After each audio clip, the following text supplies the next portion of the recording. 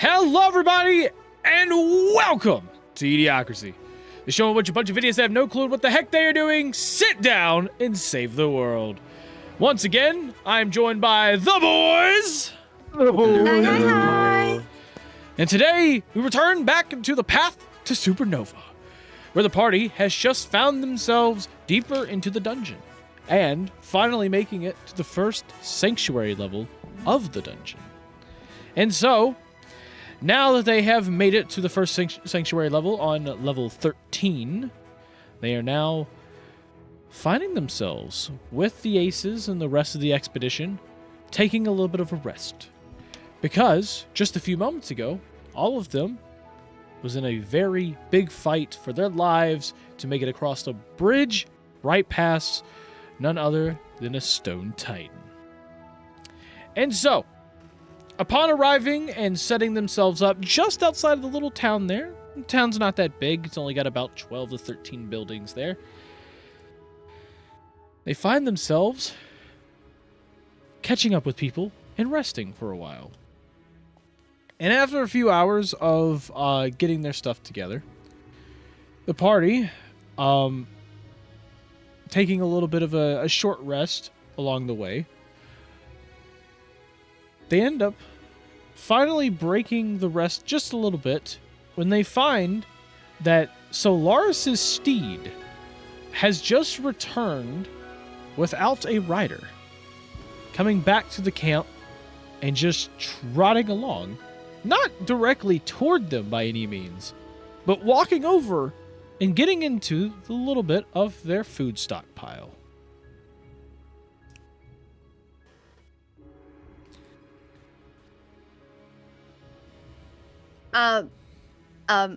Everyone, there's our food. Food?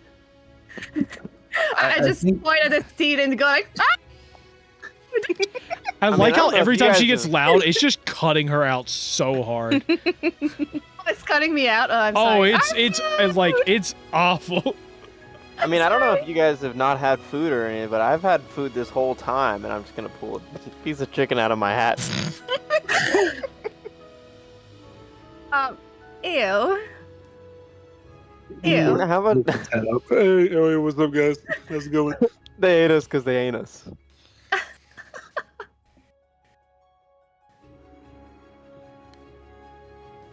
Okay. Nobody's gonna do anything but about it, really? About what? My pocket chicken? Okay, I'm just gonna The crust horse eating the food. Yes. Oh, there's a horse? Yes. All right, so eating our food. Quinn just walks over. He walks over and everything, grabs the lead on the horse and just starts pulling it away, and it's just like, "Hi, okay, don't do that. Don't eat all of our food. It would be really great if you didn't do that. So please do me a favor and do not do that. Come here." And he starts bringing it off to the side, and he ends up hitching it on a post and goes, "Stay there." I mean, I think the steed deserved some of that, so it just kicks it. Well, the last time I checked, some chicken from my hat. The last time I checked, isn't that a magical steed? You know, one of which that doesn't really need to eat our food? Yeah, man. And last time I checked, it was your friend. So why is he eating our food here? Shouldn't you feed the horse? I look at it and I consider cooking it. It's not gonna do anything. I'm crossing my arms. I'm looking at it. I'm like, I wonder if it would taste good.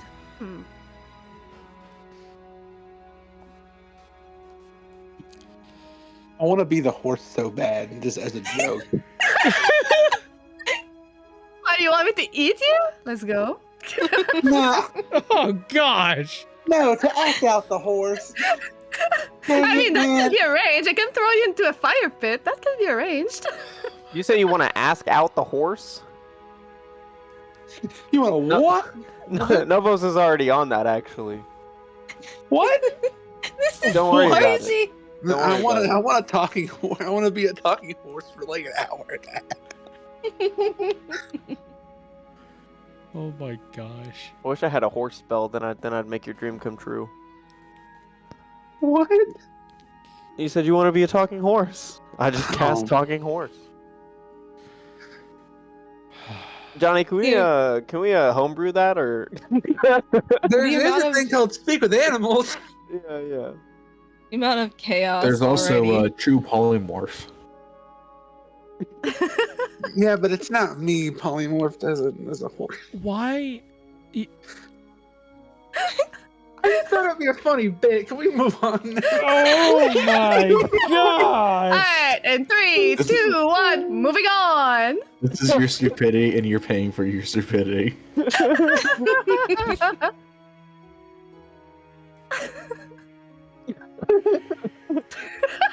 If Johnny's speechless, we did a great job. Heck yeah. Dungeons, dragons, and horses. Let's go. Okay. So you get your bearings together, and you start looking around the camp, and you notice that the aces seem to be just kind of a little under the weather. With watching their friend being knocked off the edge, and also seeing as 2 of your friends are also gone as well. They find themselves kind of to themselves the whole time. Nazu's in his books. You see Aiden over just kind of hitting a training dummy that they set up. Tara's constantly trying to have a peaceful tea in the side, and Quinn seems to, I don't know, be just pacing around at everything, almost like he's thinking about something.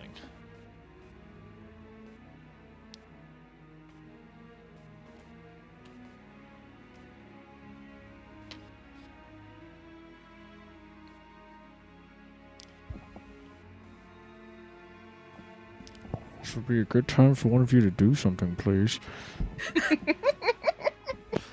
I'm sorry. I'm still like deeply in thoughts about roasting that horse. I'm sorry. All right, I'm kind of dead. We're gonna be Oh, be crap, taking like I a just short, realized short I put rest, the- right? I put the 4 most quiet ones as the only ones that, oh gosh. I mean, I'm technically here. I'm just eating chicken out of my hat, so I'm not. My face isn't exactly like I can't see anything because all I can see is the chicken Can inside we of get my like hat. can we get like an in-head narration of you eating the chicken? Yeah, it's Johnny, we're All technically well, taking like a short rest, all right? That sounds broken. Yeah, you already took the short rest. After the Yeah. short rest, that's when the horse came back. Okay. Cool. That means you're not taking the short rest and you could do something. Okay. You know what? I didn't want to do this episode, but you know what? I'm taking over. Fuck you guys. Okay. So Quinn starts pacing around and everything, and eventually, after pacing for a bit, he ends up walking over to to the party, and he just goes, "Your friends, they could fly, right?" I mean, technically, yeah. they could. They should still be able to fly. Okay. Maybe. So, if they could fly, and they were to fall, I mean, theoretically, we don't know exactly how far they'd fell, but if I'm thinking of it, and if they were somehow alive, do you think they would have flown back up? They got swatted real nice, so I mean that's debatable. Yeah, I believe that they are probably unconscious somehow, or probably dying. I mean they were just like some flies, and he just, you know what I'm saying? Like I mean, yes. you could, I guess. It would have been a pretty nasty fall too. Yeah, like a thud when I hit. Well, I mean, I technically, I don't remember hearing a thud, so maybe they hit the ground. So what Or do maybe you the say? pit's Maybe- bigger than. Yeah. Mm, it is a good point. I mean, after all, I did send somebody after them. Maybe they'll come back someday. True. Hmm. I mean, I hope they're not dead, but like chances are, I mean, when you get swatted like that, their internal organs may just obliterated on impact, realistically. So I did I look Hmm. at Novos with a very horrified face. I'm just gonna Very make an horrified expression. exploding. I'm gonna make an exploding motion with my hands. Yeah, I'm having a full-blown horrified expression looking at Novos. Novus is gonna look on the ground for a stick.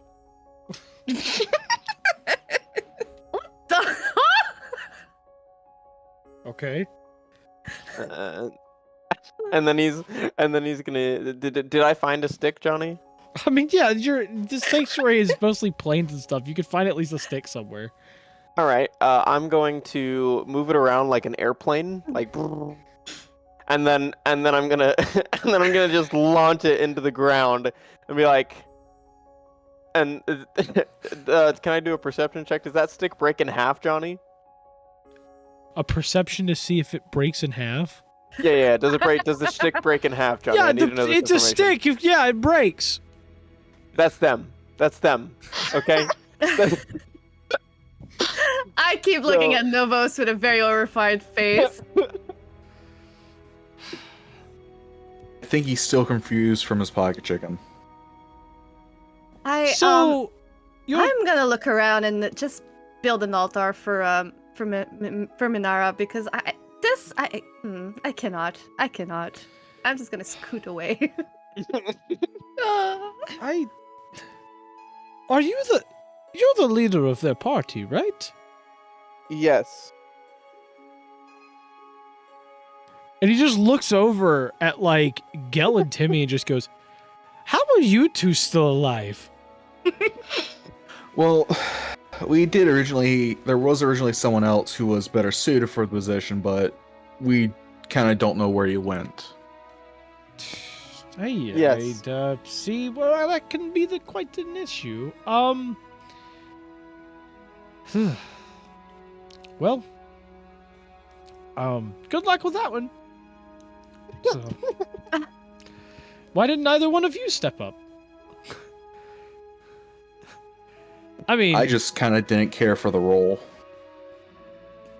and you're saying that the Kinku couldn't figure it out either? I'm gonna. I mean, I'm just gonna be building looking my in altar. my Gallows like I'm gonna have my head in my hat and be like, Novos is a great and worthy leader, and it's my hold on.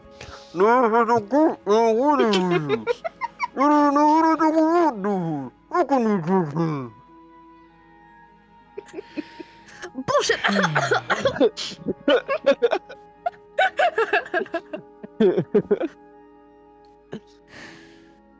Gil is just gonna have his head in his hands. I don't know. I'm gonna pull my head back out of my hat and be like, "Who said that?" Like, I know it's true, but gosh, thank you.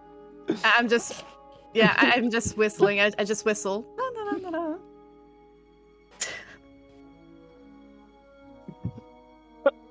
Nice face. Don't mind me, just building my altar.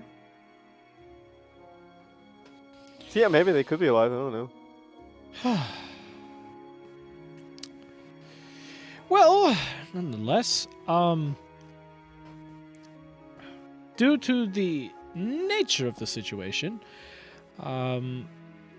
unfortunately, we're going to have to move forward pretty soon. It seems that Aiden has decided that we're going to at least rest for the night and everything, and we'll be heading out tomorrow.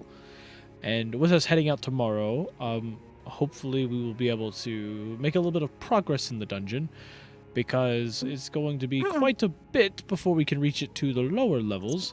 And the lower levels, well, it gets a lot more dangerous from here, so...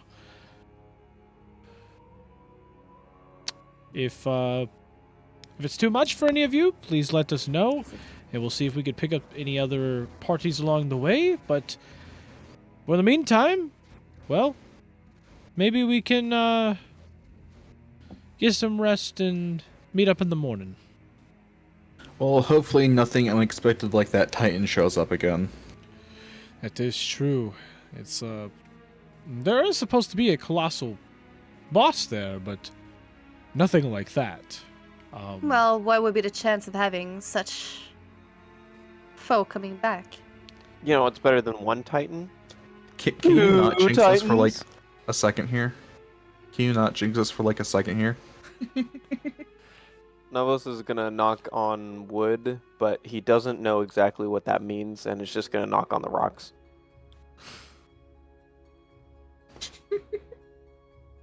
I'm gonna look at Novos, take his piece of chicken, and hit him with it. You wasted a perfectly good piece of chicken. You dumbass! Mind your business. I'm the smartest in the group, and you know it. If you're the smartest, then we're all screwed. The horse rolls his eyes. No, IQ works with the bigger number, not the lower number.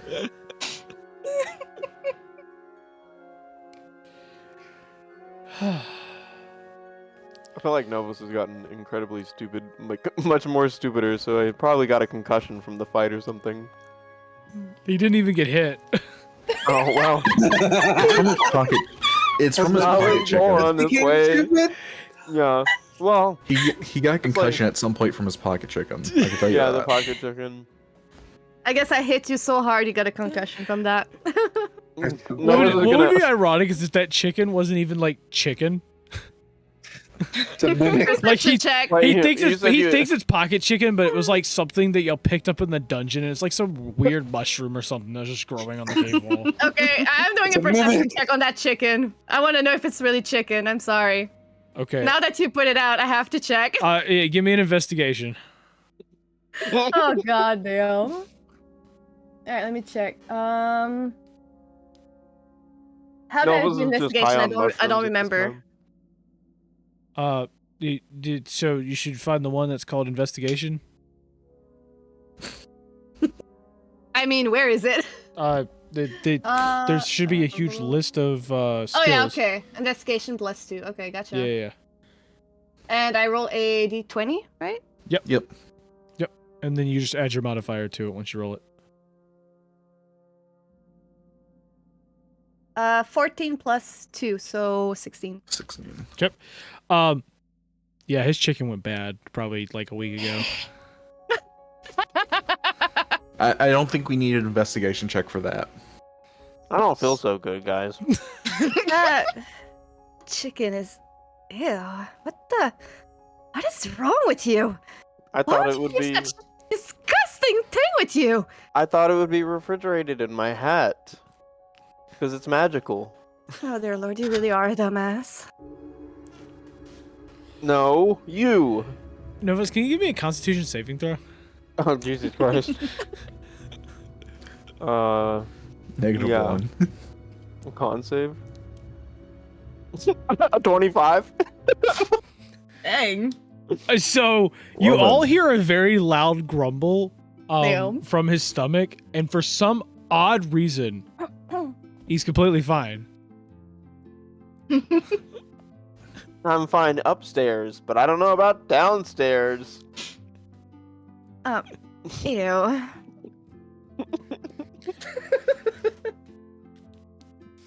Well, hopefully all of you get some good sleep and everything tonight. We'll meet up in the morning, and yeah, good luck with that chicken. Novus is gonna waddle away. Waddle waddle Waddle waddle. till the very next day. Is he also gonna get some lemonade? Novus didn't have to have He someone wants some soil his grapes. pants. He soiled his own pants. Okay. So, all of you are essentially resting and taking a long rest. Is there Cool. anything I y'all would would like like to do to- during that time? Yes, I would like to spend some time to work on inscriptions. Okay. So I still have the pepper, right? I'm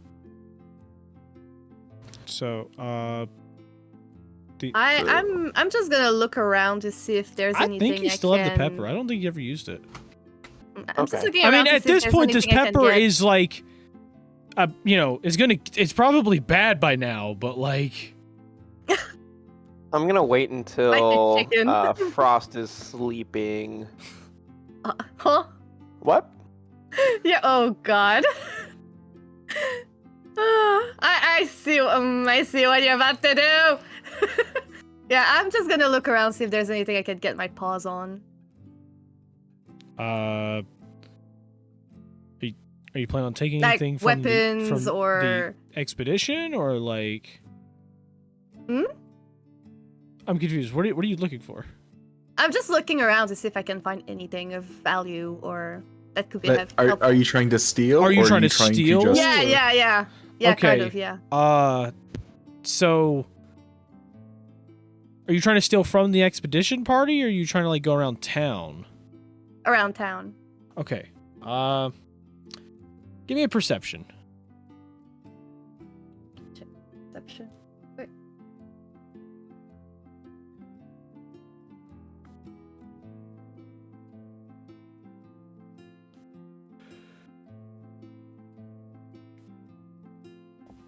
Oh yeah. 18 plus 7. 25. Oh, 25. So, you walk around town and everything, and you end up finding yourself. There seems to be some type of tavern there. That has been hell built yeah. up and everything. There's quite a few people that are in there. And by quite a few, it's not like a bustling city or anything. You see probably roughly about 15 people in there. One of which is a bartender, and another one in there is a waitress that's walking around and everything. And as you walk in, you notice the place seems to be, people are starting to have a little bit of a time. There's a bard in the corner, kind of just playing some music and stuff, and it's kind of chill. Nothing too crazy. And you look around at this somewhat quiet, calm, and, kind of tavern that people are enjoying themselves at. You do notice that quite a few of the people here seem to be adventurers. And not just any adventurers, but adventurers that seem to be, I guess you could say, acquainted with a little bit of wealth. Okay. I'm gonna buy a round of drinks for the party, and then I am going to slip the pepper into Frost's drink. Okay, Frost snuck off from you guys. Yeah, I snuck off. Okay, I'm not, sorry. I'm not with I you. thought you were with. I thought it was with you. Never No, mind. I Nope. snuck off. So. All right. I'm gonna go talk to the wealthy adventurer. I'm gonna try to charm them while I talk to them about my amazing brothel. Yeah. Okay.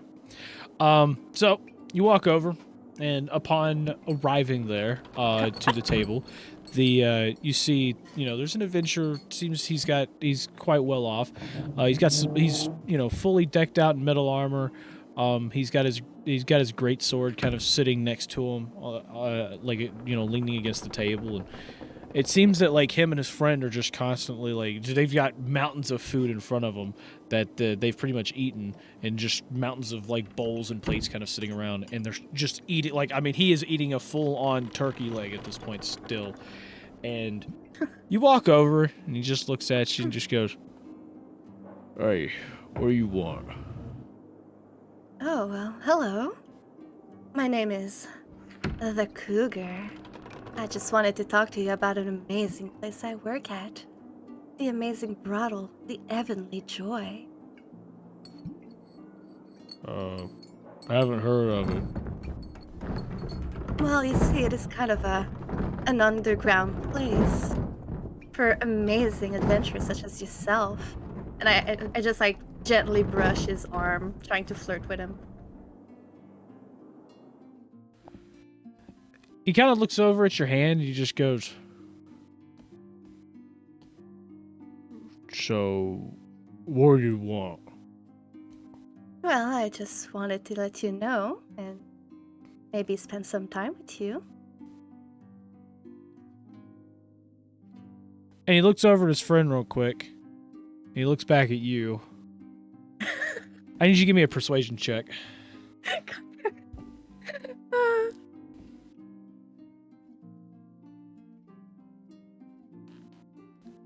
17 plus persuasion, right? Yep. Plus 5. So 22, right? Yeah, 22. And so as he looks at you, he just goes, it does get kind of boring down here. Might as well. Okay, Hick. Going ahead and he tosses a few coins up. He goes, go ahead and pay for our tab.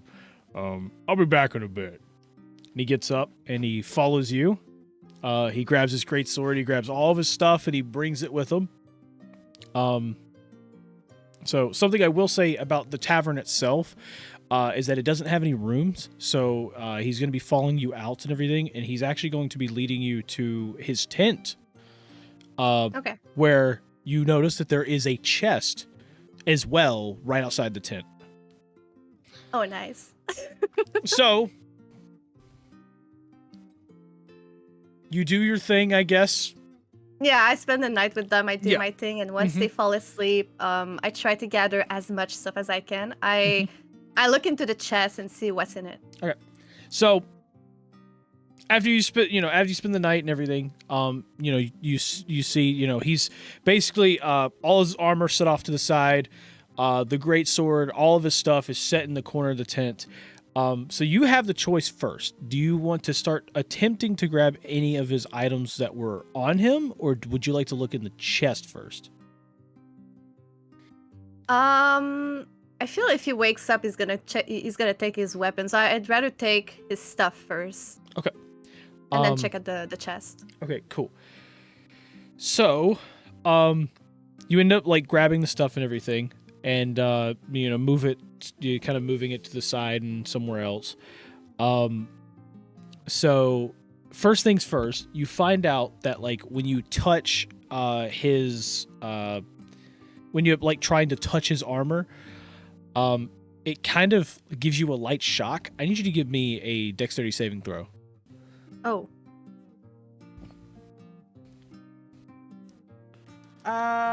16 plus 4. Okay, so 20. 20. So you because you touched it, you'll be taking half of this damage. That's 7 lightning damage.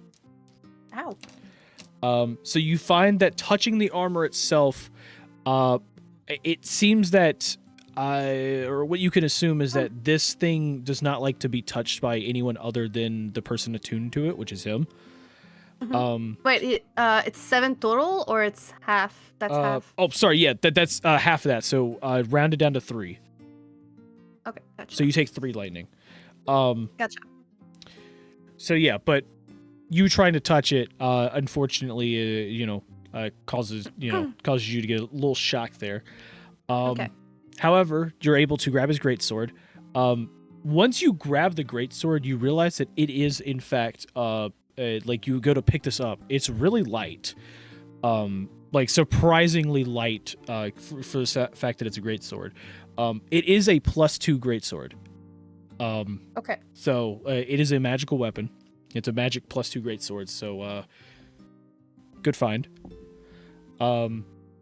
And you also notice that with that he has kind of like a satchel that was kind of tucked under his armor before.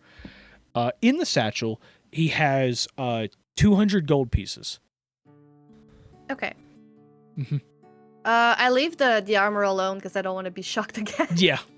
I take the satchel and I take the greatsword with me, and then I just move on to the chest. Mm-hmm. So actually, there's one other thing you find in the satchel. Oh. Okay. In the satchel, you're going to be finding yourself because he basically during the whole thing he ends up taking off a ring that he had and he puts it in his satchel. This ring is, ironically, the Ring of Lightning Resistance. Okay. Do I know that information or? So, yeah, the moment you like, it's got a lightning bolt on the side of it and everything, and the moment you basically the moment you put it on, you kind of know what this is.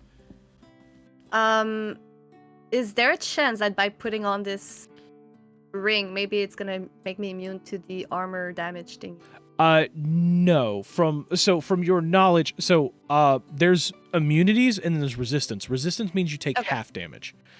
Okay. So in that Gotcha. situation, when you would have taken half of the 7, you would have halved it again if you had this on. Okay, gotcha. Yeah. So I'll just put the ring on and, Yeah. like I said, move on to the chest. Okay. So you move over to the chest. So now that you're kind of over by the chest and everything, you go up and to the chest. You find that the chest itself is in fact locked. There's no padlock on or anything, but there is a keyhole in the front that's that's locked with. But you didn't see a key on him. You do get a small assumption that his friend might still have it back in the tavern. Is it possible for me to lockpick it? If you would like to, do you have these tools? I think I do. Check. Yeah, I do have thieves' tools. Okay. I need you to give me a sleight of hand check. And you would have you'd probably have proficiency anyways, but the thieves' tools. Well, I don't know. Does thieves' tools have its own check? I don't know. Is there a way for me to know? These. Let me check. I don't think she gets, or I don't think it's got its own check. I think you just gain proficiency when you use it, or use a check with it. Yeah, I think it's just sleight of hand and you have the proficiency. Which I roll a 12 plus the 10 of sleight of hand, so I have 22. Sorry, I roll a 12, yeah, so yeah, I have 22. Okay, 22. That saved my ass. Let's see. I do want to figure this out real quick. Gotcha. Just for future and oh wow, you have 2 thieves' tools. Yeah. If you have a proficiency with a tool, add a proficiency bonus to any ability check that you make that uses the tool. If you have proficiency in a skill that's used with the check, you have advantage on the check too. Okay. So if you're already proficient in sleight of hand, which you are, you would get advantage with the thieves' tool. So you would roll 2. You'd roll 2 and get the higher number. Oh, okay, well, I'll roll again. Yep. So roll again. See if you just get higher than 22. I roll 15 plus the 10, it'll be 25. Okay. So you go to unlock this, and not only do you unlock it perfectly, but on top of it, it makes there's a small little click that you can hear, but other than that, if you are not paying attention to it, it's completely silent. And so you go to open the chest, and on the inside, you actually find that they've got a few supplies in there. There's, some rations and things like that. But on the inside, you find yourself a nice set of magical medium armor. And you find yourself a buckler shield. And the moment you touch the buckler shield, you notice that this thing seems to almost like attach your hand like a magnet. And the buckler shield, you somewhat recognize the crest that's on the front. It seems to be a buckler shield of Hestia, which is rumored to, with a lot of the shields of Hestia and everything, to have a sort of basically a magical property that kind of assists you in shielding better. As instead of increasing your AC by +2, this does a +3 when you're holding it. Gotcha. I'll take everything with me, as much as I can carry, and then I'm gonna take my leave. All right, cool. Yeah. You also, of course, going through the chest, they decided to keep a couple of their reserves in there as well. So you find another 300 gold pieces and 200 silver.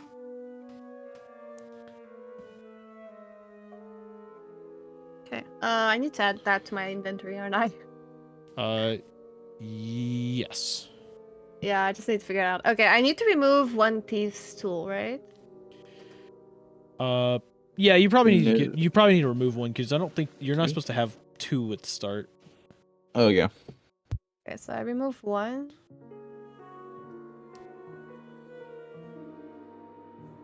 I'm trying to figure out how to add stuff. So you would hit inventory and hit manage inventory. Gotcha. And then you would be able to go in. So you would type in. So you got your ring of lightning resistance.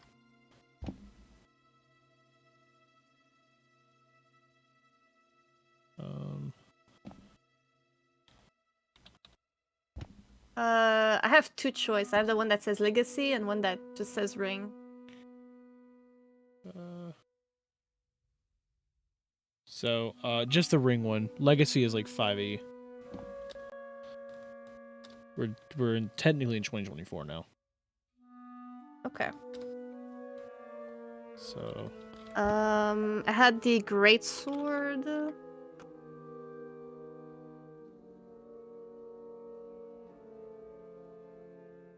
Whoops, it's in one word. How do I do the +2 on it though? so when you go to search up a greatsword, Yeah. You're going to find let's see. Well, those have there's a greatsword +2 option. It's a blue one. Like it's a rare weapon. Ah, gotcha. Yeah, Okay. yeah. As for the buckler, I'll add it for you. I'll add that into equipment.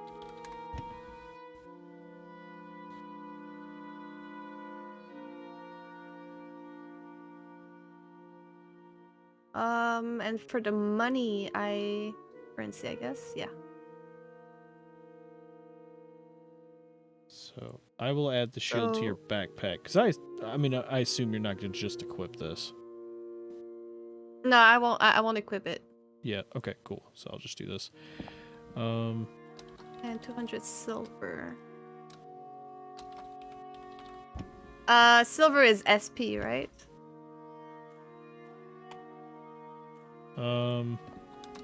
Yes. Gotcha. There you go. Once you added all that, refresh your page so that you can see the +3 buckler in your backpack.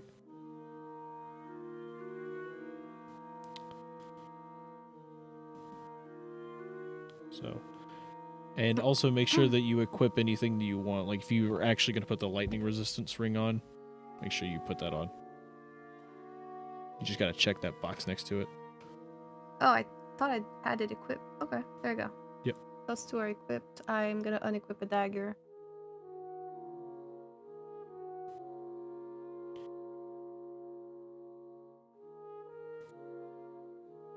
Okay. Thank you. Yep. Okay. So with that, you take your time to head back to the party. And you arrive back there. Let's tune over to the meanwhile, while Cougar was having her little night out. Novos, did you actually want to go to the tavern?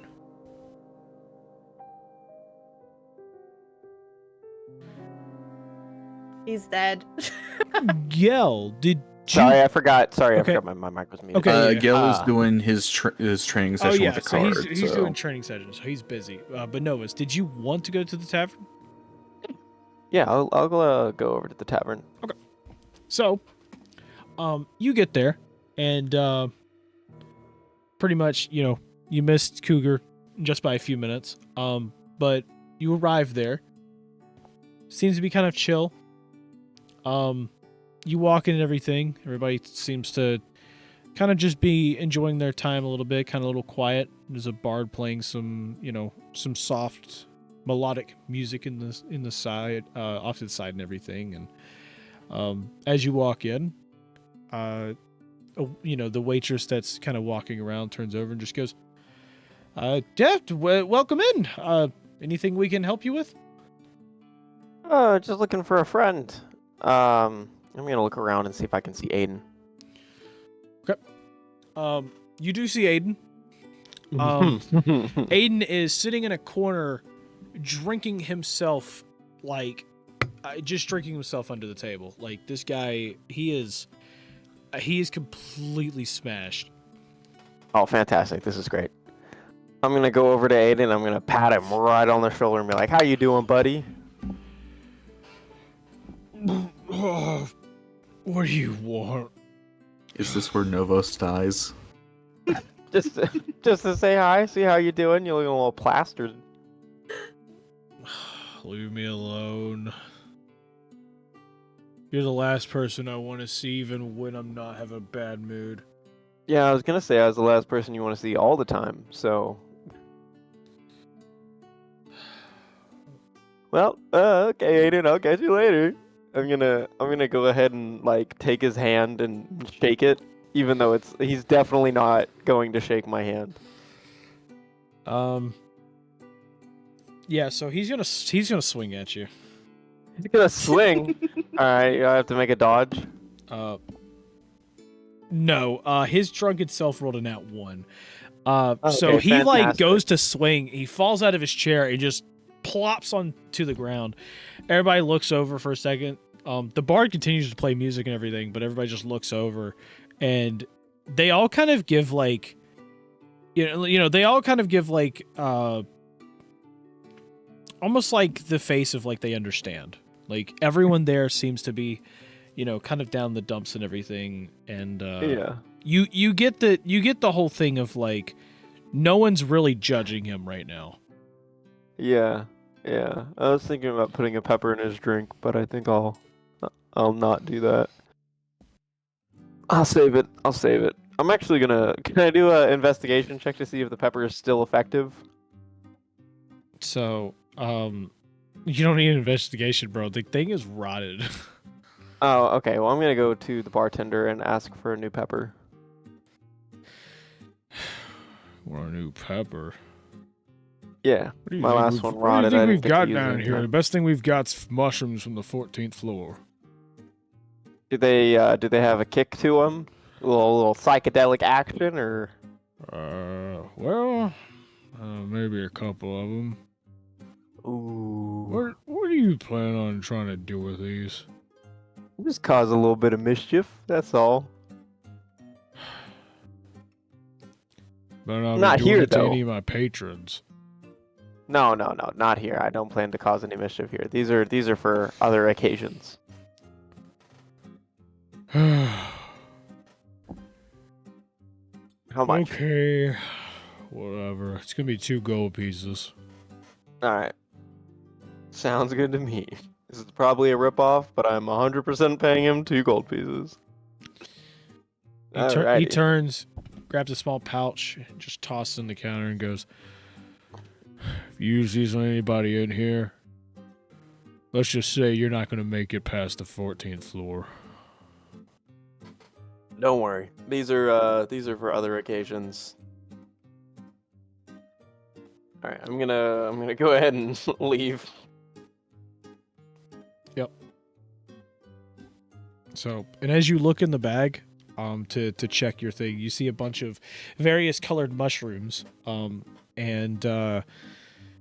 when you get a whiff of it, just the smell alone causes your mind to go blank for a moment, and you you close the bag, and you realize that these mushrooms that you have gotten are kind of dangerous. Oh, this is fantastic. All right, I'm gonna go back to the inn and I'm gonna see if Frost is there. Frost is. You're going back to the camp? Yeah. Okay. So you head back. So you don't quite see Frost when you get back. Everybody else seems to be doing their own thing, you know, sleeping or anything else. But yeah, you don't really see Frost. Is there anything else I see? Anything interesting looking that Novos might be able to get into? No, the rest of the expedition's pretty much asleep for the most part. I mean, Nazo's reading a book, and you know, you see like Tara off to the side, kind of. It seems that she's all kind of like getting a little bit of her anger out as she's found this big tree to punch into, like creating a crater from just the constant punches. Like I'm talking about like Rock Lee kind of training. So. Oh man, yeah. Yeah. I'm gonna go over to Frost's bedding. What's Okay. the deal with me? Hey! What have I done to you? No, you don't. No, you're not here right now. You can't hear me. Go away. You're not here right now. You're not here right now. Go away. And I'm gonna take one of the mushrooms and I'm just gonna rub it on the pillow. Oh god. I'm not actually gonna like put it like, you know, like put it in the pillow or anything. I'm just gonna rub it onto it and see if it has any effect, and then I'm gonna put the mushroom back in my bag and then go over and go to sleep.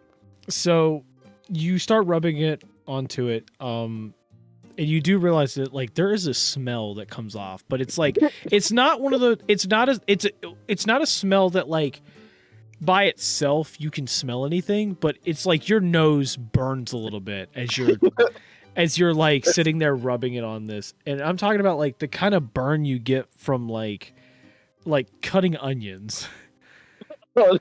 So, but the thing is, as you're doing this, you start to realize that like you're like slowly starting to lose consciousness a little bit from like how your mind is barely teeming on the edge. Oh no. I'm gonna flip the pillow over. Yeah. And you know, when you put the mushroom back in the bag and everything, you like, you know, you go to get up to walk back to your tent and everything, and you actually start stumbling a little bit, and you barely catch yourself before like face planting. I guess that's gonna end my night. Okay. So you go off and going ahead and take a rest, and eventually Karma.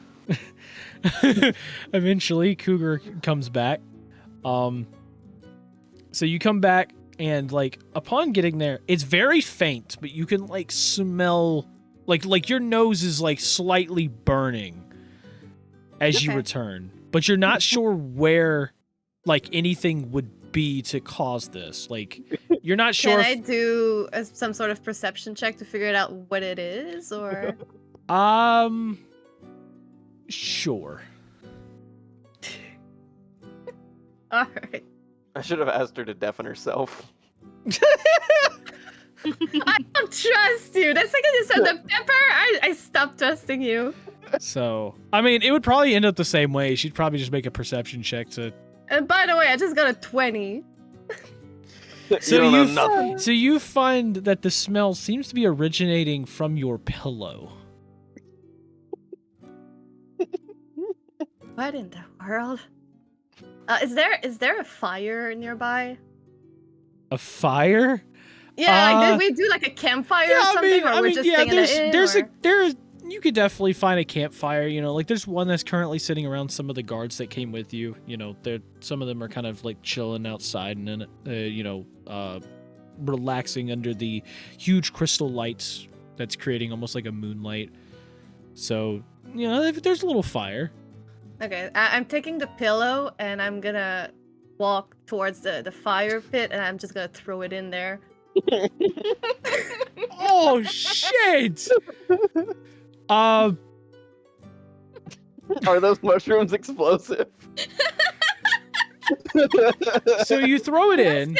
Okay, I just want to say I'm not staying near that fire. I'm having like a distance and I just throw it. Yeah. In the fire. So you throw it, and as this happens, you notice like it creates almost like a purple smoke coming out of the Oh, fun. of the fire itself, going straight up. You know, it like within the like it's burning. You know, there's a bunch of black smoke with it as well, but you also notice that there's a bit of like purple smoke that appears. For the time being, it seems to be okay, but yeah, you notice there is but you notice that it's there's like a purple smoke. I'm staying far away from it. Okay. So you head back to your tent. Nothing else seems to be a problem, so you're able to relax and have a good night's sleep. And so, all of you wake up the following day. And as you awaken, it seems that everybody's starting to get up and stretch and get themselves something. And it seems that they had a cooking pot off to the side, not the campfire you threw stuff in, but the Aces had one set up. And it seems that basically Quinn and Nazo has put together something for all of you to eat. And so the expedition starts going over, and you all, one by one start grabbing food. But you notice the guards that slept around the campfire, none of them are waking up. I'm gonna go towards Novos and just be like, have you done anything to my pillow? No. Why would I do anything to your pillow? I don't want to touch your gross pillow. Well, I've left camp to have some fun, and when I came back, my pillow seemed to have a rather strange smell. And now I've gotten rid of it, and now look what is happening. That's weird. I don't know. Novus, I need that. you to roll a deception. Cougar, I need you to roll insight. This is fantastic. Sorry, you need me to roll what? You need to roll an insight check. Insight, okay. Does he get disadvantage because he's laughing?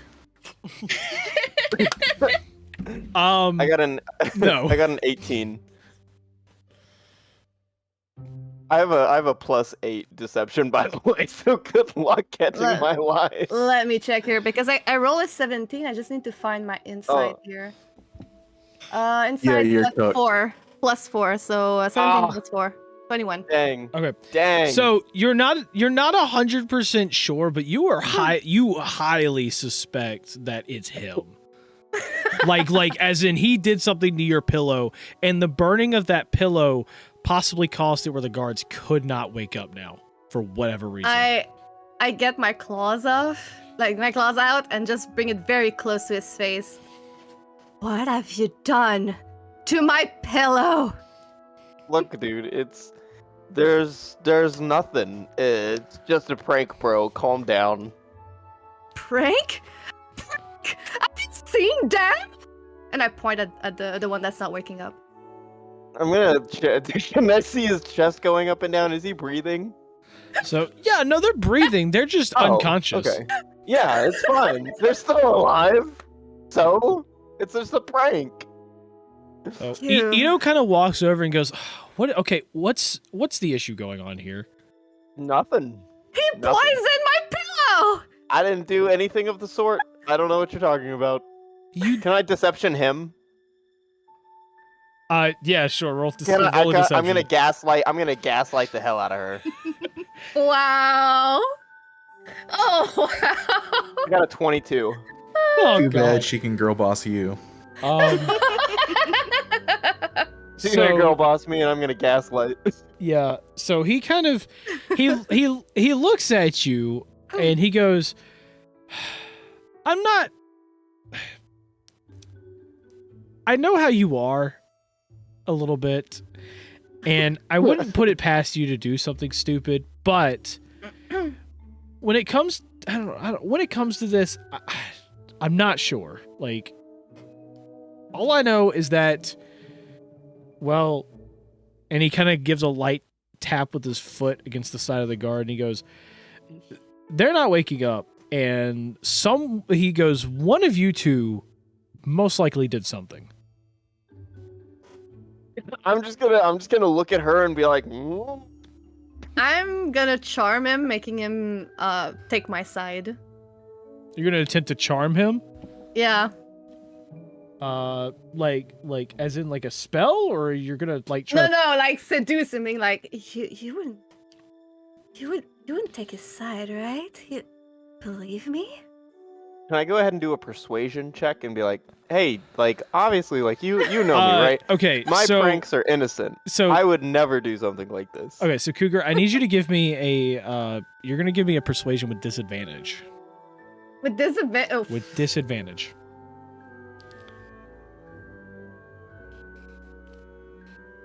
Uh, 14 plus 5, so 19.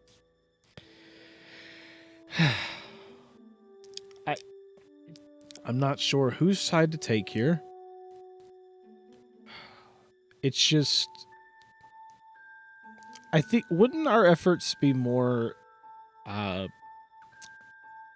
guess you could say, better to focus on why they're not waking up rather than which one of you two did it right now? Because there is a chance that they could die from this, from whatever you did. Yeah, I we should grab his definitely arm. investigate. I grab his arm and just kind of like gently caress him and be like, maybe you should, search Novos. Oh, I'm definitely gonna I'm gonna hide those things. I mean, like if I have to put them up my butt, I am putting them up my butt. I need both. Like- I need both of you to roll me. Oh gosh. Novos, you need to roll me a deception, and I need a persuasion from Cougar. A persuasion, okay. I'm sitting here and I'm wishing I had All right. popcorn. I got a 21. Okay. It's rogue stats v rogue stats. Wait, persuasion. Persuasion, where are you? 5 plus 5, right? Okay, 18 plus 5. So 23. Yeah. What did Novos get? A 21. So he You're getting searched, my friend. So he looks at Novos and he just goes, look, can you just show whatever it is this might be, and maybe we'll have a chance of actually figuring out what the problem is? I may or may not have found some mushrooms. You found some mushrooms? Yes. Be honest for once. Be honest with yourself. Get out of my business. Where did you find Never. these mushrooms? A guy. What guy? None of your business. Wow. Meanwhile, I'm just looking at everyone else Novos is eating breakfast. unimpressed. Novos, can I see these mushrooms? Yes. I'm gonna pull out the sack of mushrooms. Okay. So he puts his hand out and he's like, okay, hand him over. I'm gonna only hand him one of the mushrooms. I'm not going to give him the bag. Oh, okay. So you go to hand him one mushroom, and when he opens it, the whole camp has like a burning sensation in their nose. And Ito goes, do you not know what these are? No, what are they?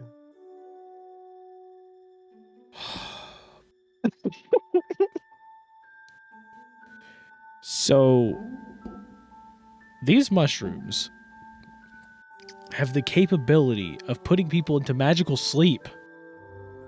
Oh, that's fun. Okay, so they're fun. Not exactly. Because these mushrooms, while by themselves, can put someone into a magical sleep. If you cook them, aka Okay, well, burn them... That's not on me. I didn't put them in the fire. No, but you rubbed it on my pillow. Yeah, like a well, dumbass. you should have just thrown it away, not thrown it in the fire. Who throws their pillow in the fire? Are you psycho? Who's psycho are you the one who rubbed that mushroom on my pillow? Well, What's it's just with me? a I've done prank, nothing to you. bro. Chill out. Don't throw your pillows in the fire. A prank? I can't believe it. A It prank. would have just put you to sleep. You would have just gotten a real nice sleep. Gah. Yeah, and possibly never waking up. You would have woken up eventually. I So- would have carried you.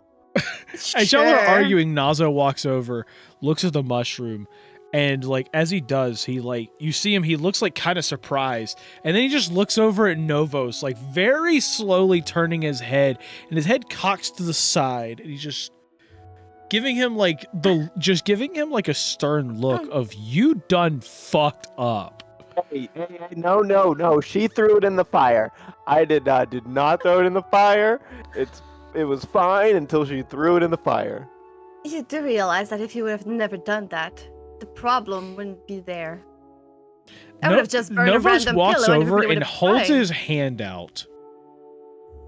Like just in front of Novos, holding his hand out for the bag of mushrooms. Novos is not going to hand over the mushroom, and Novos is going to deceive him and tell him that was the only mushroom he had. Can I like try to take the bag? I'm going to smack her hand away as soon as she reaches over towards me. So I need you to give me a sleight of hand. I need an athletics or acrobatics from Novos. Athletics or acrobatics. Okay. Let's see. Should I use my roll dice? No, I'll just continue rolling D&D dice. Oh, you're screwed. You're screwed. I'm probably screwed. It's fine. Oh, but I got a 22. You're screwed. I roll a 19 and my sleight of hand gives me a +10. Oh, that's unfair. 29, That's not jeez. fair. I got a So, 19. She, I almost got a nat 20. So she swipes.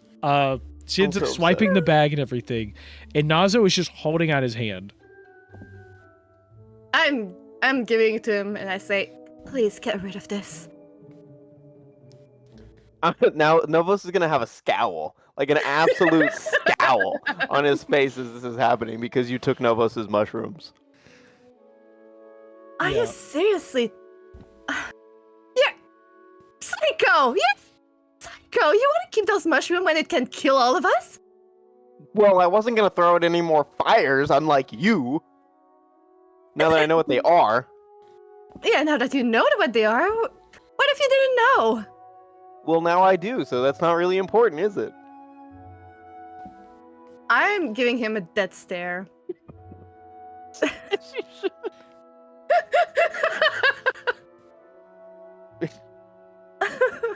Next time, mind your business.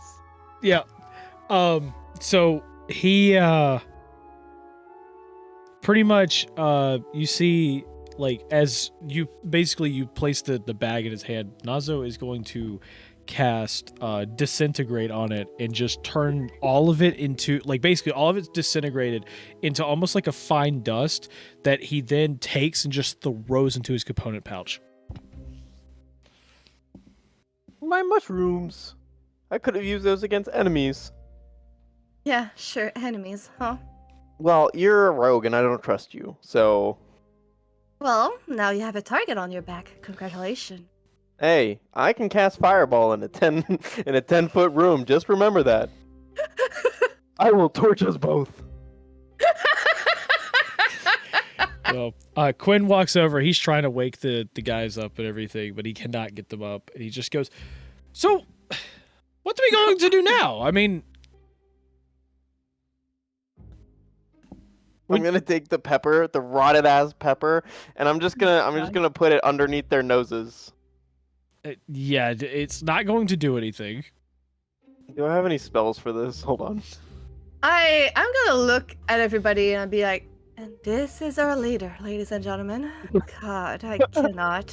So, I'm gonna take a bow. yeah, and Quinn just kind of like he slowly turns his head and he goes, "Well, that's your leader, not our leader. Okay, our leader is a little more sophisticated. He's a little, oh god." And you see Aiden stumbling into camp, and like I'm talking about, he is batshit drunk. And he's like, oh, and he falls over onto the ground. You hear his metal just clanking as he falls, and you just hear him mumble to himself. If he falls asleep, he just goes, Wait, can't. Don't, Mom. Don't wake up. There you go, Aiden. There you go. I'm just bursting out laughing. And then I add, by the way, I never said that he was my leader. I just joined the group. Well, you joined my group, so that technically makes me your leader. Okay. No. I can leave whenever I want. Well, then do it then. I'm gonna make a tongue. I'm gonna tongue out.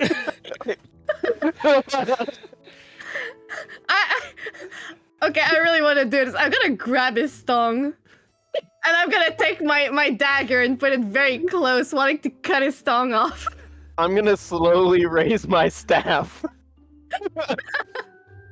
Fight! You wanna play this game? You wanna play this game? Meanwhile, So as you two are like getting in each other's faces and everything, Tara walks over. She looks pissed. You actually see like a red aura appear around her. She Jesus walks Christ. over. She takes both of them, picks them up like they're nothing, and just goes, if you do too, I swear I will knock both of your heads off. Give us 2 seconds, because both of you are to blame for this. And she puts both of you down and gives both of you a shove. And I'm talking about shoves both of you 10 feet in opposite directions and goes, you stay over there, and actually use your brains for a second. And she turns back over. She kind of whispers something to Nazo. Nazo gives a little nod. And she just storms back over to the cooking pot where it seems that she is, dealing with a lot of the cooking right now. You know that face of like, oh. That's how I'm gonna look at Frost. I'm just gonna be like, ooh. Gee, I'm just gonna cross my arm and have like a very giant pouty face. I'm gonna pout. Novos' face is just, I pissed off the wrong person. Like I have made a mistake. It's okay to piss off your party members, but you don't piss off one of the aces.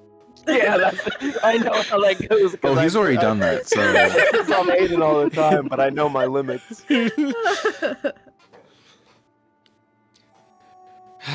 Okay, so... Unfortunately, due to the situation, we're not going to be able to take anybody from this expedition with us. So, if we're going to continue deeper, it's going to have to just be a few of us. Which is not very advisable, but we don't know how long it's going to take for them to wake up, and we need to get going. And he gets up, he walks over to Aiden, and he just kind of gives him, like, a slap. And Aiden wakes back up, just, what? Oh, God. What do you want? And Quinch is like, well, I would like you to be a party leader for quite a second, because right now you have the IQ of that party leader, and we kind of need our leader back for a second. Because if you don't start leading, then, you know what? Maybe I'll put Nazo in charge. And you see Nazo over there. You see like a little grin start to appear. and Aiden sits there for a moment, kind of like thinking about it, and he goes, "You put Nazo in charge?" Yeah, and I think I might have him come up with I don't know, maybe the let's come up with that one plan, the one that involves you looking like you're dying or something. And Aiden's eyes shoot open. He goes, "Oh, no, I'm kidding." And he starts he's very slowly starting to get himself up. He goes, "Oh, I'm good. I'm fine. I'm good. I'm good. We don't need to put Nazo in charge. Anything but that." And Nazo's grin just kind of starts going to a frown.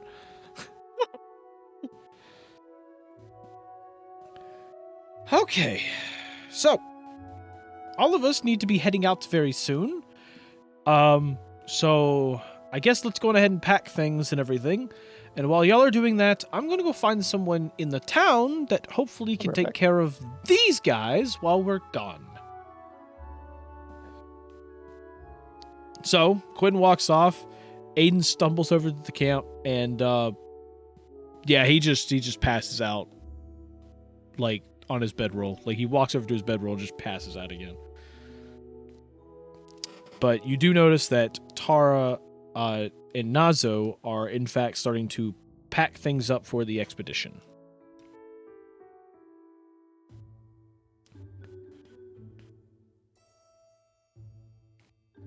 So, I'll start packing too, I guess. So, you get your stuff together, and after a bit of prep, you are finally ready to head out, and you actually notice a couple, there's about 5 people that come from town with Quinn, and he comes over, kind of tells them about the situation. So they start kind of picking them up one by one and start dragging them back into the town. And Quinn walks over in between Novos and Cougar's tents and just goes, "Well, I found someone to take care of them for the time being, but, well, here you go." And he hands a piece of paper to Novos, basically, as he hands us parchment, he basically says, "That's going to be your bill when we get back." And, it's going to be a bill for 50 gold pieces. I think he's AFK. I'm gonna pass this to Frost and be like, "Hey, I think this is for you." I'm gonna burst out laughing. Are you kidding? It doesn't matter who pays, but do understand, I did tell them it was the party of Yes from Hestia. So, if one of you doesn't pay by the time that we return back to the Guild of Hestia, both of you, your entire party, will be taking a shot of reputation from this. So, Can I bribe them? Yeah, with 50 gold pieces. 50 gold pieces. Oh. Listen, it's only 50 gold. Just split the bill, for the love of God. Alright, and I'll pay 25. I'll pay the other 25. Sorry, I got us into this mess. Yeah, you certainly did. Well, you shouldn't have thrown the pillow in the fire. I don't know why you did that when you knew there was obviously something up about it. But it's fine. That's the past. That's the past. Shut it already. So the aces finish packing, along with all of you at some point. And Quinn looks over and just goes, "Well, for the time being, Aiden is a little drunk. Either that or he's having the worst hangover of his life. Can't tell which one. But for now, it seems that we've decided to put me in charge for the time being. And so what I'm saying is we're going to be heading out. Are all of you ready?" Yes. Yeah, I suppose I am. Should be. Yes. If that's the case, let's get going. And so, all of you head off across the sanctuary. And after about half an hour of walking, you finally make your way to a large metal and like a huge wooden door, kind of engraved in metal and everything, kind of sitting at the end of it. And he goes, "Well, this is the stairs to the 14th floor. So hopefully we can make it without any more problems. But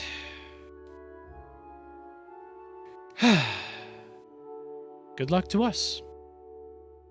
And so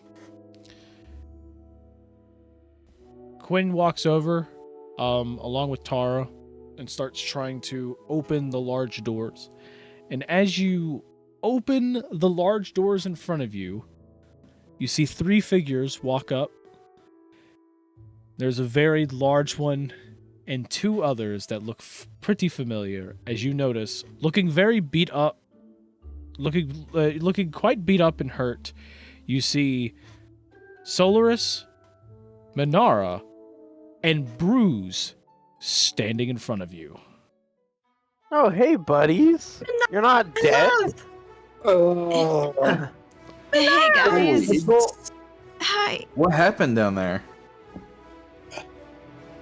It's a It's long weird. story.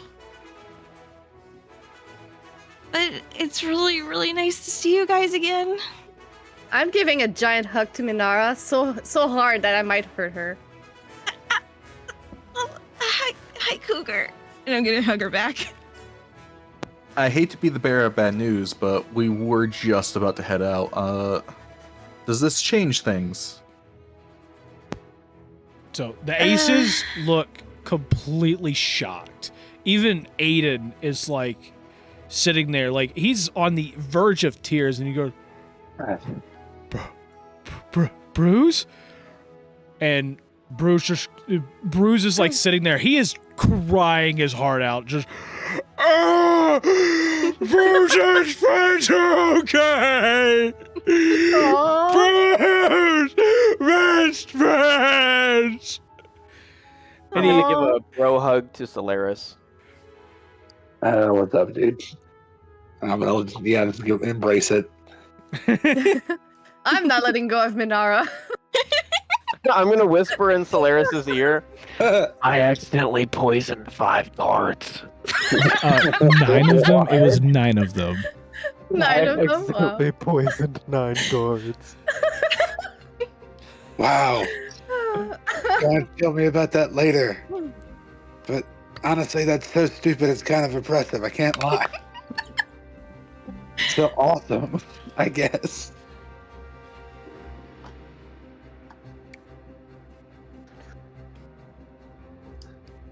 I'm gonna look over to I guess are Aiden and Bruce just like hugging it out right now? So, yeah, no, the whole party of aces is just like hugging Bruce right now. Hmm. And you're basically stuck there because I'm hugging you and I'm not letting go. I have a death grip on you. And I'm just hugging right on back, but I'm gonna look over and be like, Bruce, you did an amazing job getting us out of there.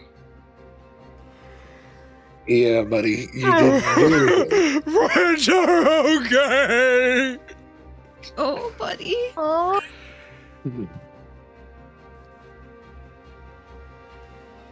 But now, there's a slight issue. I mean, we were about to leave and you guys seems pretty beat up. What should we do? If you guys are already decided to go on, we can get some healing in. It should be fine.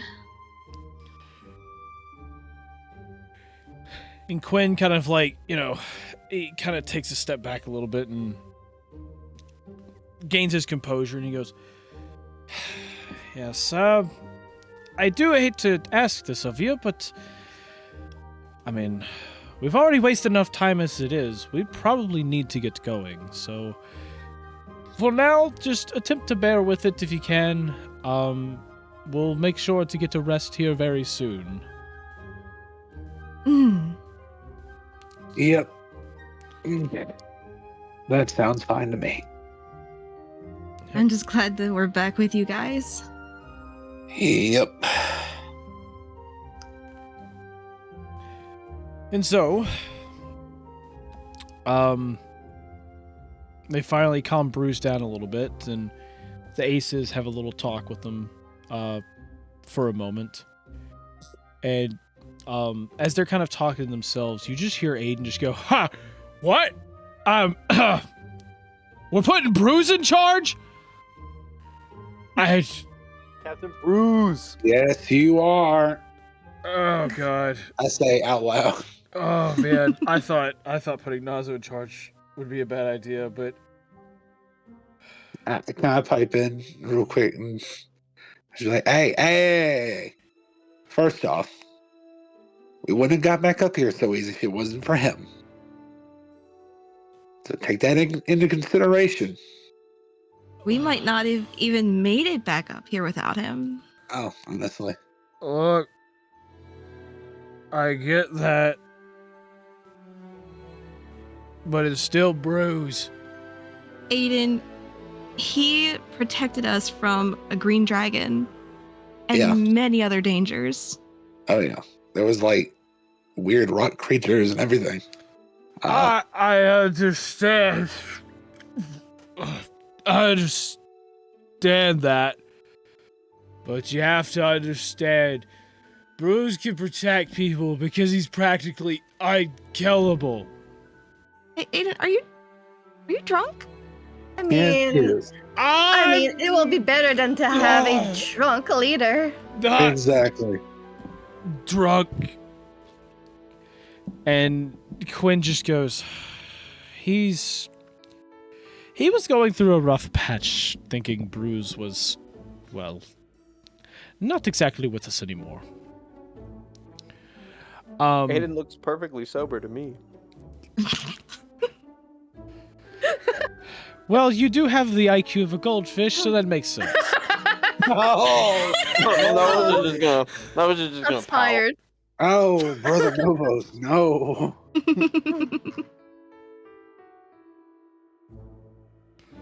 Oh.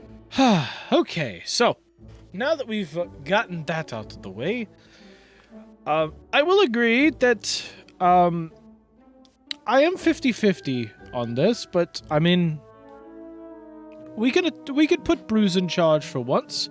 I think it would be good for the time being, seeing as he did help you two get up here. That and also, I'll be totally honest, I would rather Bruce than, you just see Aiden just stumbling and like barely holding himself on the wall and just goes, that. So, Bruce, I guess, lead the way, dear friend.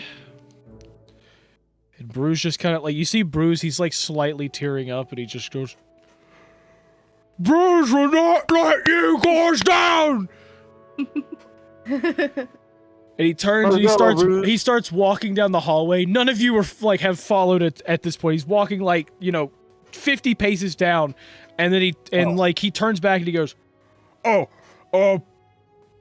supposed to follow Bruce. Yeah, sorry, Bruce, we're coming. Don't go too fast. My leg I'll hurts. follow, and the whole time that I'm following, I'm just gonna brag to Minara about all the loot that I've stole in the town. Can I pickpocket Frost to see if I can take anything out of her pockets? Leave me alone! Okay, go on ahead and roll a sleight of hand. Wow. No, I got a 13. Yeah, definitely I'm not getting nothing. Nope! This is a fantastic non-sibling rivalry right now. I just get brother-sister vibes from this. Yeah. Actually, I show Minara my new shield, and I just say, "Hey, would you like it?" Oh, this is actually really nice, but I don't really use shields. Oh, well, okay. I just Thank put you it back. so much, though. Yeah, of course. That sword's really cool too, though. You said you got that, and then what else? Oh, I also got this amazing ring. Look at it. I just show my hand. Oh, that's beautiful. I know, right? Does it have any sort of magical properties to it? Well, I mean, it does give me some lightning resistance. Ooh, that may be very, very handy. Mm-hmm. Now that I think about it, I gave Bruce my ring of water walking. He He can keep it. That's fine. So, as you are walking down the corridor, you head down the stairs and everything. All of you find yourself, you find yourselves kind of walking amongst almost like kind of a grass fading in. Seems to be a light blue, kind of teal grass. As you're walking in, and mushrooms start to be growing all along the walls and the ceiling. And after a bit of walking, you see the lights kind of in front of you, and all of you find yourselves standing in the middle of what seems to be some type of magical forest where the trees are replaced with large mushrooms of all types of colors. Ooh. Pretty. Novos is ecstatic because he's gonna go collect mushrooms. I'm gonna slap your hand. Do not even think about it. Is there a way to inspect them to see if any of them are dangerous? Or maybe edible? Give me a nature check. Okay. Novos was gonna do that and then figure it out later. 15 plus, you said nature, right? Yes. Plus 2. So 17. 17. So yeah, you do recognize, well, you're not 100% sure what every mushroom does, but you do, like some of them, you take the similarities that you've heard of before, and you notice that some of them, especially the kind of the light blue / like teal ones, seem to have some type of healing property to them. Now, you're not entirely sure if you can just eat them outright, or if they have to first be made into some type of made into some type of drink or cooked or anything for them to be edible. But you do know that they have a little bit of a healing property to them. As for the ones that are orange, any of the orange mushrooms that you find, you do remember hearing stories of how there are spotted orange mushrooms that kind of give off a little glow, just like the ones you see, that once irritated can in fact explode like a bomb. Oh, Novos is gonna swipe some of those off the wall without Frost knowing. You're going so you're gonna try wait, to grab do you even know you're gonna about try them? you're gonna try to grab the orange ones? Subtly, yes. Okay. Please don't. In the meantime, I'll grab some of the blue one and I'll put it in my pouch. So Novos, as you go to swipe them and grab them, you do notice that the light kind of, like it starts to glow brighter to the point where it's almost completely white. Oh no. Yeah, I need you to give me a dexterity saving throw. Oh god. That's for being a dumbass. Hey, not 20. Oh my gosh. Oh my god. What'd Wow. you get? So you, as you swipe them, Consequences. as you take them and kind of swipe them into your arms and everything, you see that they're about to explode. You then take all of them and throw them in front of you as fast as possible. The moment they explode, they splat out. They don't create fire or anything like that, but they seem to create like almost like an orange dust. Fires all across the area around you, and you start to realize that these things could kill someone. The spores? Or the mushrooms themselves? The mushroom explosion probably has enough impact because you could feel you could feel the actual like sonic impact from that. Can Novos determine if there's a safe way to grab these mushrooms? Leave them alone. Unfortunately, you don't know of a way if there is one, because the moment you get near them, they start to want to explode. Novos is going to keep his hands in his pockets. However, something you do realize is after you swipe them in the same spots, there seems to be some type of root network. In those exact same spots, you see little tiny ones start to grow again. Ooh, okay. Novos is going to swipe the babies. No, No, you should oof. probably leave those alone. Yes, please. So you go to swipe the little baby mushrooms, and they also start to glow and All right. turn white. All right. As soon as I notice them glowing, I'm gonna stop. I'm just gonna not. I mean, I learned the last time, and I'm Yeah. not going to do it again. Yeah. Because I know that So- they're gonna explode when they look like you that. end up basically throwing those two, and they're not exactly super dangerous, but they kind of pop like kind of like the pop rocks you would get and throw at people's feet. Okay, My, my intrusive thought is to push them. I am going to. Yes. I'm going to grab. Are there more baby mushrooms that are growing? I look at the others and I just kind of like whisper. Because I'm gonna Hey. grab one of them and throw them at Frost's feet. Yeah. That I know. That's why I'm like, hey, would you guys like to I don't know, maybe teach him a little bit of a lesson and push him? I don't think we should try and get other people hurt right now. Yeah, I'm gonna I throw the mean- baby mushrooms at her feet. Gail is going to give you a thumbs up. All right, me and Gil, we're gonna push Novos. Yeah, we're both gonna push Novos. Oh dear. Okay. So Gel, give me an athletics with advantage.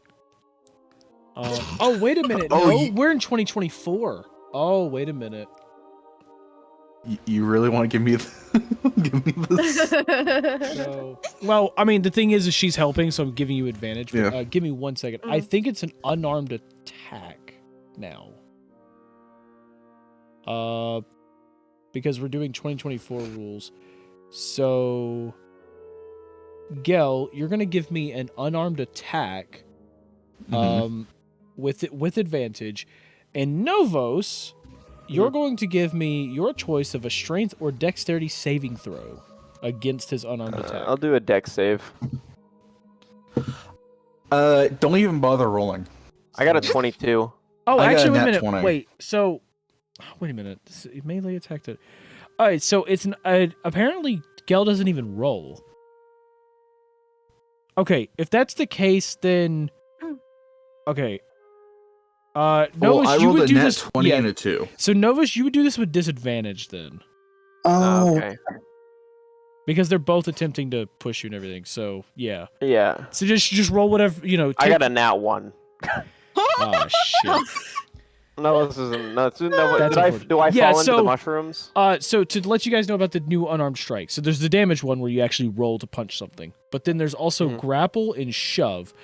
The basically the person who's doing the action no longer rolls. It's just whatever the target must succeed on a strength or dex saving throw, which it gets to choose which one, and the DC is 8 plus your proficiency plus your strength modifier. So, like Okay, for so- Gel, it would be 8 plus proficiency, which is 11 3. plus his. Proficiency is 3, and then strength is +5. Yeah, so that'd be so that's 16. what happened? So, We're Am I gonna shoving fall Novos. in the mushrooms? So not Yeah. only okay. did he roll So a did you nat guys 1, push him at random mushrooms or specifically orange mushrooms? Oh my god. Towards the baby mushrooms. Oh, got it. So Well, the general area where the mushroom was, right? So Are there yeah, spores in the air? no. Okay, after I impact, are there spores in the air? So after you impact let me see how many hits you real quick. I'm just gonna look at Manora and be So- like, they're kidding, right? As they shove Novos, splats right into it. The baby mushrooms just kind of explode. You're going to take 5 force damage. You're- Oh, take it up. Yep.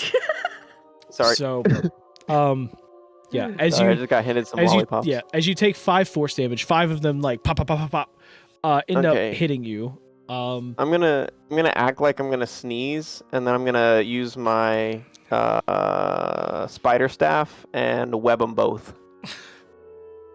Oh my gosh. Okay, now both of them need to make, was it a strength saving throw? It's whatever's on Novos' staff. Oh yeah, let me look. Sorry. I'll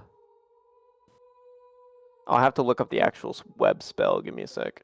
Spider staff.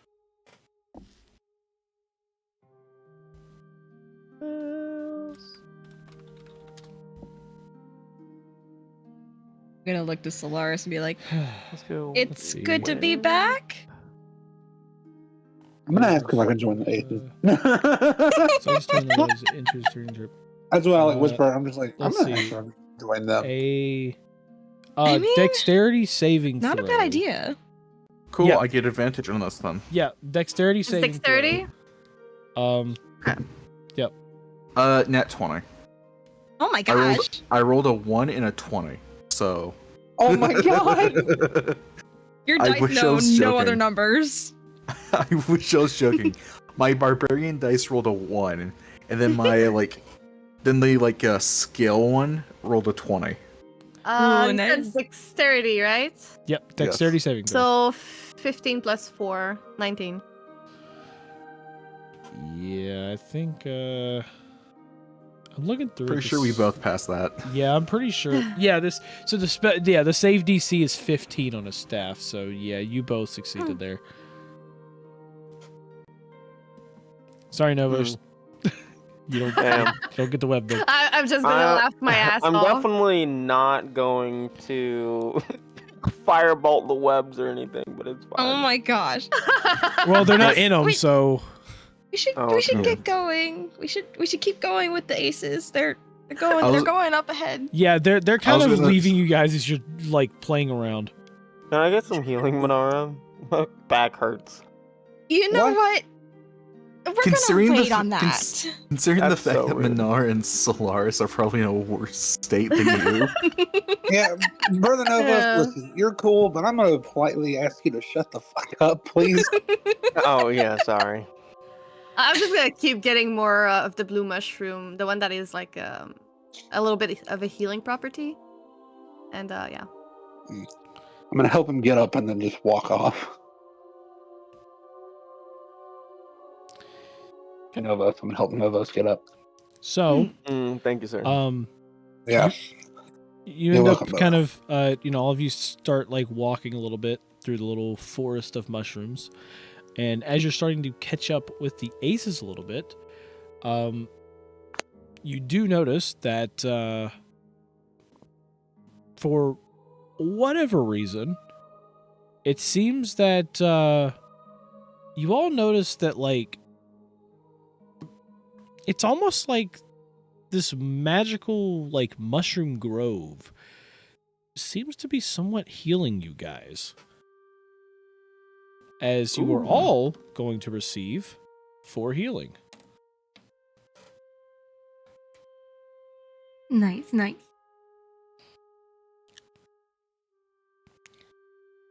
And as you catch up to the aces, you notice that they're kind of standing kind of around the edge of what seems to be a clearing. And they're looking in because what they see is just like a large... It seems like there's almost like faint stains from like what seemed to be a very large like kind of explosion like one of those like orange mushrooms, and you notice like around the edges of the other side where you're traveling to seems to be quite a few of them.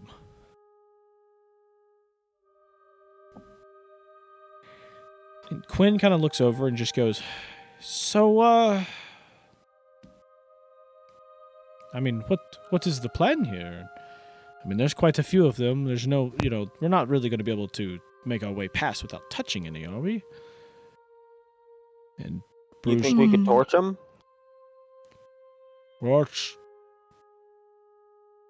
that's a good idea. We should Can I? probably see how many we can explode from afar. What kind of spells do you have that's not going to cost you a lot of energy? I have firebolt. Okay. Anybody else got anything cool? I also have flaming sphere. I don't really have anything that can cause explosions. I got spells that can possibly reach those, but I don't know. I don't have anything fire based. You got anything that hurts? Yeah, Okay. could try it. Well, in that case, from what I can remember,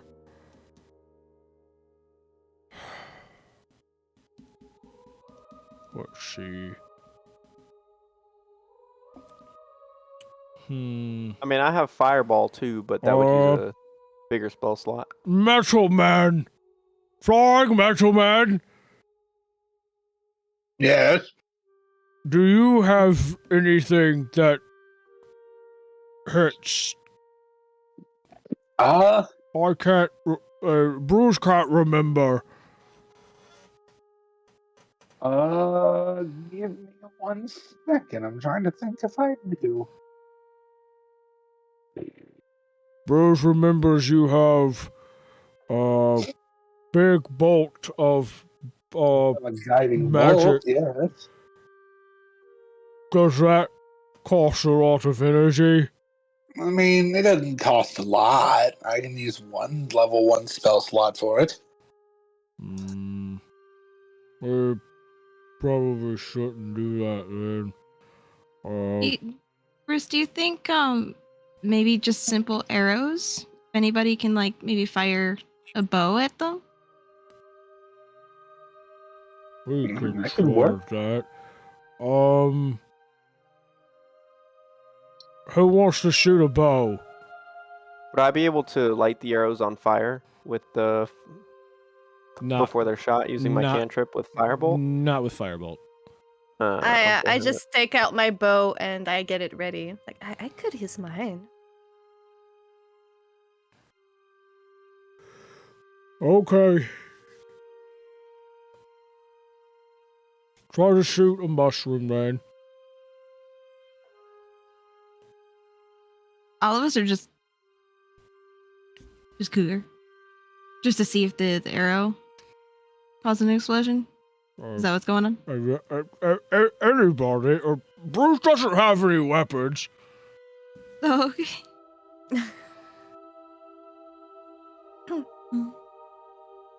Let's see. Is there a way to maybe turn my arrow into like fiery arrows?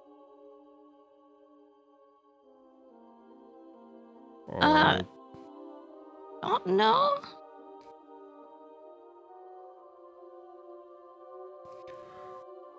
I'm gonna fire a frostbite. I mean, technically, if one of you had produced flame and you had some oil, you could oil up your arrows to do that, but like, I don't think, because you can't just light an arrow on fire like that. It doesn't work quite the same. Yeah. You would have to oil it up first, but yeah. I mean, you can always just shoot it to just see.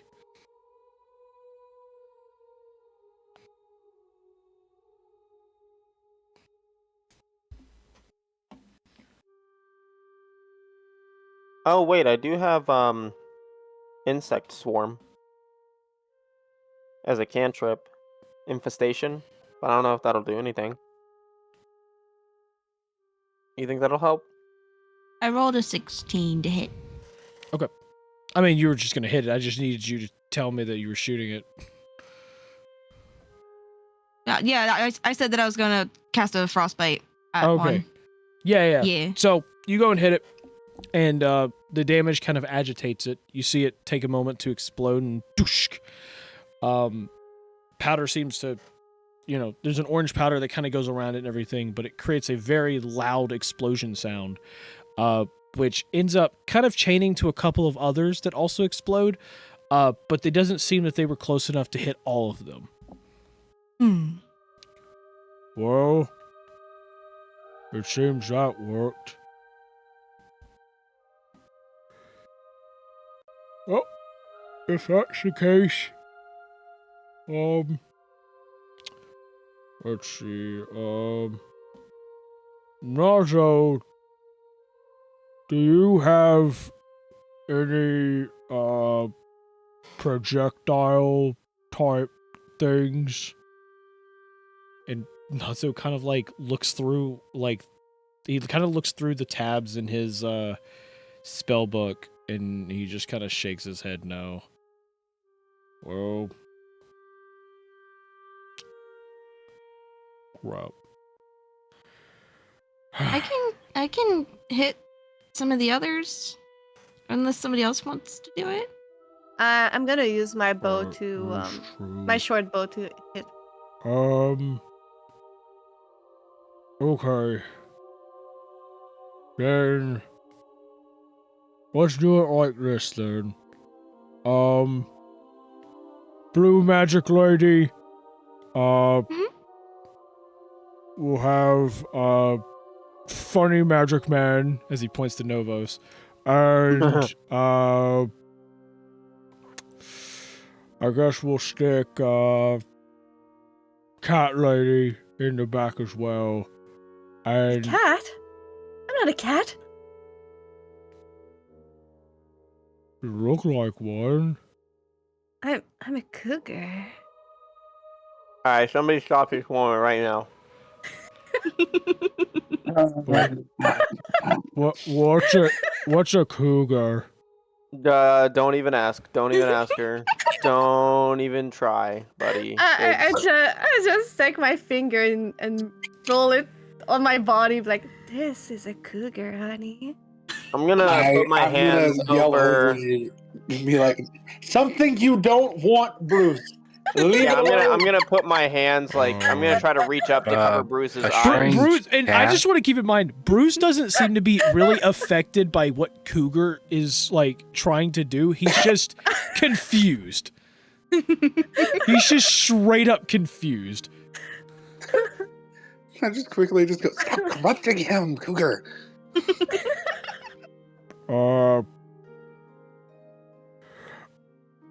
Cat Lady, you're going to join Magic Man and Blue Lady in the back. As the rest of us move up, you three are in charge of hitting any orange mushrooms you see in hopes that none of us get killed by any. Good idea, Bruce. We'll get to it. I pout at him, still calling me cat lady. I'm now going to forever refer to Cross as And he like Cat looks Lady. behind the he looks behind the party and he just goes,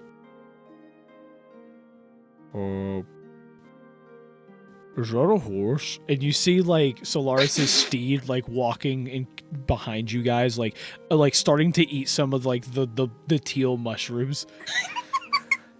Oh, Jesus. it's still alive. Hello, old friend. I sigh in annoyance. This horse cannot seem to have enough food, does he? Shush, crazy cat lady. It's a magical horse, cat lady. I'm gonna slap. Huh? Huh? Stop calling me that. Sorry, did you hear something? I didn't hear anything. Did you hear something? No, I did not. I'm gonna claw Novo's face. Okay, well, run for roll for an unarmed attack. And for an unarmed attack? How do I? Under your actions, there should be like unarmed or for like, I claws or something. have unarmed strike, but I also have the cat claws. Oh, then I guess cat claws for that one. So 1d6 plus 3. No, no, You're 1d. rolling for No, attack. that's damage. You're rolling for attack. Oh, right. Okay. Yeah. Then How? I'm dumb. Please You don't explain want to to me. do this. You don't want to do this. How do I roll? You want to fight a wizard? You roll a d20 and you add your you add the unarmed to it. How long does this last for? She's about to be cooked if she does this. I'm just saying. I roll 18. Oh, okay. Then I'm just gonna shield. Wait. So it's like that plus the unarmed strike or the cat claw, I mean? Yeah. Well, you would, so you roll that because you have +6 for it. So Yeah. you would get an 18 there, and then if you hit, you would then roll your 1d6 + 3 with the cat's claws. Okay, well I have 18. Okay. I'm gonna cast shield, so it Yeah. won't hit. I'm clawing your face, not your. Oh, whatever. It doesn't matter. Well, no, I'm now going to cast when he casts Infestation as shield, a cantrip shield is on her. shield is like a bubble that kind of appears around him, and it increases his AC by 5 for the rest of his turn. So Gotcha. it's gonna so it's basically gonna block your attack. Gotcha. I'm gonna use my cantrip Infestation, and I'm going to put a swarm of fleas in her hair. Oh, that's just mean. Oh my That's god. evil. She should dude. not have tried to claw Novos. That was a terrible idea. Oh gosh. Okay. I'm gonna look to my horse and be like, Truffles, you don't need to see this. And I'm gonna magically disappear into my seat. Novos is only doing this in retaliation. Infestation. You do realize that ever since we started this stream, you've been at me. I don't know what you're talking about. I The don't know. Whatever. It was just a So prank, bro. now okay, so Cougar, you've got to make a Constitution saving throw. Okay. This is crazy. This is me whacking Dashu with the thing all over again.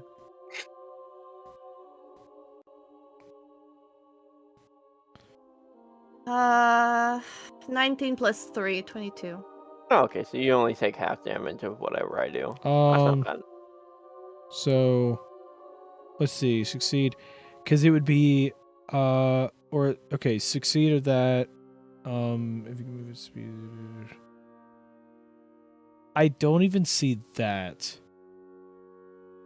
I think talking about the spell nothing damage? happens. Yeah, no, infestation. I don't think anything happens when she saves. Oh, okay, yeah. Because so Constitution, if she let me see. fails, the target would take 1d6 poison damage. Yeah. And it, let's see, because what the okay, the target must succeed on a Constitution saving throw, yeah. or Or takes it takes 1d6 poison damage, Yeah, and yeah, moves okay, 5 so- feet in a random direction if it can move. And its speed is at least 5 feet.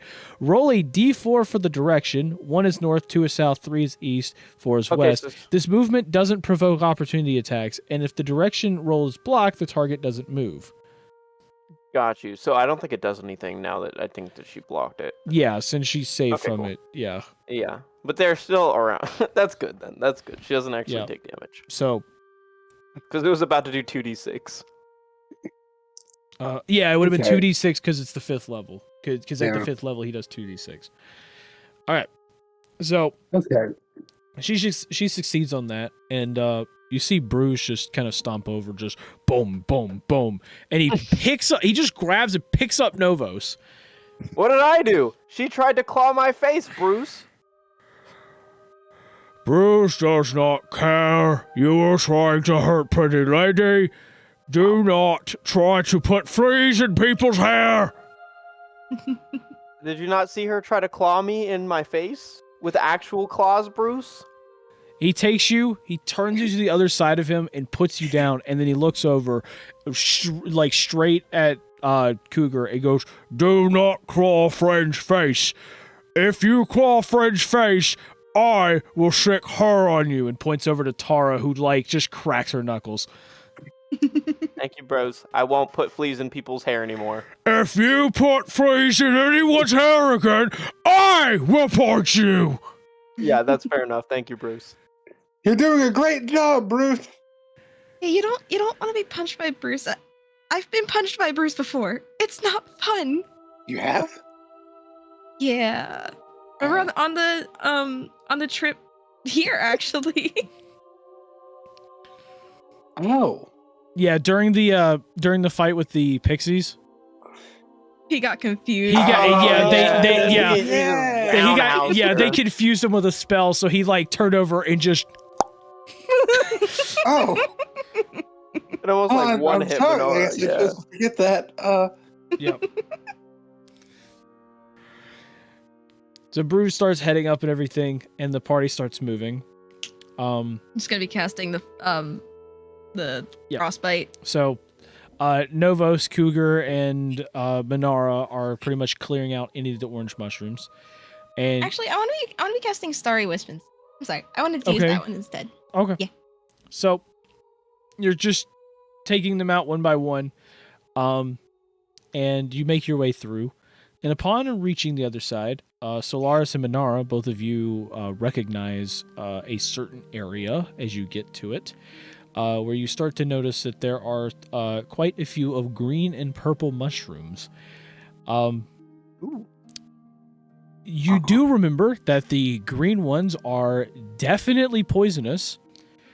Yeah, And no, you not also you, remember not me. a little encounter that you had with Bruce with the purple ones, because they tend to they tend to, let's just say, cause some psychic problems. Oh no. Yeah. Oh no. Is there a way to safely get the one that are poisonous? I mean, you can shoot them from afar and everything. If you No, but I if you'd mean like gather to. them so that I could use them later on. Oh, like, enemies. Like on Novo. if you're careful, you probably could. To grab some of the smaller ones. So, but I'm talking about like these things are like big. I'm talking about like 5 feet tall, kind of big. Oh, so there's no way for me to be able Well, to... no, there's smaller ones that grow around them if you want to go over and try to grab some. Okay, I'll go around and try to grab a few.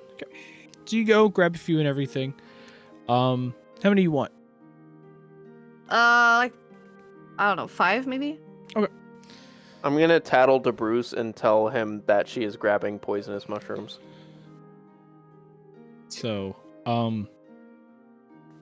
Bruce kind of just slightly ignores you and is just looking at the purple mushrooms, and he just goes, Bruce hates purple mushrooms. I know, Bruce. I remember. No, you don't. What do you mean I don't? I was there. You know you weren't. Yes, I was. I thought. Was I not? Oh, maybe not. No, it was a different encounter I'm thinking of. Right? Wait, am I right? Or... It was just the three of us, you, me, and Bruce. Oh, Yeah, okay. that's Never what I mind, was- never mind. that's Sorry. what I was I thought there was. thinking. I think there was another time Bruce got confused and punched someone. Yes, the one we just talked Yeah, the about. pixies. No, there was a different one like a while ago. Yeah, the pixies. Oh well, the ones that were in the bushes. Yeah. Yeah. Yes, Novos. Novos doesn't. We Novos, literally just talked about this. Novos head hurts. By the gods, Novos, are you on a mushroom right now? When Novos got pushed, Novos head feel weird. Would anyone else like to be the leader of the group? I can try. No.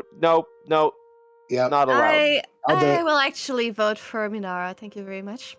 Oh, Suck up. I don't will know vote if for I'm anyone who's Fuck not up. Novos at this point. I don't know if I'm I suitable second for it. that. Wow. Everybody Let's- hates Novos. Let's No, decide on no. that after. Mutiny, we're done here. mutiny, let's go. No, I mean, I feel like we need to decide it right now. We might not make it to another time. That's fair. Yeah. And I'm just sorry, hate Brother Novos. Novos, but you, come on, man. I just have allergies. Okay, the mushrooms are messing me up. Exactly, this is why you shouldn't be the leader right now. What?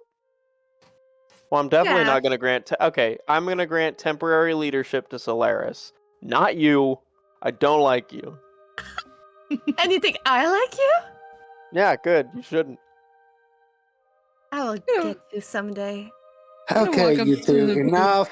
I'm gonna walk up to Bruce and be like, "So, buddy, what do you think? How do you think we should proceed through here?"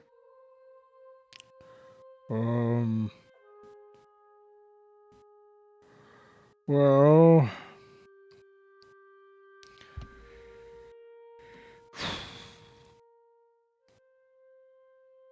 Bruce is not quite sure.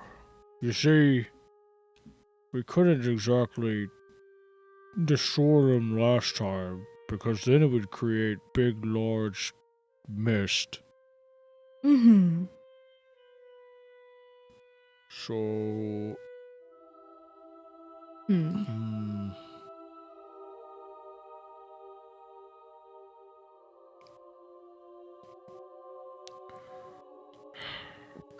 Well, if you're worried about the air, I do know the air rune stuff, so I might be able to help out. how so? And Gil just kind of like pulls out the air book and pulls up to the page where it says gas bubble, and just kind of shows Bruce, and it's like, see this. I can do this, but Ooh, as it those are says pretty here, pictures. yes, it's the air rune and the void rune.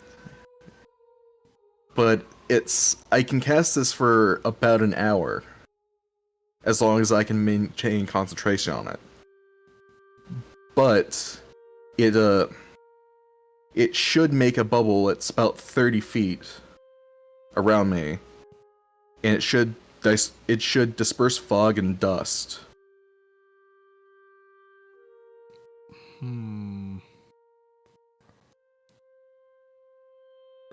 So, you're saying that if any of this mushroom gas was to come and try to kill us, it wouldn't with this spell?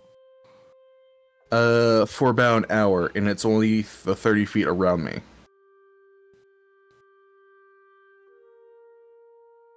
Okay.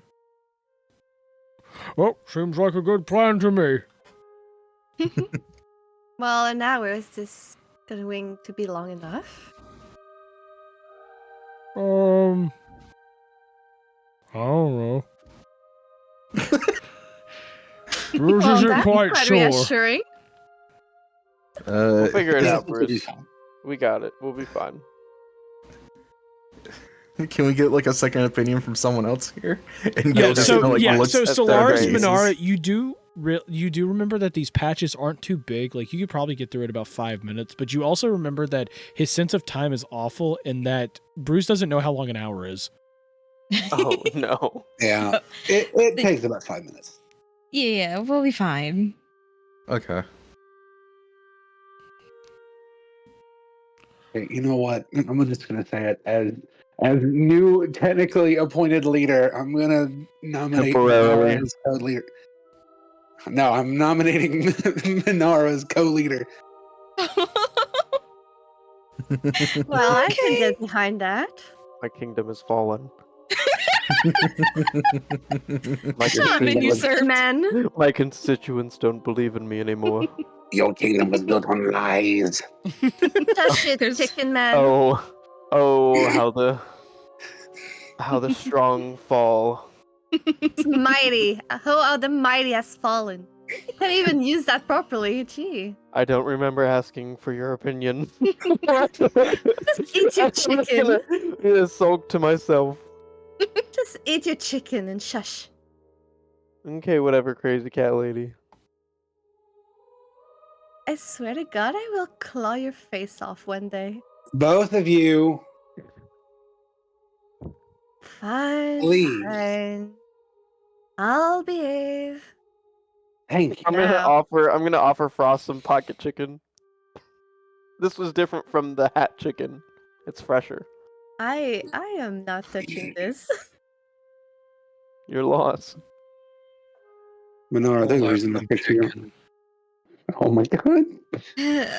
Oh boy. Okay, Minara, you're good cop. I'm bad cop. This is gonna be fun. Okay, we'll try it. We'll do it that way. Are you guys copping? Huh? Copping a feel. What? What? What? Anyway, Gel gets ready to cast gas bubble. Yeah, and so as you're just about to Thank you. cast it, Nazo taps you on the shoulder and shows you a note. And he wrote down, he asks you, with this spell, it keeps out gases, but will it keep out physical objects? Gel kind of goes and like opens the book again and like reads through it just to make sure. And Gel goes and replies, it just says gas and wind attacks. Only other thing here that has on it is disperses fog and dust. He thinks for a moment, and you see him, like, he turns over and he taps Novos on the arm, and he just kind of points his staff toward one of the mushrooms. What do you want me to, you want me to fireball it? Or like, firebolt? He gives you a thumbs up. Oh, okay. I assume he wants me to cast gas bubble. And we're going to check it. Alright, yeah, I'm gonna cast fireball. So, yep, you cast it. You end up hitting one of the mushrooms. And while you don't completely, like, destroy it, when you go to hit the side of it, it does release a gas. And you see Quinn, like, like, almost like a light bulb pops on for him, and he just goes, "Oh, I see. Okay. What Nazo's trying to kind of say is that if we're just walking through with this spell and everything, we're still going to be in range of the mushrooms. So because you said this stuff, it like gas can't come in, but any gas that's in it stays there, right? So if we're passing... I think so. So if we're passing by mushrooms and one of us happens to accidentally bump into the dense mushroom forest, it could trap the gas inside. So what he's trying to say is maybe we should destroy the mushrooms before walking through so that it would push all of the gas to the outside rather than us walking over mushrooms and possibly trapping the poison inside with us. Yeah, sounds like a great idea. So I'm just gonna continue to firebolt these mushrooms as we can walk along this path. So you end up starting to, destroy mushrooms one by one. Pretty much just constantly hitting them over and over until they explode. And you see, like, a bunch of, like, green and purple mist just kind of appear everywhere. And everyone huddles around Gel as you start to make your way through, as he basically has this huge basic, like, air bubble of like an air umbrella, pretty much, keeping all of the gas out. After a bit of work, you finally make your way through a few minutes later, which kind of reveals a little more of the forest and everything. You do notice that, like, past this point, though, that the forest seems to be, it's a little less dense than what it was before. And you almost see, like, trails kind of build up and everything around. And as you're kind of, like, walking through, every once in a while you see a piece or two of, like, dead grass kind of sitting around. As I need all of you to please give me an Arcana check, please. All of us? Yes, Okay. all of you. Great. That's a 17. I got a 2. Yeah, I might be in trouble. Arcana. Alright, so I have an 8 plus 2, so I have 10. I had I a have 16 15. plus 1, so I've got 17. I got a 10. Timmy, what do you get?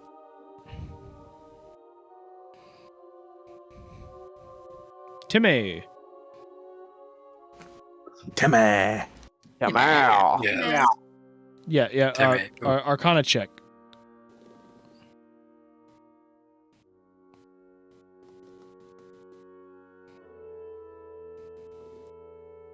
14. Novos, what'd you get? A 2. No, Novo's got no idea what's going Sorcerer. on. Our sorcerer got it too. I have Why a did I get a minus. higher I have roll a than -2 on Arcana checks, by the way.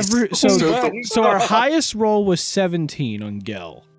Which was who is the wild magic barbarian? It's a good day for barbarians out here. Okay. So,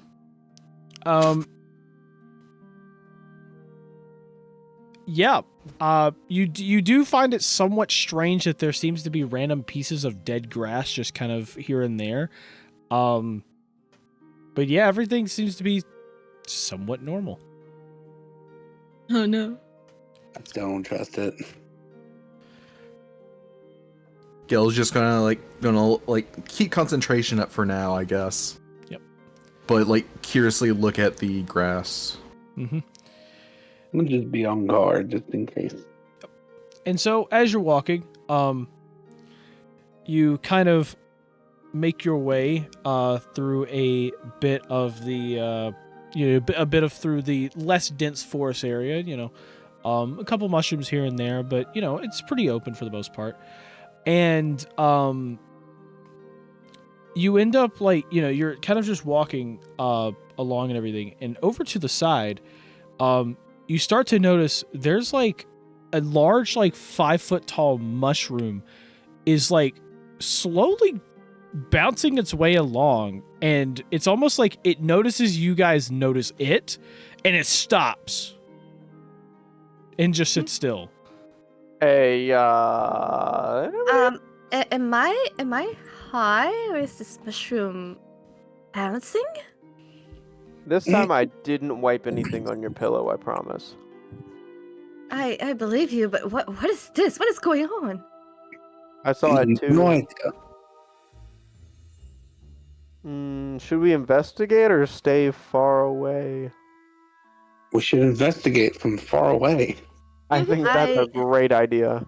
I'm gonna slowly try to approach it, but in an angle where maybe it cannot see me if possible. Okay. I think we're about to fight a mushroom. Basically, just sneaking my way around. Yeah. So I'm trying all to of you start. Yeah. So you guys start kind of shimming your way over, and you look around. You look around the mushroom itself, and as it's sitting there, you eventually see it it seems to be very still. It looks like a normal mushroom, and you all walk over to it, and then all of a sudden you hear it sneeze. Just chew.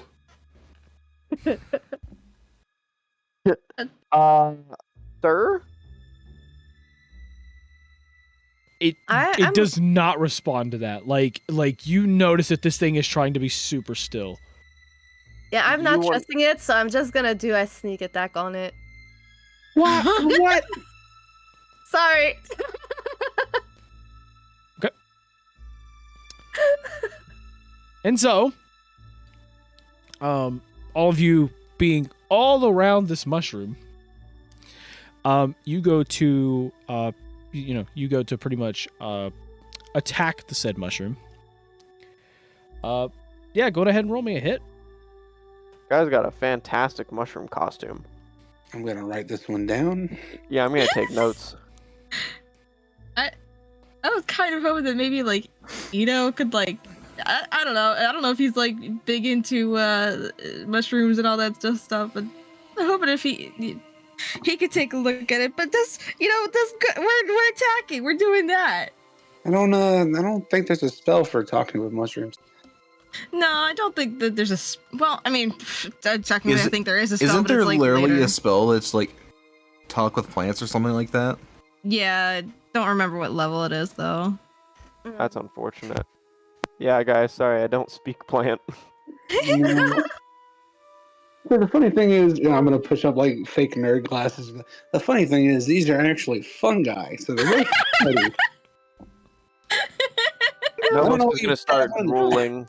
Yeah, I got a 17. Okay. Yes. Speak with plants is a 3rd level spell. Yeah. Give me one moment. I will. Is that for druid? Bard, druid, and ranger. Gotcha, that makes sense. Interesting. But I don't have it. You know, make one where you can talk to mushrooms called Spore Speak. Mm. Novos is gonna be like, fun guy. I'm a fun guy. Yes, you are growing like a mushroom, aren't you? Can someone Growing push like a him out of the bubble? It's not like the bubble. I mean, it's not like the bubble's really doing much anymore because y'all have made it out of that area. But Yeah. I agree. Can Okay. somebody push him out of the bubble? Yeah, all right, Novos. all right, everybody. It's bullied. Nobody likes Novos. Well, it's because you're lashing out like some petty 12-year-old. Yep. Not recently. Only like 20 minutes ago. Oh God, my come God. That is rather on, recent. come on. If I knew Only- the silent spell, I would cast it right now. Yeah. Give me Is there? 1 second, Frost. That could be super No useful. problem. I might go looking. I might He's research having- that later. He's having to fix up the battle map.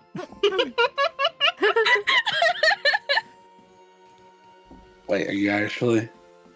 A what? Huh? Okay, cool. Actually, Well, I I went in mean- the foundry. I was like, no way. I mean, you guys are attacking a giant moving mushroom. You that can guys, talk. no. Don't put a you guys on that, buddy. Hi, it's just me. Just the cougar, okay? No. It's that one. Is this mushroom edible though? I Listen, guess I've we're been about to find out. wanting to claw something for the past hour, so please let me claw the hell out of this shit. So you're gonna use it as a scratching post, dude? You Sure, guys why thought not? I was stupid. Hey, No, don't please. get me started. Please don't. Don't get me started. I'm never having kids. Having kids is crazy. I'm not I'm gonna look up. kid. I'm gonna look up at the sky and be like, "The line ends with me."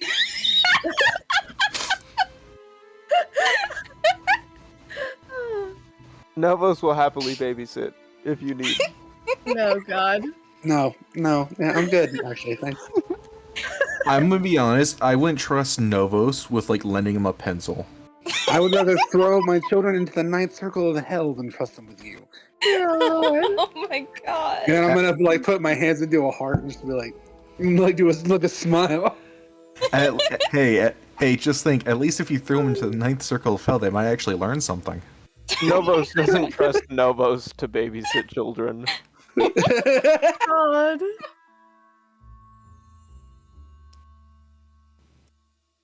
Has this bought you time to do whatever you were doing, Johnny? Buy me He's still more creating time. a bell Buy me map. more time. Buy me more time. Okay, I actually need to do a quick BRB. I need to go to the restroom, so that's gonna take You know what? time for Okay. you. We just end up taking a break here for a bit. Yeah, just take a few minute break. Have fun. Okay, I'll be right back too. I'll be right back. Walks up, I gotta piss. Yeah, I might as well go to the bathroom. Yep, same.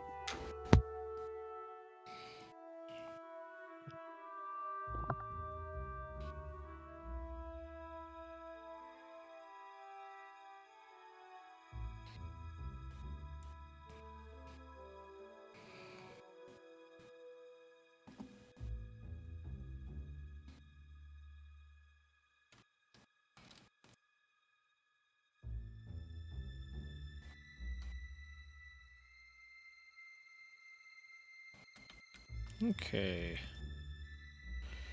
Well, we're taking a break, so pretty chill time. Hope everybody's having an amazing time today.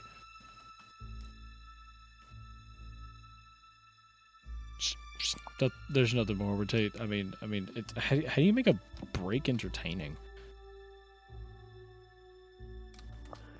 One day. No. One day, Novos gains a brain. One day, Novos' intelligence stat raised by 1 point, and he became the local genius. Nobody actually thought Novos was a genius. Novos just thought he was a genius. There have never been truer statements.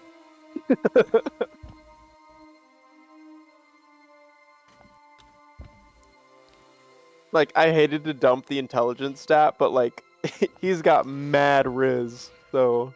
Oh my god. Do you? Yeah, dude, I have 20 charisma. Oh my god. That's crazy. All of my spellcasting abilities rely on charisma, not intelligence. Well, yeah, you're a sorcerer, so that does make sense, but still, like, dang, bro. I just make entrances, brother. I don't. I don't know what that is. I need to start getting smoke bombs. I think no, I have an idea of what I'm gonna do next. Nobody expects the Nova's Inquisition. Yeah, Nova's Inquisition is gonna go crazy. Just get Oh just my get God. like a bag. Just get a bag of holding, fill up with like caltrops or ball bearings, and turn the bag inside out. That's a good point. What does that do?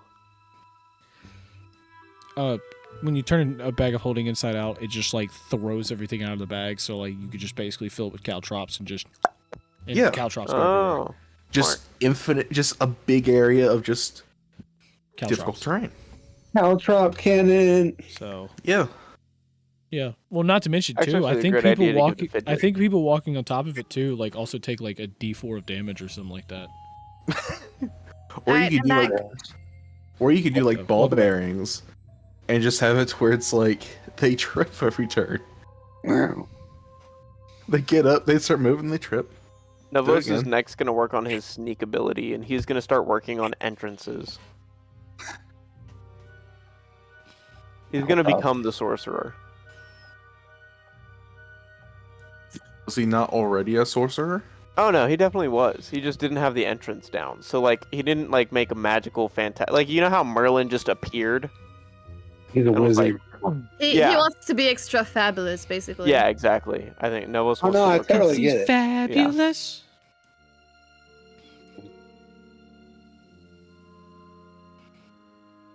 We knew he was special, but we didn't realize he was fabulous. Can I roll a performance check to see if I can show Frost a magic trick? No, please. No. Oh, that's so disappointing. Thank God. I was just gonna pull out a I deck mean, of normally I'd cards. let you, but like right now, it's more of like we're getting everyone back because Back. like we're literally Oh, true, starting true, the true. next thing. So True. welcome back. Thank you. Mm-hmm. You want to see a magic trick? Boom! It just flips off Cougar. Yeah, you want to see a Gosh. magic trick, Cougar? Bam! Abracadabra. Gee. Seriously, like, Abracadabra. why did you just like come in and decide today is the day where I will torment Cougar? It's gonna happen at some point, I guess. I don't know And- what's wrong Yeah, with yeah, it. yeah. Sometimes you just gotta pick a It village. It's just just like- happens. It's a Novos so thing. intense. If you are his height or taller, he has to make fun of you. It's just It happened to think- me, but I was chill, so he stopped kind of quickly. Yeah. I don't think Novos ever like did anything bad to Minora. No, he likes Monara. Yeah. I've done nothing to you, and ever since the oh, beginning, I you get just it. He keep likes going on. Minora, and so like because Cougar keeps hitting on her, he's just like, nah, dude. Oh, yeah, we're making it's this a actually, thing now. That's actually what it is. We're Oh my making this a gosh. thing. All right, gotcha. Gotcha. All right, cool. That's one love triangle trap I'm gonna stay out of. For some reason, all I could think of is just like, "Hey, Novos, I bet you I got a better magic trick than you. Watch this!" And just kind of like puts his fist up to his mouth and like blows into it, just like just middle finger. No, This stuff. Novus is gonna pull a box from his pocket, like it's just gonna be his hand and be like, oh, and he's gonna do the rotating middle finger flip. Oh my god. Oh no, I got this cool magic item. Let me see what it does. Winds finger. Slowly. Slowly.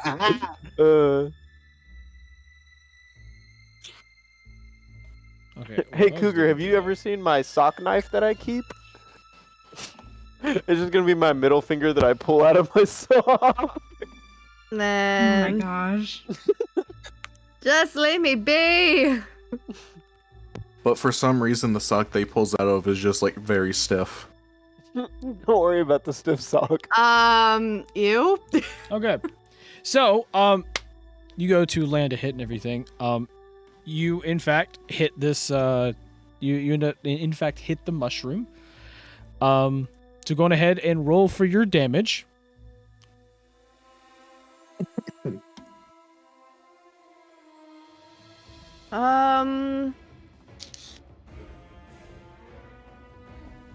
How does it work since it's a sneak attack technically? You Roll damage. just roll damage. Like you roll the damage of your weapon, and then you roll sneak attack damage. So the thing is about sneak attack as the feature is not always necessarily your sneaking. Like you didn't sneak up on this thing. Like it you're gonna Well, know. I did say that I wanted to try to sneak on it. So, Well, it would, yeah, but it was like direct eyes on you like the whole time. okay. So it's very much aware of everybody around it. So, even so, that would have only given you advantage. You already hit it. So you got the sneak attack damage because everybody's around it. Doesn't she Okay. also have the savage attacker or whatever it's called, so she can get like the higher? Yeah. So you would go and roll your damage. So roll your damage normally, like on your weapon, and then add your sneak attack damage as well. So basically like 1d4? So for the dagger, yes, you would roll your damage and then roll your sneak attack damage, which is a separate thing that you have to go roll. My brain's gonna break tonight. Okay, so let's teach her how to play a rogue. Let's see. What, So you're We did so that you're last rolling time, but damage yeah, twice. You're basically rolling all of your damage twice to see what's the higher well, damage. okay, first you need to roll it. So with Cougar, So I got a 3. okay, that's for your damage. You got a 3 on the Yeah. D4. Yeah. So one thing you could do is you can go to your actions. Under your actions tab, you should see dagger, your daggers, your unarmed strike, your cat's claws, and your sneak attack. Yeah. Okay, so you would roll your damage for your dagger. Yeah. Okay, how much do you get from rolling that? Like I said, I got a 3. You can't get a 3 if you roll that because you have a +4. Did you just roll a D4 or did you roll your dagger? So, okay. Well, I just roll a d4. Okay. So then you would add that. So you have 7 piercing there. Then you would hit you would then roll 3d6 for your sneak attack. Wow. That is impossible. But okay, I got 3-6. Ooh. Okay. So that is an extra 18 on top of that. So that is a total of 7 plus 18, which is 25. Now you're going to do it all again because you have Savage Attacker.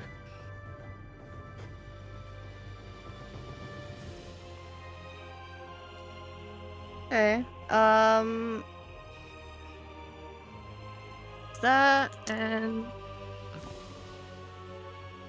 so 5. Wait.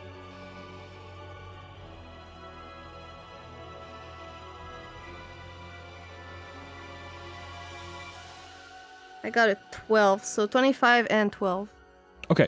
So at that point, you just choose the amount of damage you want, between the two numbers. So you take the 25. Yeah. So you're going to deal 25 damage to it. Yeesh.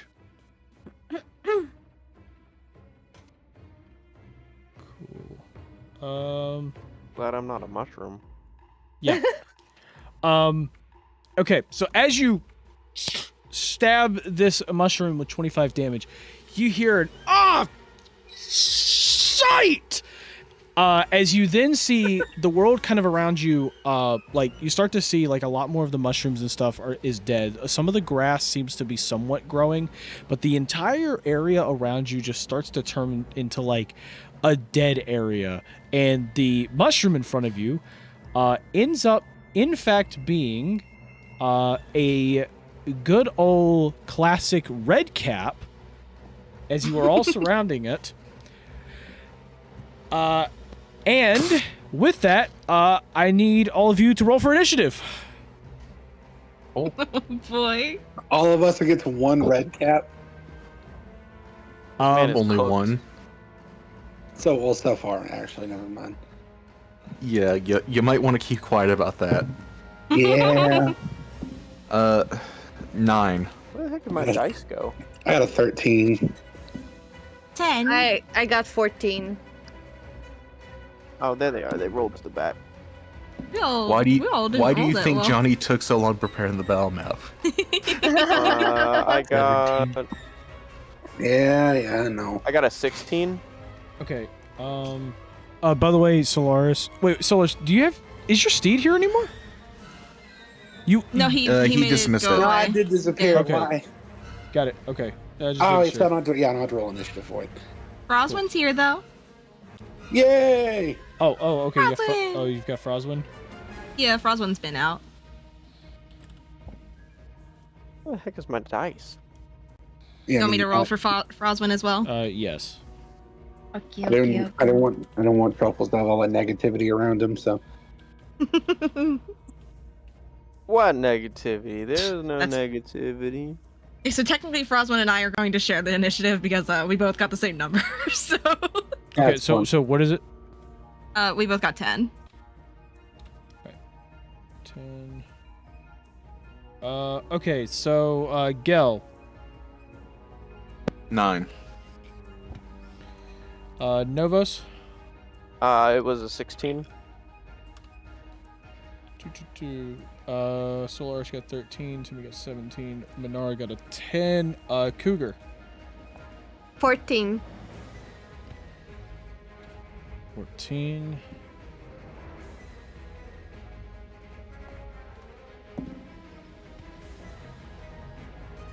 That's so weird. Where did my other dice go? Well, I guess I'll just use my metal one. Puts dents in my desk. you're gonna put dents in your desk with your dice. Yeah, because I don't have a dice tray. I need to buy a dice tray.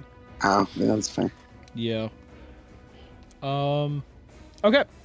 So, after getting a good whack on that one, he goes, "Oh, shite!" And at that point, when the kind of illusion around you fades away, you do notice as red caps seem to start appearing around everyone. Oh, The no. aces are off to the side a little bit, and it seems that red caps run up and start rushing them, and they get distracted with their red caps.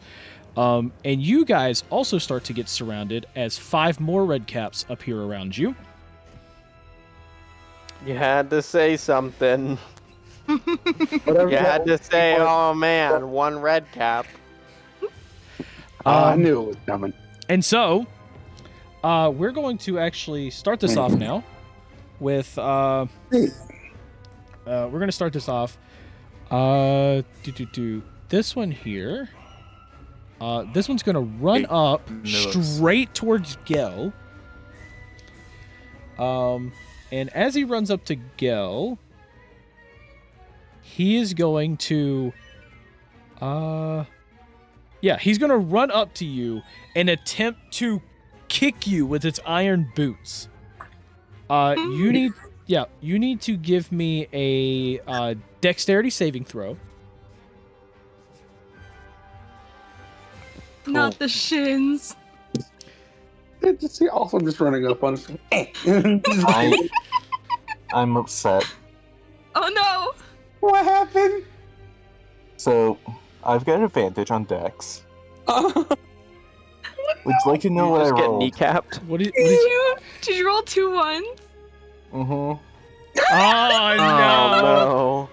Oh I told you your dice don't know any other numbers between. I guess not. Uh, no! Either a well- 20 or a 1. Unfortunately, you're gonna take double damage. Oh my god! So let me These go poor ahead and roll shins. out. Like, This wasn't an ant. This was a. They went to kick him in the shins, and they had blades on their boots. Hey, real quick, Gel. yeah. Can you do me a favor? God. Can you roll me 4d6? Oh my god. 46. Sure. Let me grab them. Yeah. Did you want me to roll metal or acrylic? Oh, it doesn't matter. Just 4d6. Okay. I'll look for. Here, I've got 4 acrylic. That You're scale rolling- dice is still so cool. You're running for your own damage, by the way. Let's see. We got 6, we got 5, and 2 2s. Okay. So 11, 15. 6, 5, and 2 2s. Yep. Okay.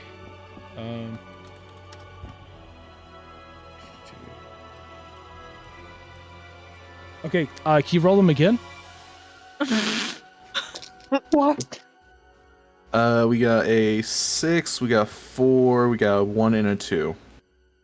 Okay. So 13. Okay. So if you 28. couldn't tell, we're rolling you a new character sheet. Oh my god. oh, I'm just kidding. But you are taking 22 bludgeoning damage, and you're knocked prone. so That's so 22. disrespectful. That's crazy. They got him right in the Well- Achilles heel. Yeah. Well, I mean, I've already got characters I can play extra, so Yeah. Okay, so they he's just gonna do ran that. up to him and kicked him right in the nuts. Yep. This one is going to. no, he got me he got me in like the little like bend of the knee in the back. Yep. Ugh. This one is Ooh, going yeah. to run over to Ito and attempt the same thing. Ito is going to. Oh, no. Ito succeeds. Right? Yes, he does. So Ito is able to dodge out of the way and succeeds on that. This one's going to run up to Solaris, and he is going to attempt to swing at him with his sickle. Okay, cool. That is a 13 to hit. Nope. Okay, he's going to do it again. Okay. That's only a 12, so he's going to do it a Nope. third time. Okay. That's a 17. Nope. Okay. Well, oh yeah, you have like a really high AC. Yeah, I have a 19 AC. Yeah. But he misses all of those. And then we move to Timmy. Come out. Timmy. Come out. Timmy. Timmy.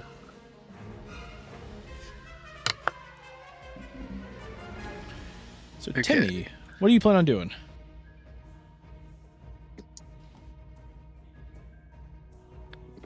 Well, I'll use my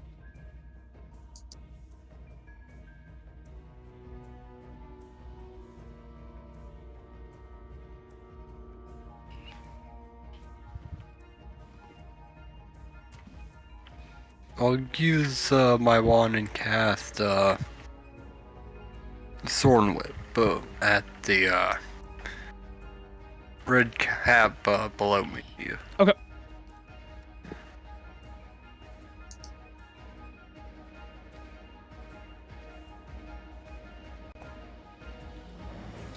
Uh, 9. 9 does not hit.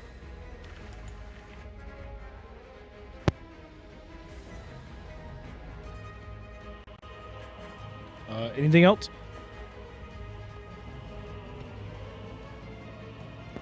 That's it. On to Novos.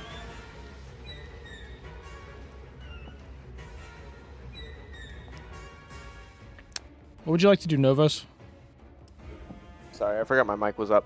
And I was talking, and I was just like, let's see. I could call upon Fenrir. Has it been a long rest since I called upon Fenrir? Yeah. Okay. Yeah, I might as well. Fenrir, come to my aid. Okay. Cool. You do remember there is the command words ice and fire. Oh, yeah, that's right.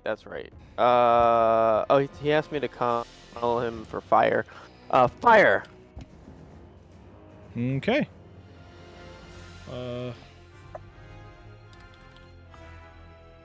So, as you summon him, he is going to appear within 5 feet of you. Give me 1 second. I'm going to have to resize this, but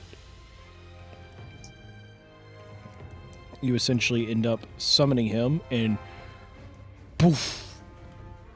Hey, buddy. Is summoned next to you, and as he appears, he just kind of gives a little, he pretty much pops out of a portal, and he just goes, "Oh, what do you want now?"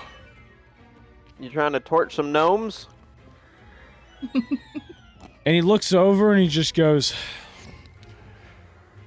"I do have some anger I want to get out, so why not?" Now roll me initiative for him. Ooh. I'm going to roll for initiative. He doesn't use my initiative, right? Because, I have a +3, he wouldn't use that? You're right. 1 second. Because I rolled a 9, I just don't know if he has a modifier or not.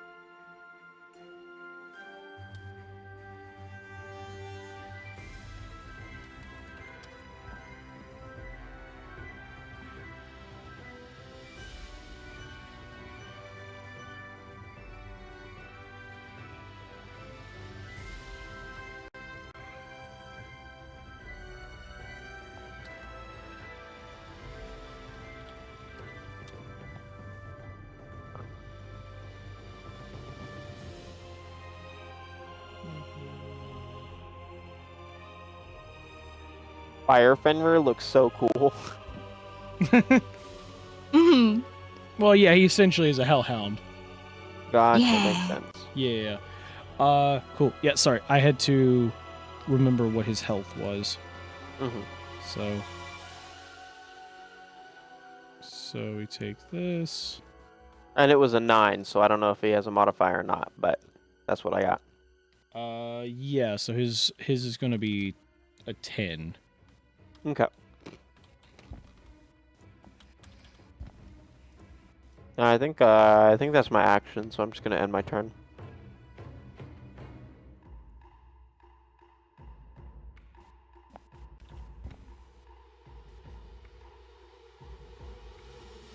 Okay. Cool.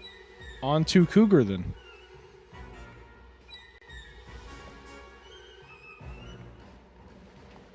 Yep. I have a kind of a stupid question. Yeah.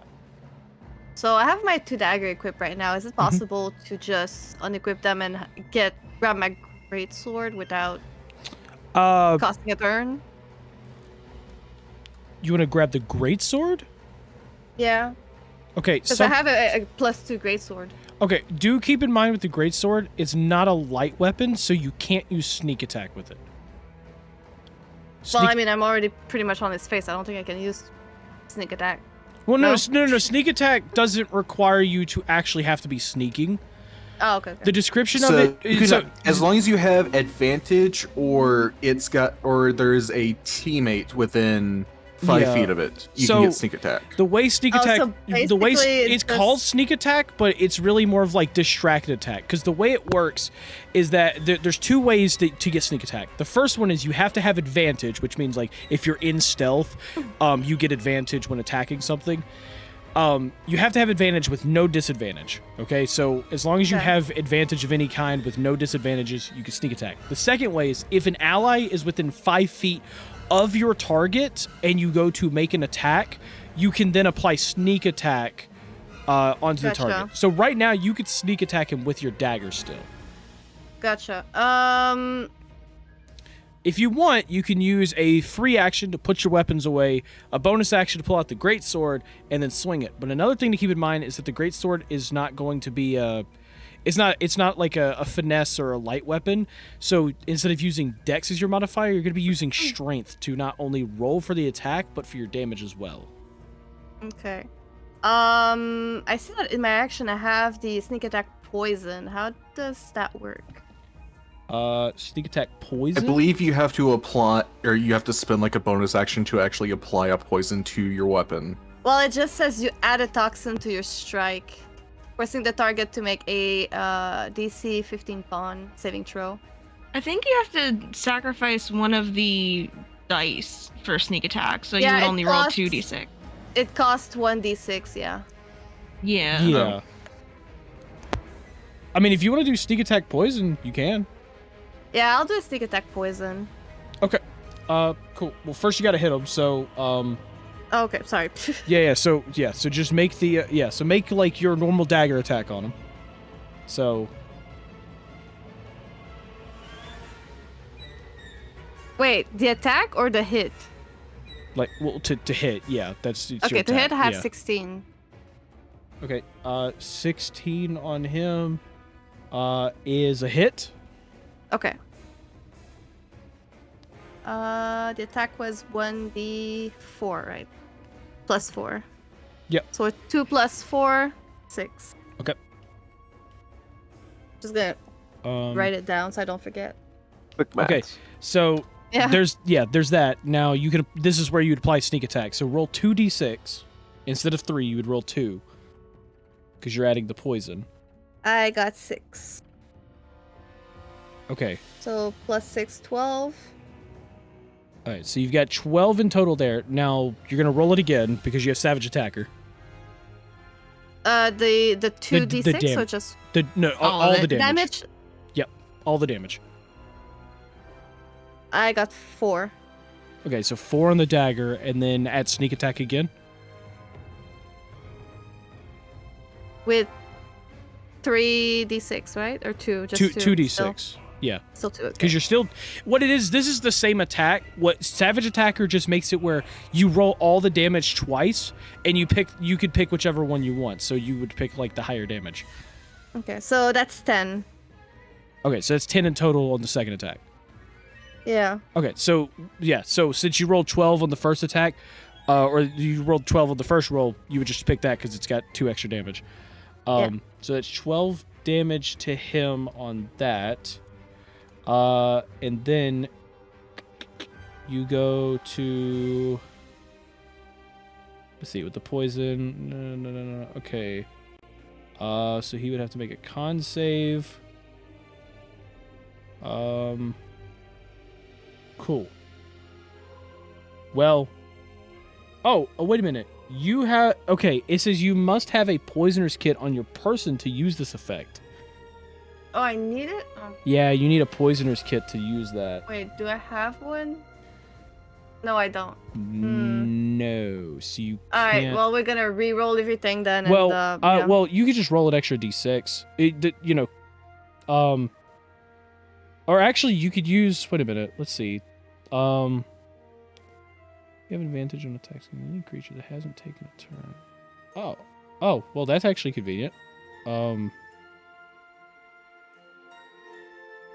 Oh, that's actually really neat. Okay. So roll. Because she is assassin? Yeah, he's she does have assassin. So yeah. roll your attack again. Because technically you would have advantage on him because he hasn't gone yet. So as the assassin class, on the first round of 4. combat, you have advantage against attacks against any creature that hasn't taken a turn. So, yeah. You rolled the d20 again? You rolled the d20? Oh, d20. Sorry. Yeah, the d20. Yeah. So you would roll the attack. 18. Okay. So, okay. I was only seeing like if you would roll a crit or not. To just see there. All right. So what you're gonna do is roll a d6 twice. Like just roll. Oh, basically I can just roll 2d6, right? Yeah, just roll 2d6. So. Yeah, a 1 and a 3. 1 and 3. Okay. So that would boost. Which one did you roll first? I rolled them together. Okay, so which one's the first one? Let's say the 3. Okay. Then you would add that to the one that you're actually putting up. So that's 13. That's a total of, well, no, because you rolled 12. 15. Yeah, that'd be a total of 15 damage. Plus, because you're an assassin, you're 5 damage. Because you get 5 extra damage on this because of assassin. So 20? Yes. That's 20 damage on him. Okay. So... Rogues. They're so much fun. They're a little bit complicated to follow, I feel like, but it's okay. So... It's... I wouldn't say that they're complicated, but rogues have a lot of rolling to do. Well, that's what I mean by complicated. Like, I need to figure out how many rolls and how to calculate them and everything, so that's why it's Unfortunately, you chose Savage Attacker, which is like one of the most rolling features of the entire game, because every time you do an attack, you have to roll all your damage twice. So, yeah. It's still a good feat. So yeah. How do you want to do this? Oh my gosh! What, is he dead? Yeah, he's dead. Oh. I'm gonna like jump on him and just with my 2 daggers just jam it into his skull. Damn. Oh my goodness. Yeah, he's dead. He's straight up dead. You have murdered this man. Cool. Well, is that your turn?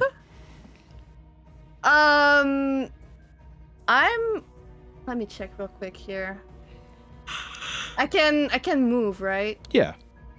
All right. I'm just gonna. Will you let me? Dang, Catwoman, murder those mushrooms. Wait, how do you move? It's not letting me move. I'm basically gonna be on top of Aiden. Not on top of diagonally, on top of the red cap. Okay. Yeah. This is Ito. This is not Aiden. Well, whatever his name is. Okay. Pro-type boy. Yeah. So, little thing about this, this measuring. At the top left, you'll see like a person icon. That's token controls. Yeah. Once you click that, if you hit the measuring tool, you can measure, and then if you hit space, it'll move. Oh, okay. Gotcha. Yeah. So, and also, if you wanted to do something complicated, if you move it and then hold control and click, you can choose multiple points. Oh, okay. And it will add up all of that. So if you had 100, if you had 120 feet of movement, you could do this. Just run in circle. So yeah. But yeah, so you run 10 feet and you go over there. Cool.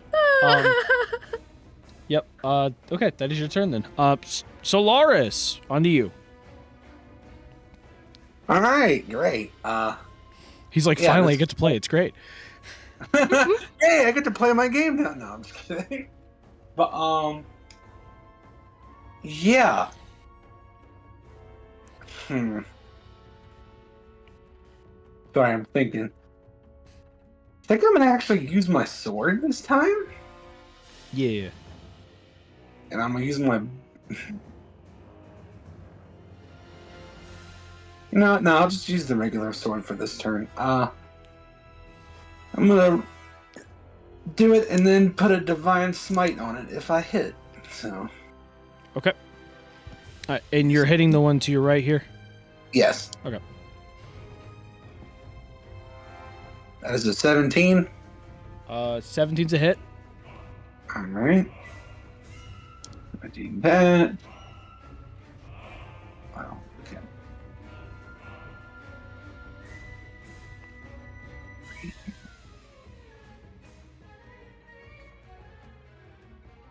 Where is it? Hang on a minute. Okay, that's 2d8. I'm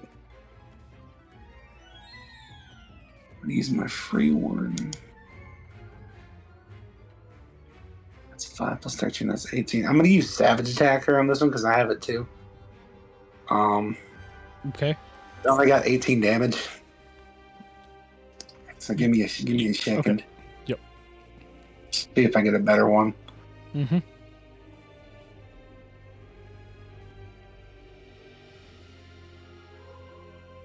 Yeah, probably not.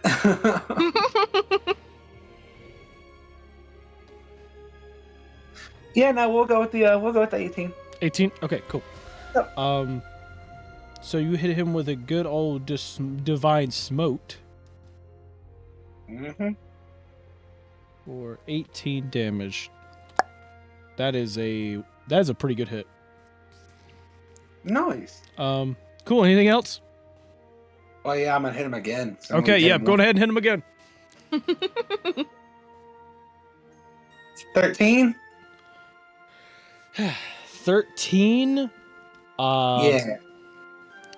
13's a miss, actually. Alright, well we gotta roll a d10 now.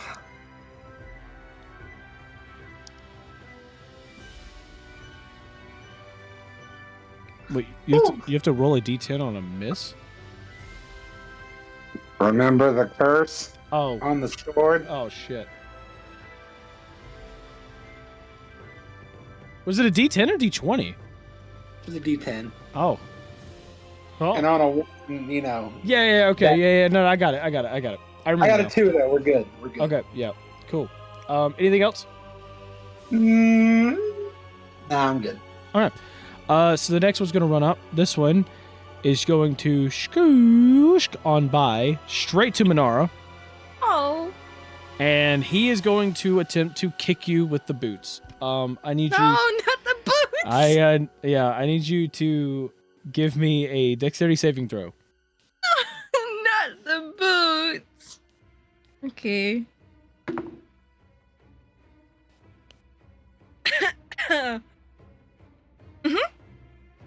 Carry on. What did you roll? I rolled a 5. Oh, yeah, no, that sucks. At least it's on that one. I'm trying to give Moon Dice a chance this time, and it's not being nice. I think they just gotta get permanent timeout. No. they're so That's going to be great. 16 bludgeoning damage, and you are now knocked rude. prone. Rude.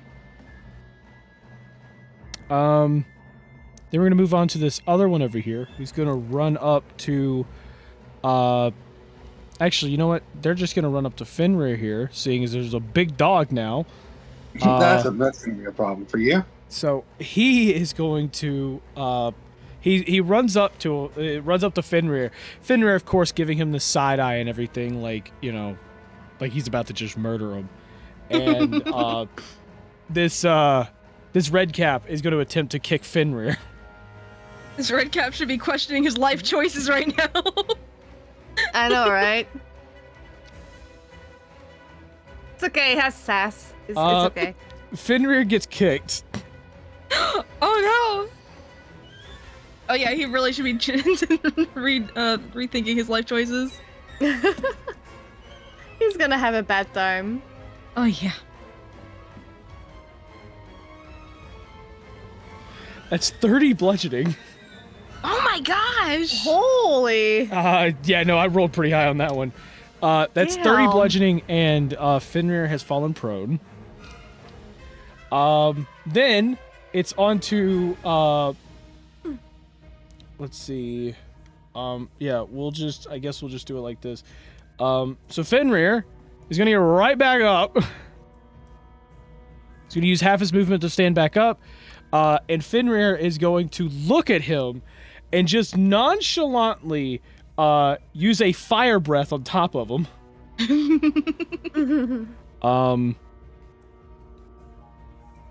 So he is going to hit a fire breath in a 15-foot cone.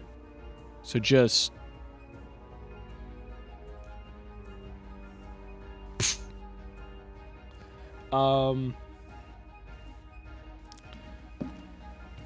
The red cap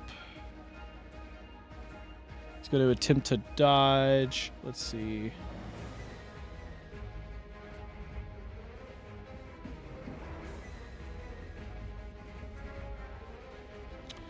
Red cap is going to succeed, but it's still going to take half the damage. Which, if you want to know how much damage, a lot. Half of a lot, still quite a bit.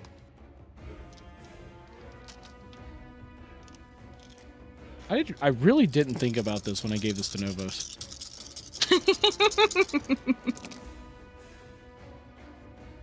Technically, you gave it to me and Novos. We did win together, but he kind of just like yoinked it. Okay, so that's a total of 17 halved, so 8. Because it rounds down. Yep, rounds down to 8. So he's taking 8 fire damage.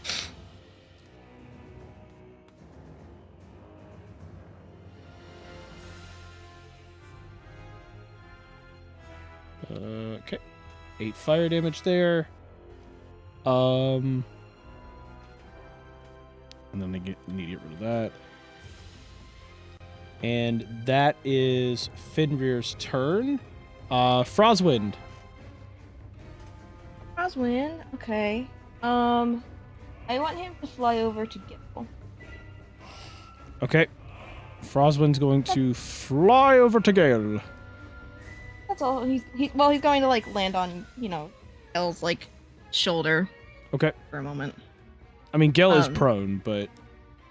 Oh, that's true. Gil is prone. Well, he'll just be like right on top of Gil, basically. He's gonna land right on his nose.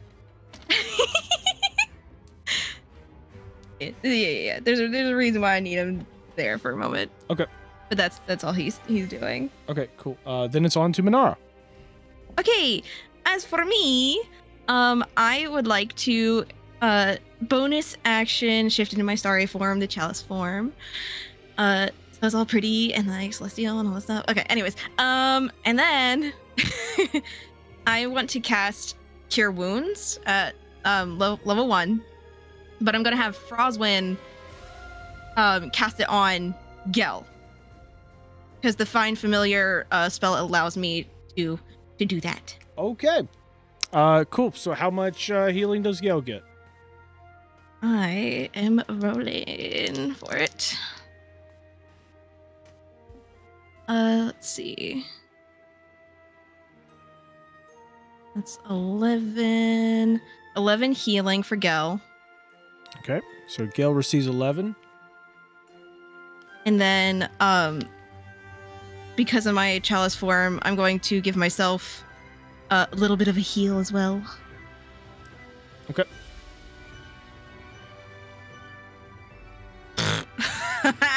I only get 4. Fun. That's... Oh, and I'm gonna spend half my movement to stand up. Okay. And I believe that is my entire turn. In order for Frostwind to give, do the spell, he had to use a reaction. So Frostwind does not have reaction this turn. Okay. Cool. Then we're going to move on to Fidget. Fidget is going to, see this whole thing.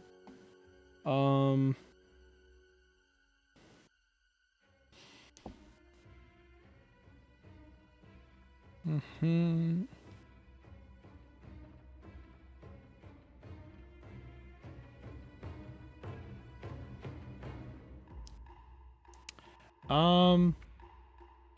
Fidget is going to use her to whisper. This is for an action. Yes. So she's going to use her action. She is going to cast. She's going to create an Eldritch Cannon. Ooh. In this particular cannon.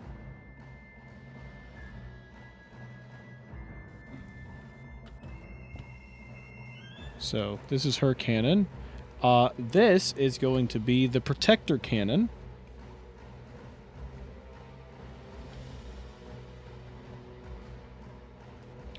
It is a small one, so she's just gonna appear it. She's gonna have it there. And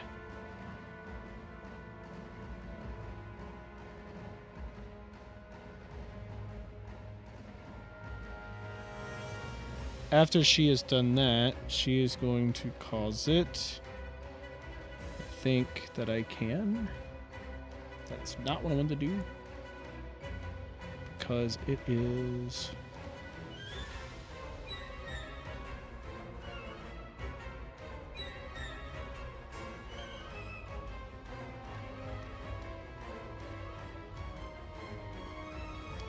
Let's see.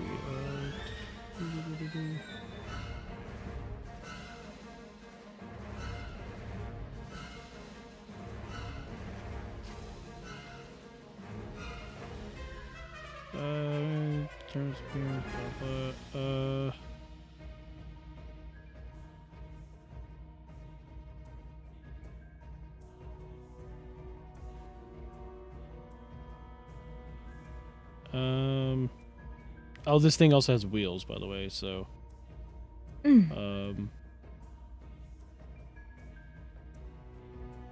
So... Yeah, okay. So after she's done that, she is going to then use a bonus action.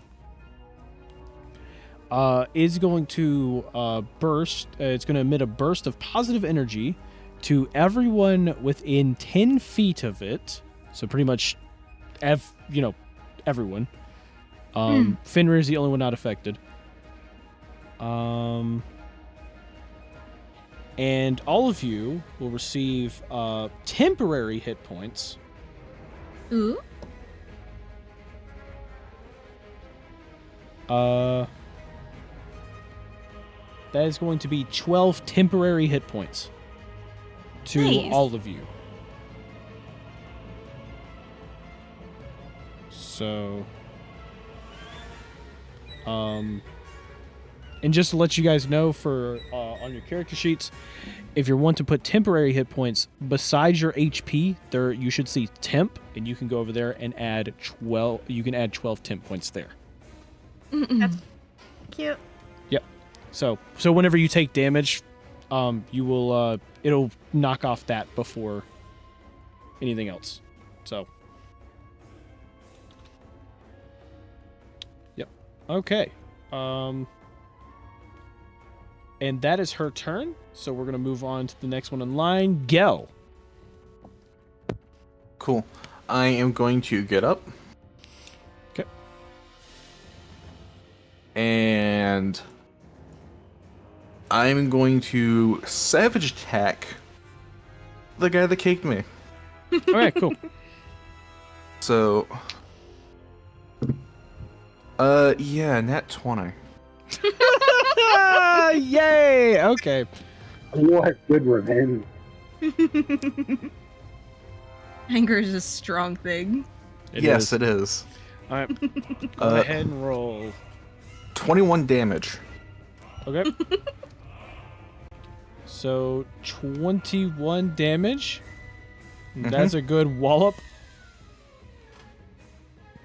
You take a good slice into him, and I mean, he is hurting.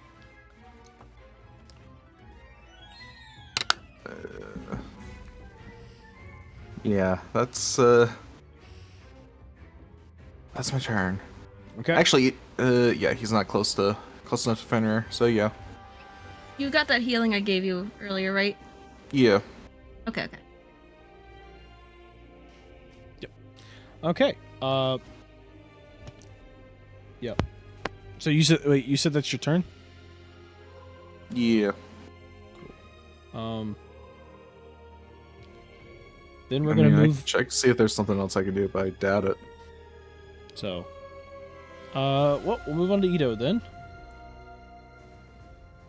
Ito is going to look over. Ito needs to actually take that long rest that he never took.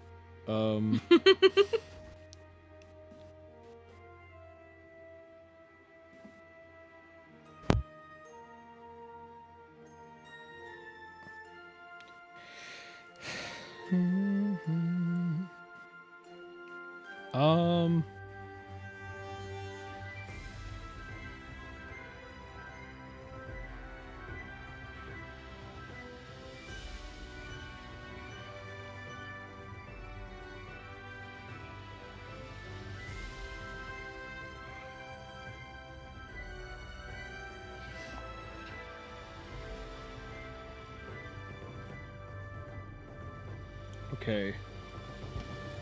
Ito is going to step over the body. Like this guy, he's dead, so goodbye. He's gonna step over, and he is going to let's say Gel. He's going to cast Warding Bond. So as he casts Warding Bond, pretty much every time that Gel, as long as you're within 60 feet of him, you're going to gain a +1 bonus to your AC and saving throws. You have resistance to all damage, but every time that you take damage, he's going to take the same amount of damage. Was Okay. Like with the resistance applied to it, or he's going to take the full hit? What's going to happen? Yeah. So what's going to happen is you're going to take half damage because you have resistance to everything, and then he's going to take the same amount of damage. Basically, he's splitting the damage between both of you. Gotcha. So did that red cap not have an opportunity attack on him? This red cap? Hmm. They don't have to take it. Okay.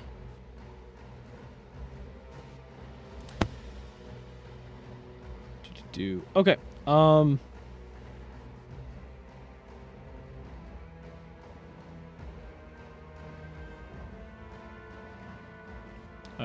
Okay, yeah. I was just making sure it wasn't concentration because I was like, well, this would be a dumb spell if it was.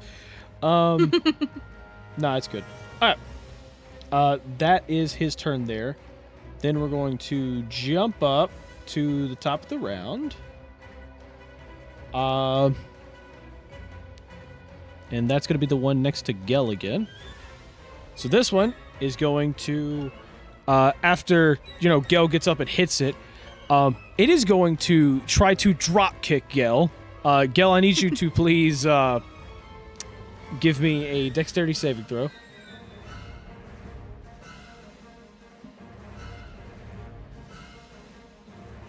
I rolled a 2 and a 5. A 2 and a 5. All of the good rolls. All the good rolls are gone. Got it. Hey, you remember the 10 up, 10 down rule? It's a crit again? It's yeah. Oh no. Well, no, wait. You said 2 and a 5. 2 and a 5. Oh, never mind. Okay, it's not a crit fail then. It's just a normal fail. Because it'd be 5 plus 3, so 8. Okay, yeah, no, you're good then. But yeah, so you do fail on that. So, sorry, buddy, you're going prone again. Yep. Man, the dirt's kind of tasty. Yep.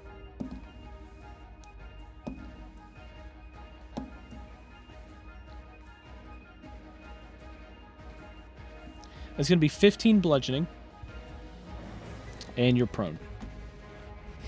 You then notice he kind of turns over and he goes, "Hra! Ho! Hra! Quiglio!" And he points straight down at Gel. And you start noticing. Did I take any damage when he knocked me down there or no? Yes, you took 14 bludgeoning. Okay, But that would be I half. feel like I zoned out. Yeah. You took 14 bludgeoning, which is half to 7, but Ito's going to be taking the other 7. So,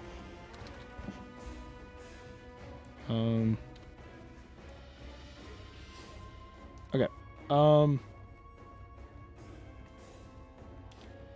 So that happens. Then we're gonna move on to this one up here with Cougar. This one, seeing Cougar swing around the side, is going to take a step back. Fidget, I guess, will... Well, what is Fidget? Fidget's not holding anything. Fidget's gonna attempt to punch him. Fidget ends up missing that.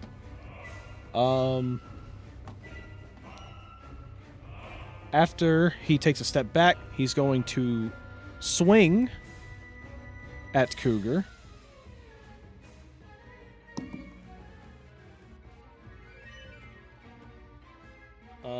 That is a 17 to hit. Does that hit? Ouch. Oh, Your AC.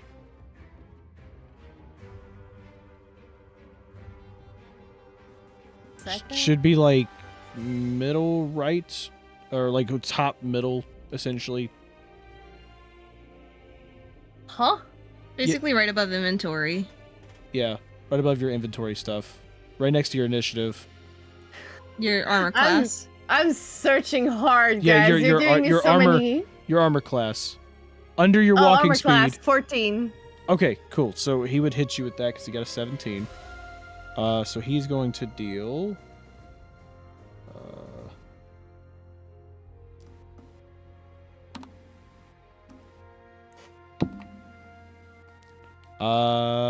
10 slashing. He's then going to swing again. That one's a miss. And he's going to swing one more time. Nat 20. Ooh. Ow. So, a total of 30? Huh? No. No? Then what? Sorry, how much? You Huh? took Hey, huh? you took 10 And the first one. Yeah, you took 10 slashing in the 10, first okay. swing, and now I'm rolling for the nat 20 just means you're going to take double the damage die. So I'm rolling the damage now. Oh. Ah! Yep. You better roll low. Otherwise I'll cry. Don't make me cry. Johnny, please. Oh, I'm hoping for it. That's another 14 slashing.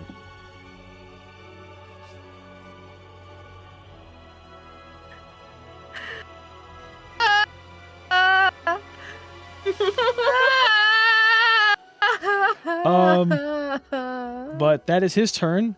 Then we're going to move on to the one next to Solaris. He's going to try to... You know what? Yeah, no, he's going to slash. That is a dirty 20. Yep, that'll do it. For 7 slashing. Okay. He misses the second attack. Okay. He misses the third attack.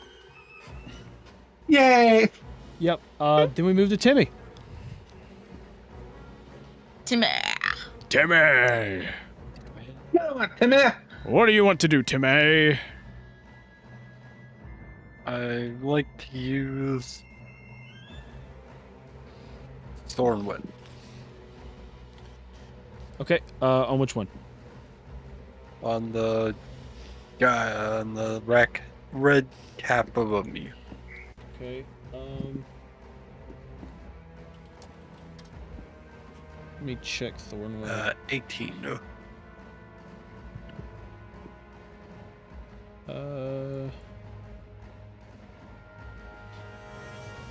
Okay, cool. 18's a hit. Hit.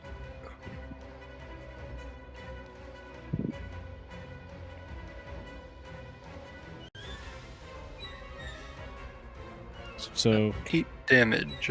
8 damage. Okay.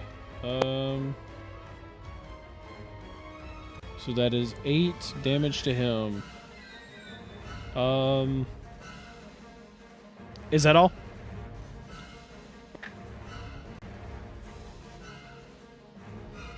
Yes. Okay.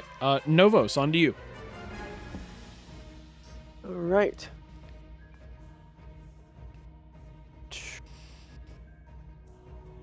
Oh, where are they? Okay, I might as well just magic missile these fools. I'm gonna go ahead and use a second level magic missile. And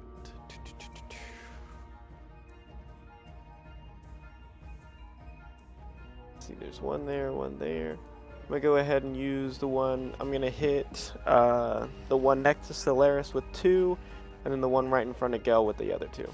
Okay, cool. So go ahead and roll them. Alrighty.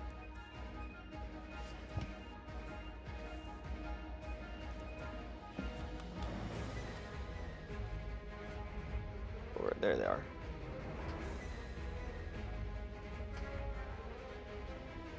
Okay, so I got a 9 for the first 2. Okay.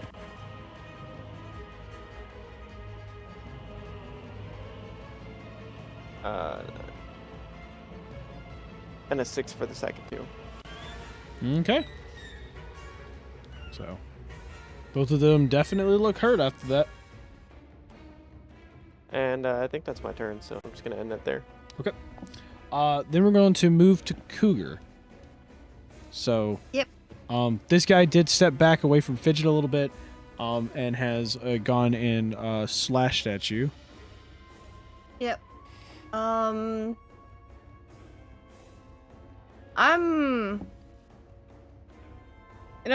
Yeah. I really want to take out the great sword. I really want to take it out. It's itching me. Yeah, I think what I'm gonna do is, if I take out the great sword, I can still move after and maybe do something else, right? Or You would still have an action in the end, pretty much. Like, yeah, you can move, but Yeah. you would do the free action to put your daggers away, bonus action to take the great sword out, and then you'd still have an action. And then you would swing if you want to use the great sword. if I wanted to swing, okay. So. Yeah, that's what I'm gonna do then. I'll use my action to Okay. So. take the great sword and everything. Got it.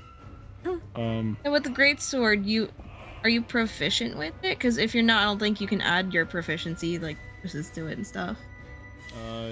No, she would end up equipping. Because even when equipping the great sword, because let's say you equip the great sword,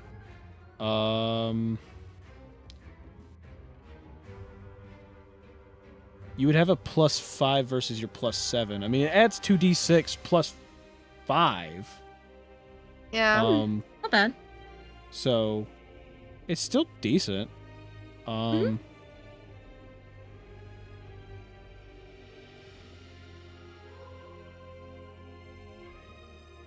Yeah, I mean, just really want to swing at it. no, I mean, if you want to do that, that's, yeah. Alright, that's what I'm gonna do then. Okay. So, it's, yeah. It's not like it's really going to be, like, that big of a problem, because you're not getting sneak attack anyways. Yeah, no, that's why I'm switching. Yeah. I don't really know, if it's loud, but, like, Could I like mention something else that she could potentially do? What? You could, but I'm still gonna use this action just because I already said it. But yeah, you Okay, can that's say fine. it. That's fine. So the other thing you could have done is bonus action disengage from the one that's next to you. Come over to the one that's next to me, and you could have gotten some sneak attack damage on him. Yeah, that's true.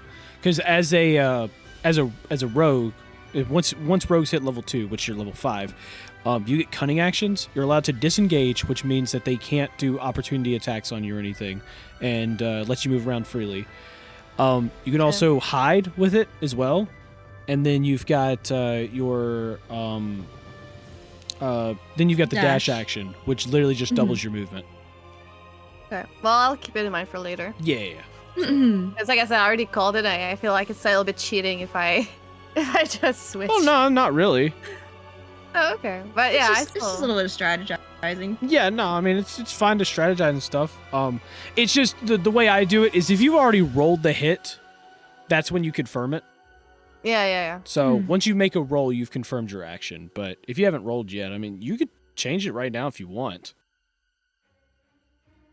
So the only difference is, so like because it's a magic weapon, it does help you in everything. You could get 2d6 plus 5 damage on them, which is still good.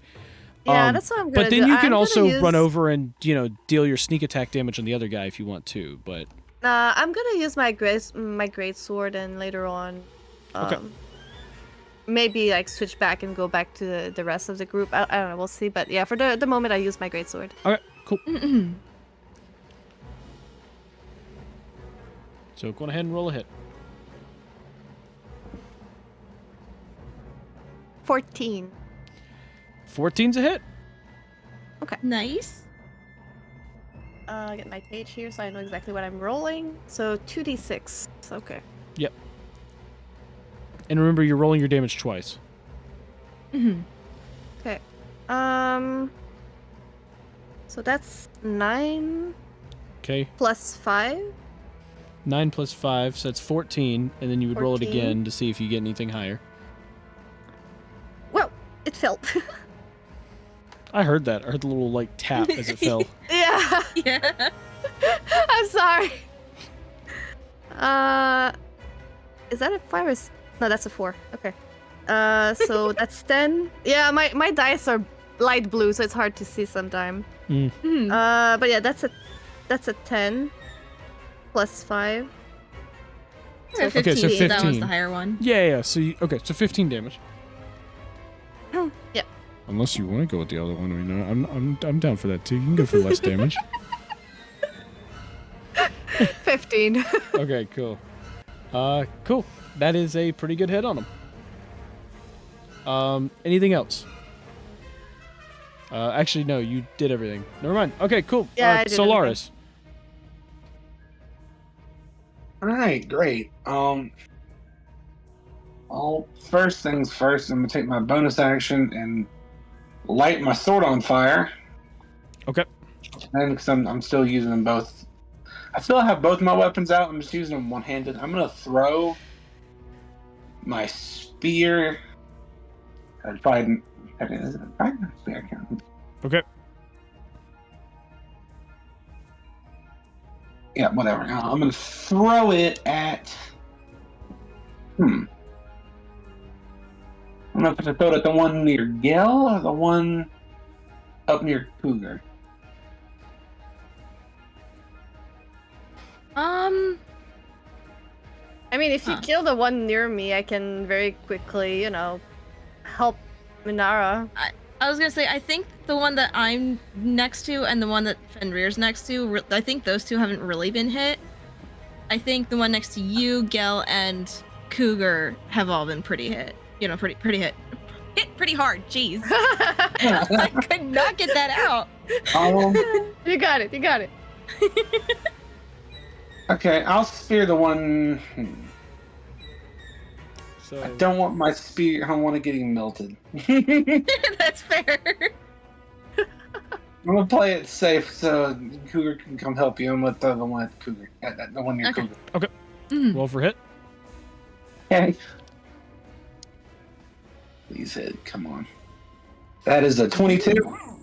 22's a hit. Alright. Rolling that fat DPS. 7!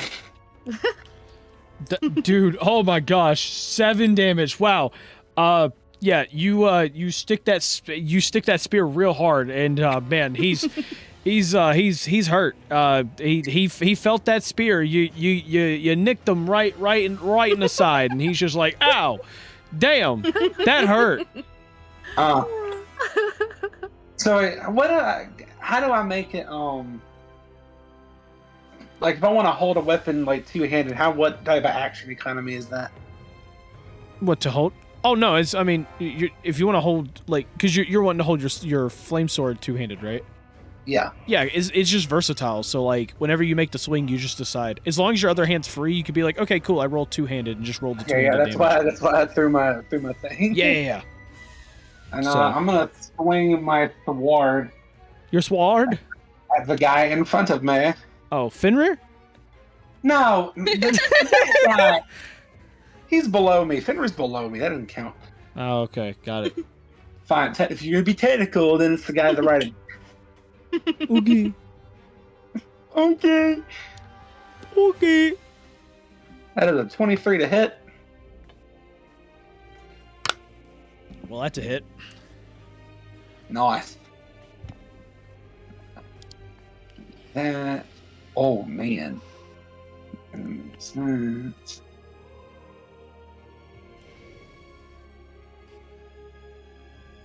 All right.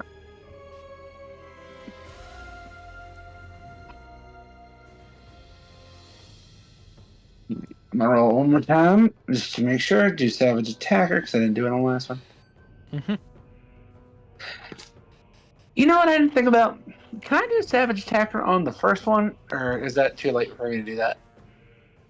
You would rather do Savage Attacker on the first one? Yeah. I mean, if you want.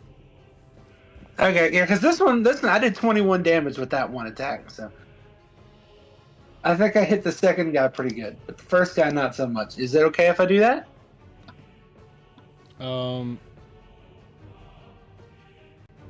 So I mean, yeah. I mean, Yeah, if you want to do it on the first one, yeah, go on ahead and roll the damage with the other. Not a puny little 7. So 11. Okay. Cool. I'll go add 4 extra damage to it. Yay! 4. Okay. Cool. And you got 21 on the one next to you? Yes. So, he stares directly into your soul, pleading for his life as the sword, what type of damage? Slashing and then fire damage. Okay, yeah, no, you just burned his ass alive. He in fact does die. Dang. You just take the sword, you just hit him, and he just and he's dead. I hate mushrooms. And Um, I guess I'm gonna. Yep. I'm gonna use my movement to come up here. Okay. If I can. Yep. There we go. And that's it. Cool. We're going to move on to the next one in line then. The one next to Manara. This one's going to swing. Okay. 14. Mm-hmm. Yep.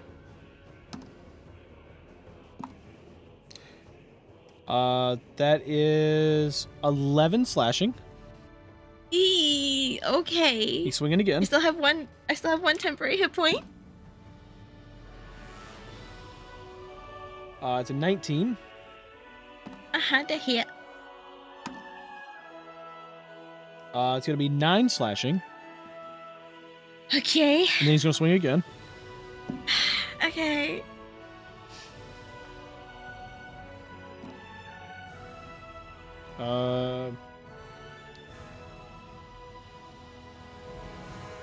Let's see. That is 13. Gosh dang it. That hit. Okay. It's gonna be 10 slashing. Ow. Guys, can I get some help over here? Yep. After he does that, he's going to then run down here. Okay. Cool. Basically, he gets some quick swings off on you, and then he goes down to help his friend. As you assume that what the other guy was saying earlier is probably some type of orders. Okay. Then the next one, which is the one next to Fenrir, after he got scorched a little bit, he's basically under the guidelines of, fuck this shit, I'm out. He is going to swing around Fenrir.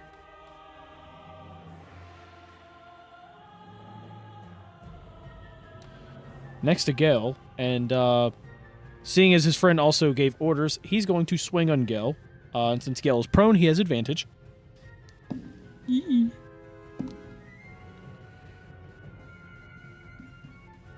25 to hit.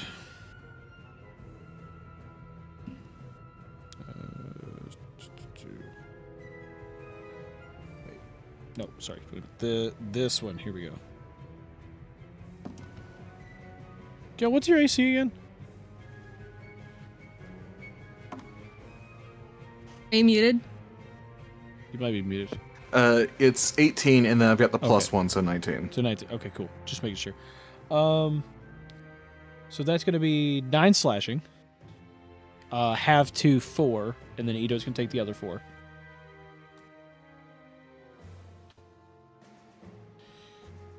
Okay, he's going to swing again with advantage.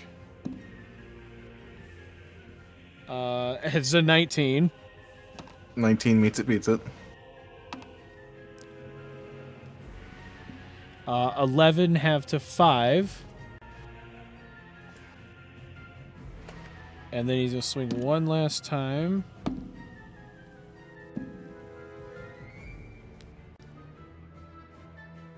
Uh...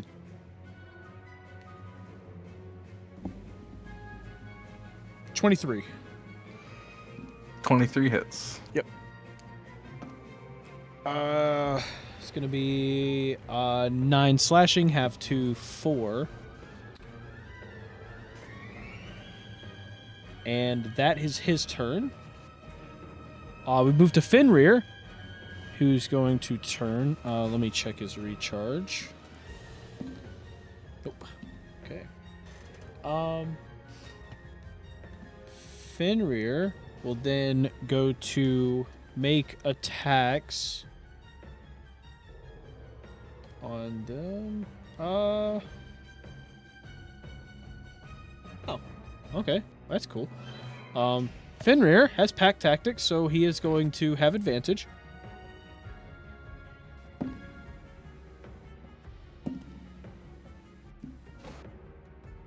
So, although they think they're smart, this is incredibly stupid of them.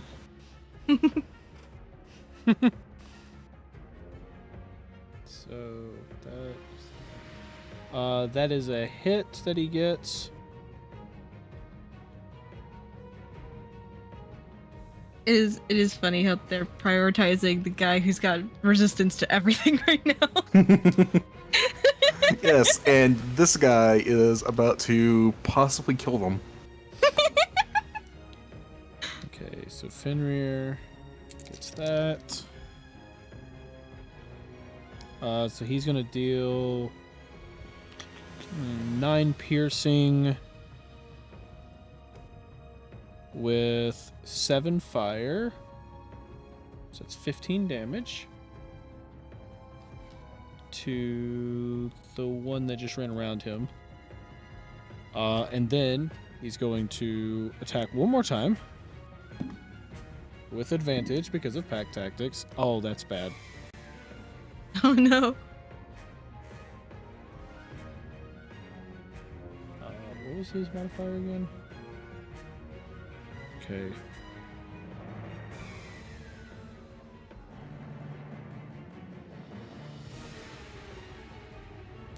Okay. I don't like that. He rolled a crit. Oh. Great. Yeah, that's great for us. Yeah.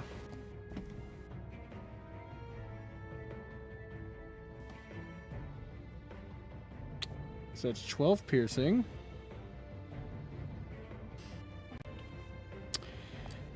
And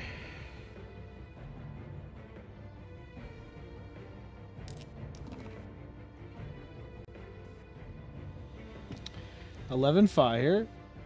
And he burns to death. Oh my gosh. Yep. He ends up biting him, and basically the fire erupts from inside of his body, and you just see him pop like a balloon. Ugh. Yeah. Jeez. Ew. Yeah. It's just like the ground around him is just scorched and bloody. Then to Frostwind. Frostwind's just going to stay on. No, actually, Frostwind's going to.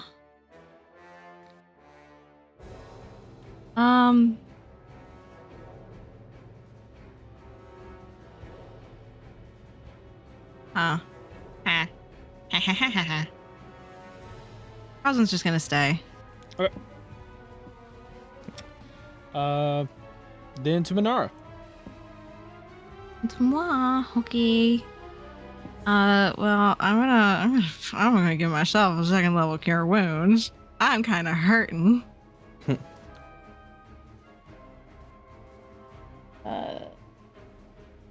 No, I need 2 more.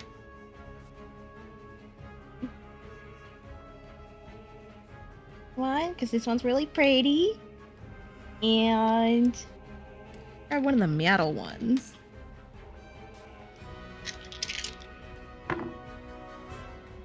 Ooh, not bad, not bad.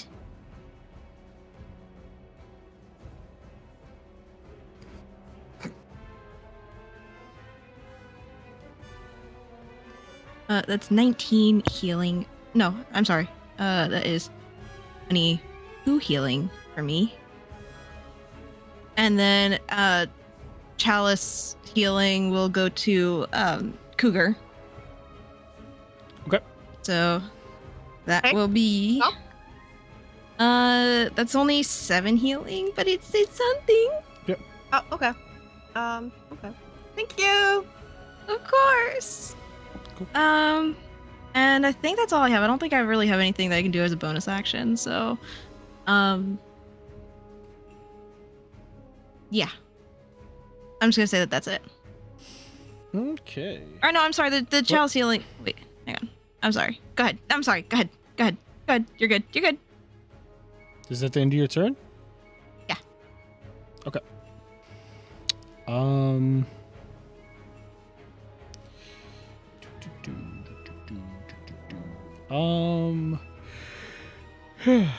Fidget is going to move up.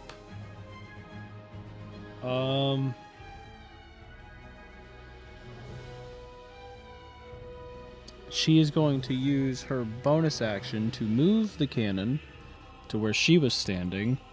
And in that bonus action, she will also create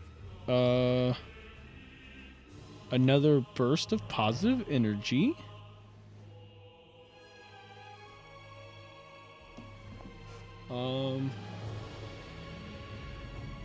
So, well, wait a minute. This... Let me actually figure this out.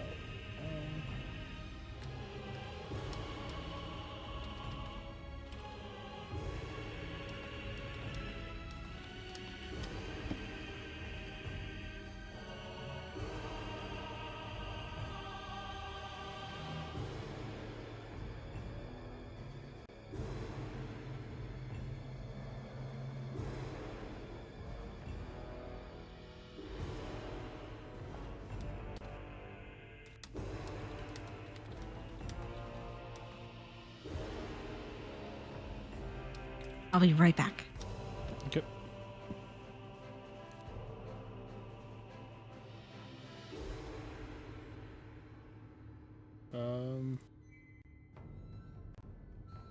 Got it. So she is going to use her bonus action to do Protector again. I was checking to see how temp hit points work. So I'll tell you guys in a second.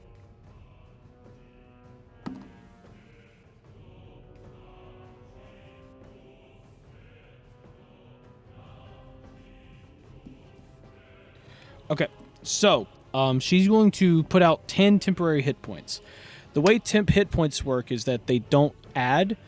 What happens is that everyone within 10 feet, which is basically all the allies, all of you receive the 10 temporary hit. All of you will receive it. If you have more than 10, you choose whether to keep the number you have or to add the 10. So if you have less than 10, it's probably best to go up to 10. And if you have more than 10, you don't want to take it. But if anybody has like less than 10 and would like to take these temporary hit points, add 10. Okay, I'll boost mine up to 10 because I had 5. Okay. I got confused on this one. I'm sorry. Okay, so she's doing another burst and she's healing everyone of 10 temporary hit points. If your temporary hit points is below 10, you can add this. If not, you probably don't. I don't have temporary points anymore. Okay, then you add 10 temporary hit points. Yeah. So what happens is when you receive 2 sources of it, you choose which one to keep because you can only have one at a time. So since she's Gotcha. So since she's giving this, if anybody has more than 10, it's best to keep that instead of this one. Okay. Yeah. So if you have that 12 from earlier still, then you don't need these. But So I'm go from what I had up to 10? Or do I add 10 to what I already have? No, you would go up to 10 because what you're doing is dropping the old temporary to hit points to add the 10. Welcome back. I got you. She put out Fidget put out 10 temporary hit points. Oh, okay. So Thanks, Fidget. Yeah. So you ran out of temporary hit points, right? Yeah, I did. Yeah. So I was telling them the way temporary hit points work is you can only have one set at a time. Yeah. So you would choose which one you get. So if you had the 12 from earlier, then you could choose between the 12 and the 10, which you would want to do 12. Got you. So yeah. Okay. Fidget does that. And then as a for her free action, she's gonna pull out her Glock. Nice. And she's gonna pull it out, and she's going to aim it right at the one in front of Solaris and Cougar. And she's going to cast Shoot That Bitch. Greatest spell of all time. Yep. Well,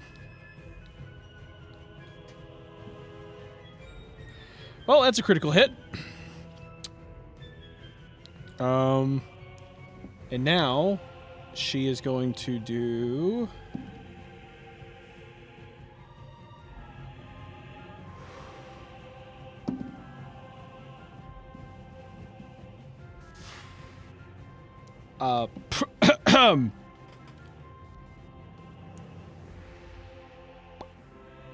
this one.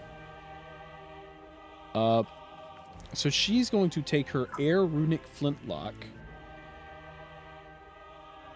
and she fires a bullet through this guy's eyeball, and he falls over dead. Jesus. With That's 21 violent. damage. Yeah, he dead. Disgusting. Yeah, he's dead. Are we sure about that? Should we check? We should triple check.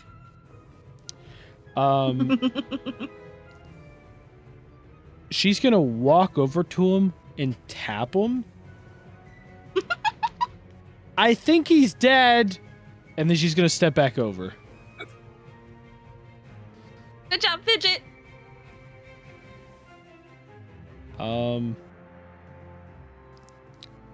Yep, that is that then. We're going to move on to the next one in line, which is Gel. Okay, so Gel, really mad now. He's going to get up. Okay. I'm going to Savage Attack. And I'm going to Savage Attack the first one of the one that's right beside Waffles. Okay. Or Timmy. Yeah, the top one there. Yep. So, let's see here. Heirloom. This is 18 to hit. 18's a hit. 11 damage. And now I am going to cleave. And cleave onto the second one. So I'm going to make a attack on him. 26. Okay, sorry. So first one, how much damage to the first? 11. Okay. So hit him with 11 damage. Good hit. And then the bottom one you hit with, I'm sorry, you say 27? 26. 26. Okay, well that's a crit. Oh, crit damage. Okay. 25. Or actually, not 25. Because I gotta take off the 7 for the modifier. That'd be 18? You said, oh, sorry, you said 18 damage? 18. Because with cleave, I don't get my modifier, unless it's negative. Okay. So this bomb one's taking 18 damage.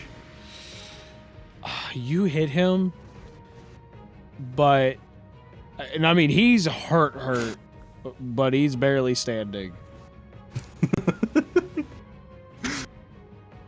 He wants to knock me down twice. I'm gonna get him.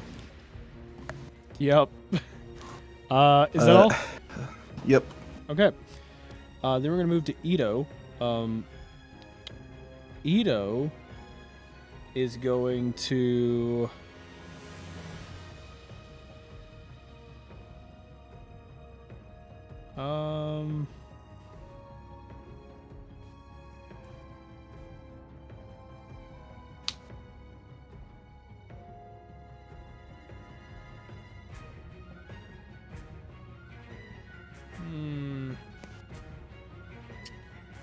Huh.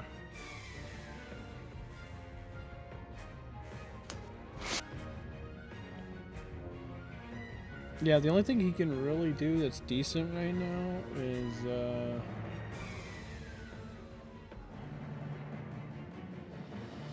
he will just cast resistance on well, no, wait a minute. Is this no? Wait, no, never mind. That's not concentration. Okay, yeah, no. He's gonna cast resistance on Gel. So you'll have a D4 added to any of you. Is it? Oh no, resistance in D&D is different. Wait a minute. And choose it. Oh, wait a minute. Is that what that is? Oh, wait. Oh yeah, never mind. That's completely useless. We don't need. It's right? elemental resistance, right? Oh, and it reduces the total damage by a D4. That's it is elemental. Oh no, you can choose slashing. Yeah, so we're gonna. Okay. Yeah, slashing is apparently one of them. Okay. Bludgeoning, slashing. Okay, yeah, he just chooses one. So we're gonna go. Let's say. I don't know. You have been rolling low. Let's do bludgeoning. So every time that they do an attack, you roll a D4 and take 1 D4 bludgeoning off the attack. Okay. Or every time you take damage. So yeah. And that's his turn. We're then going to move. So would this be to the total attack or to the just the damage? Just the I take? damage. Any damage that you take, you roll a D4. Okay. Any bludgeoning damage you take, you'll roll a D4. So you take half of that damage because of the, because of his warding bind that he already has on you, Mm-hmm. and then you would. But before he takes any damage, you would roll a D4 to take damage off, and then he would take the same damage after. Gotcha. Yep. So, But yeah, so you have that. Then we're gonna move over. This one here, the one that's been giving commands and stuff that looks like he's about to die, he's gonna kick you. So give me a dexterity saving throw.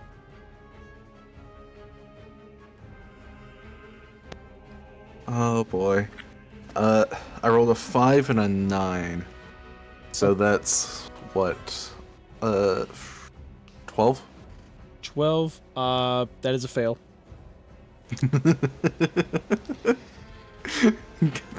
So this is exactly why I gave you resistance. I don't like the taste of the dirt. What's funny is it's only been these saving throws that you've been rolling poorly Exactly. on. Everything else, you've been rolling great.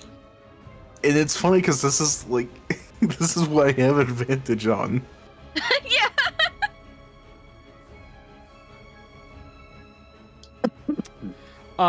So that's 29 bludgeoning, which is going to be halved. So 29 halved already to round it down to 14, and then it's going to be halved again. Or no, sorry, not halved again. You're gonna roll a d4 real quick and minus that off. Yeah, I the rolled 14. a 1. Okay, so you're taking 13 bludgeoning. Ito will also take 13 bludgeoning.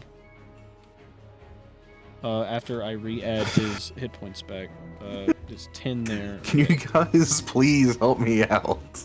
I do not like the taste of the dirt. I got you, bro. Hang on. I'm on my way. I had to heal like crazy this fight.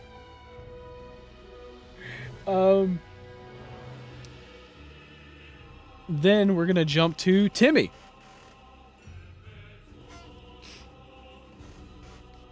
Timmy. Timmy! Timmy! Tim Tim? You here? Timmy!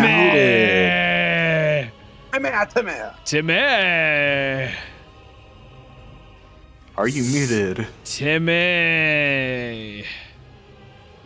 Timmy!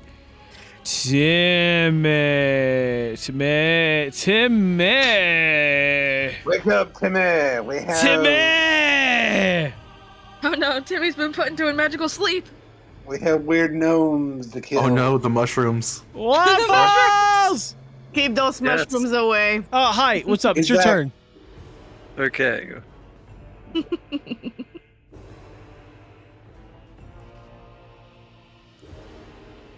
I cast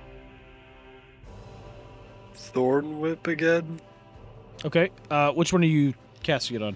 Top or bottom? The closer one. Okay.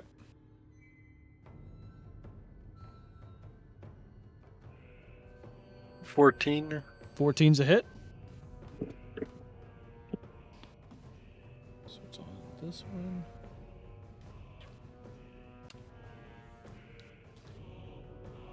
$5 damage. Okay. Cool. Anything else? No. Okay.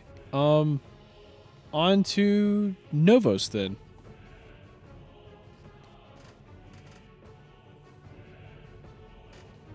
On to Novos then.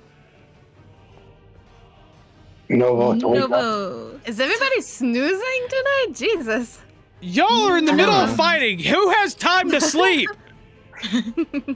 Novos has been taking some weird mushrooms. Novos, I think your mic might be muted or something because you were there a second ago. You were there a second ago to talk about shrooms. Come on. No, to wake up.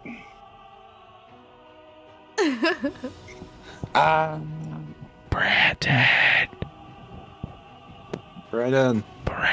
Wake up. It's time for you to wake up. I swear to God, Brandon, I'm gonna kill Novos and I'm gonna make Fenrir do it. Let's go. Brandon. I got one less problem for the party. No, I'm just kidding. Oh my god. Warning Wait. sound! Warning sound! No, no, no, Lower no, your no, no, sound! no, no, Lower no, your no, no. sound! Woo! It didn't pick you up at all, Johnny. Nah, I didn't at all. I know. I actually turned it down because it was gonna be loud as shit if I actually Oh, screamed at the gotcha. full volume. Granny probably heard it upstairs. Oh my god. I had it on full volume. Oh, We got nothing here. Yeah. that's probably for the best. I can't lie. Mm-hmm. Yes. For the best, Your turn. probably. Brandon. Brandon! Johnny, what did you say earlier? 90 seconds, something like that.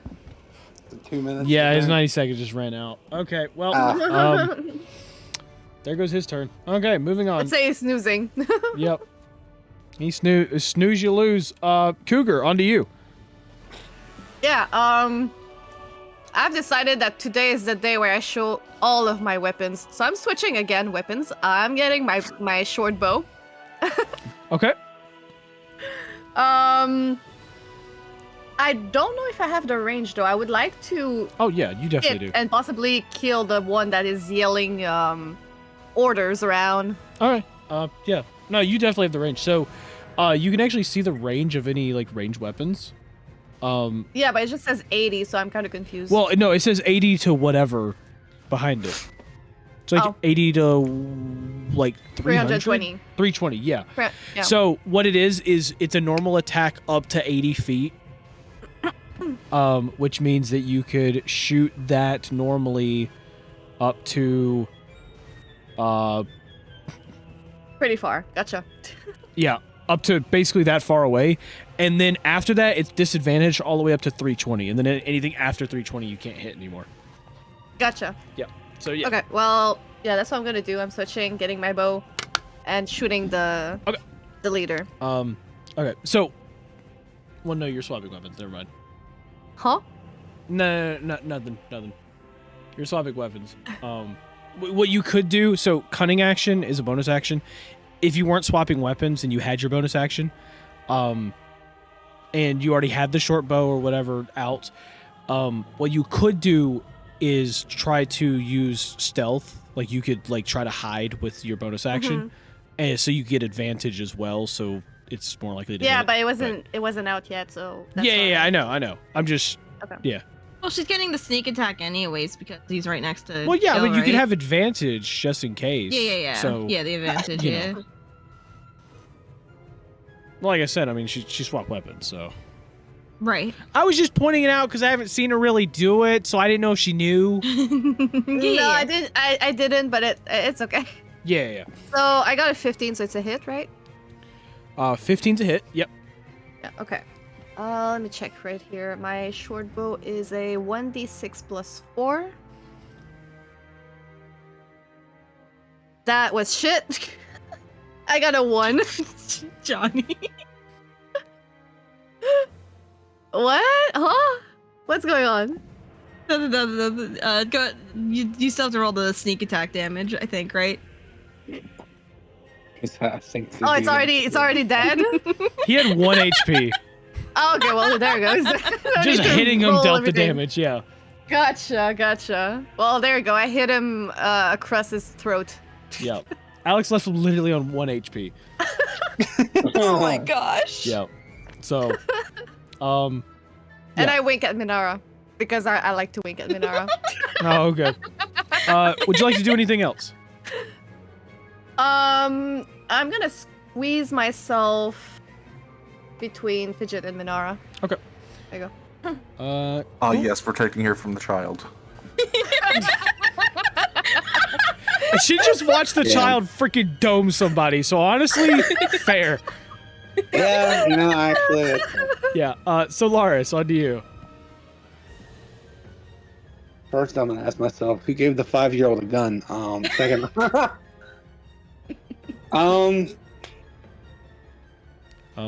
I think the You answer know what? is you guys. I didn't do it. I didn't condone this. And second off, I mean, I I'm gonna condone say, huh? I condone it. I'm sure. But all right, I'm gonna cast.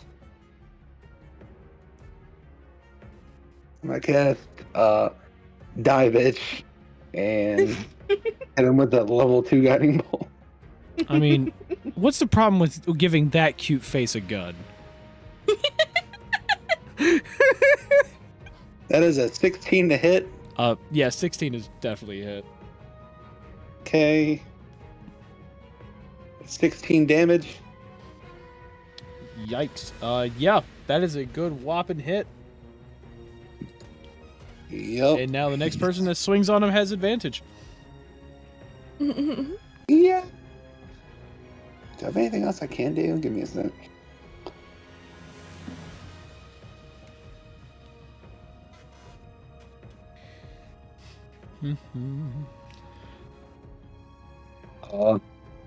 Anybody need any healing? Yell? You need any healing, buddy? I mean, I could take it. I guess can I move over here? Just like squeeze through them and get over here. Yeah, I mean, yeah, you just run right through them. Okay, cool. I'm gonna just lay on hands for like 10 hit points. Okay. Thank you. You're welcome. Oh god, what did I mention in the chat? Yeah. Okay. Is that all for you? Yeah, that's it. Okay. Then we're going to move to Fenrir, who's going to swing around you, and he's basically going to run over and just like, you just see his head just turn sideways as fire starts to come out of his mouth, and he's just going to attempt to bite the shit out of this guy. Which not only, I mean, he gets advantage, both because of pack tactics and because of your guiding bolt.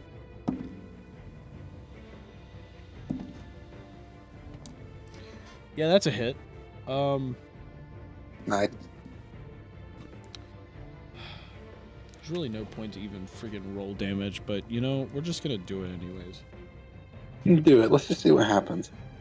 Rolling's fun.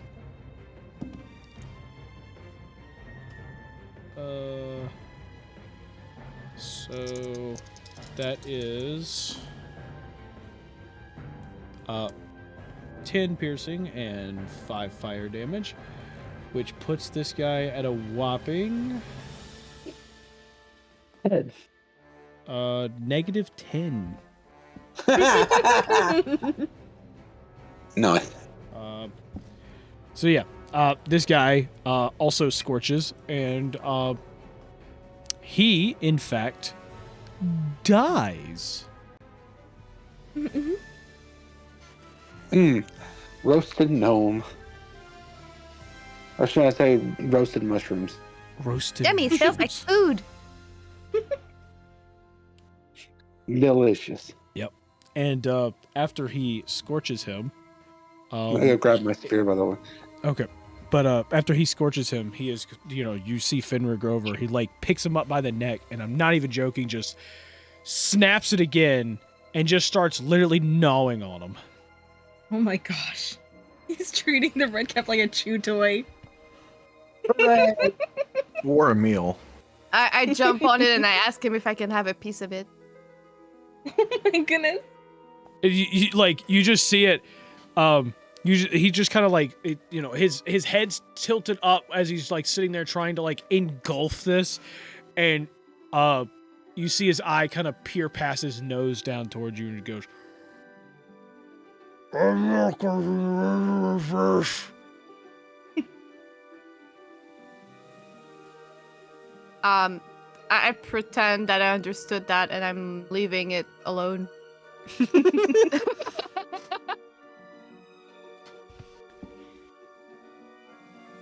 But yeah, Fenrir just straight up eats the body. Gel is just going to be like got into a sitting position, and Gel's going to look over at the aces, see if they're done. They're done. Yeah, the aces look a little tired and everything, but it seems they have in fact killed quite a bit. I mean, like red cap wise, when you look over, you know, if you thought your fight was difficult, they had probably 20 to 30 of them. Jeez. Mhm. So they're yeah, they're just a little beat up.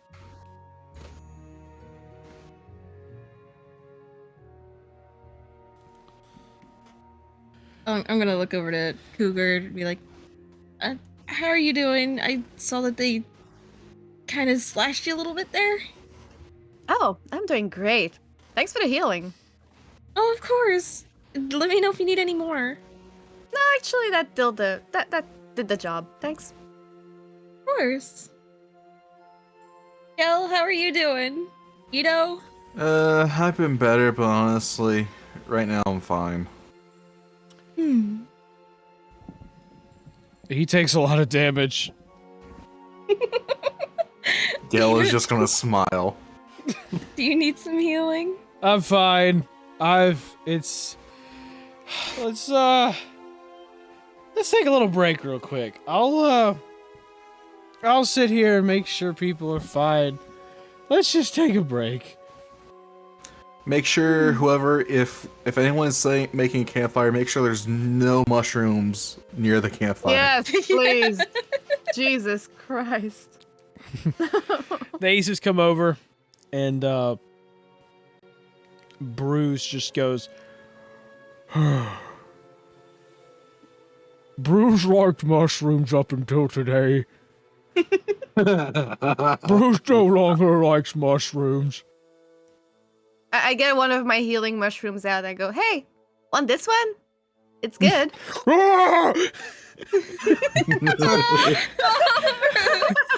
Now, why would you tell him with that? I mean, it's a healing mushroom. It's a good one. Well, at least you tried, anyway. I think we all have an aversion to mushrooms now. Yeah.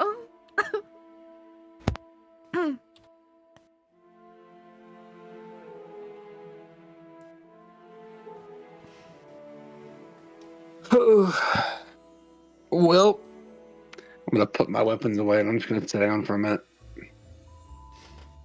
I'm gonna. I'm gonna Take go a see seat as well. Minara and say, hey, I think I need some cuddles now. Oh, of course. I mean, we can sit down and we can cuddle. Heck yeah. I'm cuddling.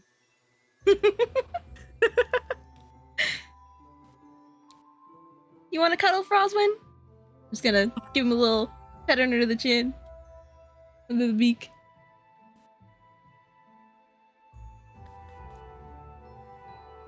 Okay, so, as you're all, kind of relaxing and everything, let's see, does this one have this? No, it's just gonna be one. Okay. So, Ito,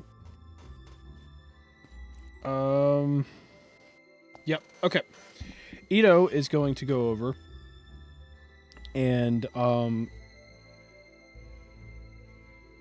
up to 5 up to 5 creatures.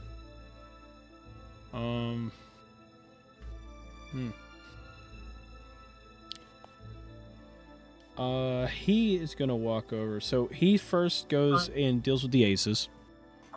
And he is going to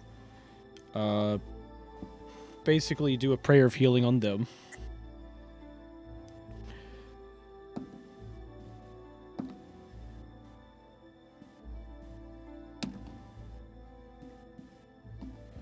So he's gonna heal all 5 of them for 13.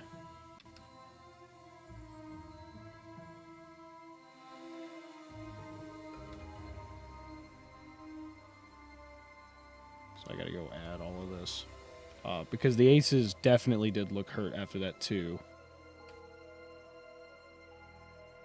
And then he's gonna come back and use his last level 3 spell slot actually to cast it on you guys. Which this is like 10 minutes apiece. So, Let's see.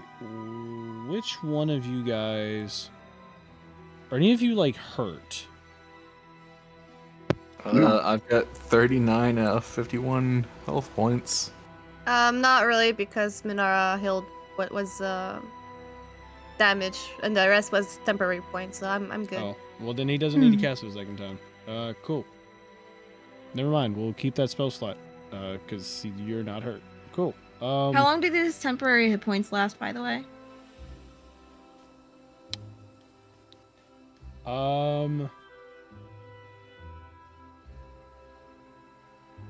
So he's not casting it on our party? No, he's not. Okay. So, because it's like up to 5 creatures, and if you're not doing it, there's no point to waste a level 3 on that. Here you go. I'll just dump the rest of my healing into you. Okay. Let me check about that. How much is- temporary. Yeah, I'm about to figure that out. Give me 1 second. 15. Cool. I am at max now. Nice.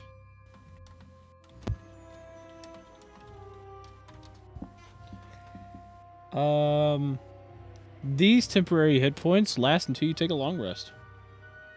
Okay. Technically, I only needed 12 healing, so you should still have like 3 left for lay on hands. All right, cool. Yeah, I'll keep those 3. So,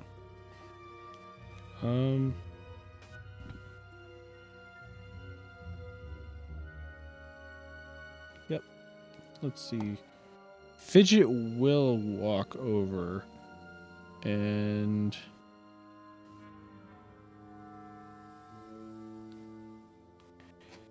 let's see. Let's do.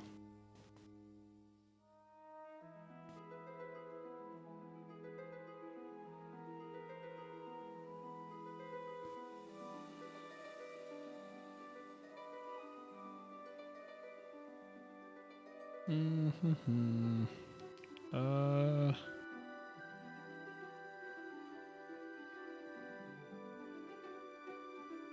Okay.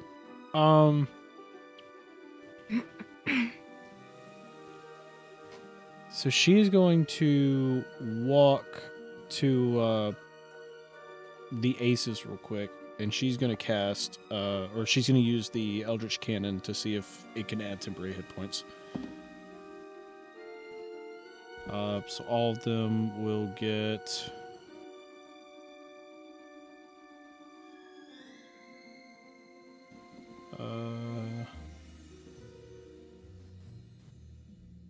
Okay, so all of them are getting 10 temporary hit points.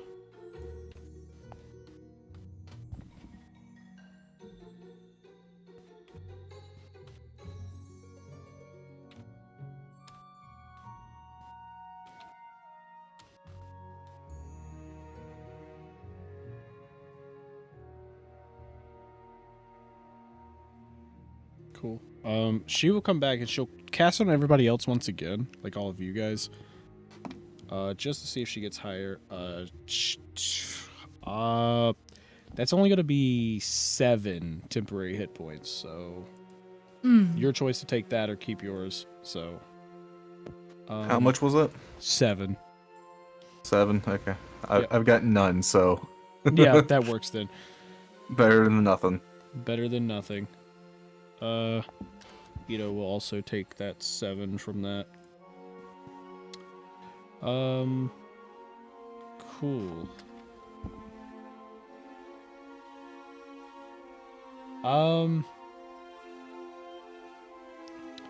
Yep, and that's pretty much that. So, you take a short, you take about like 10 or so minutes and everything, and Bruce looks over and goes, "Are friends ready to keep going?"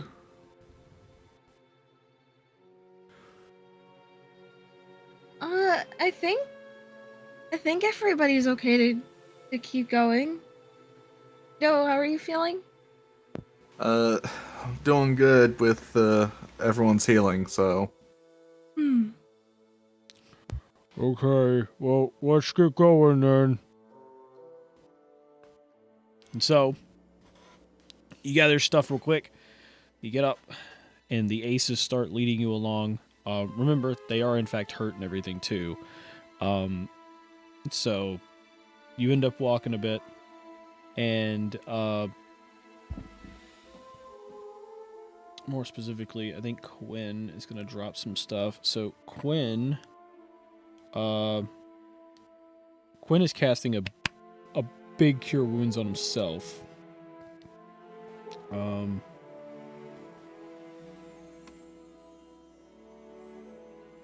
did not mean to click that. Well, if you hear virtual dice rolling, give it a minute. I did not mean to click that. I'll take whatever number it gives me, but I did not mean to do that. Okay, cool. So he is healing for 29 HP.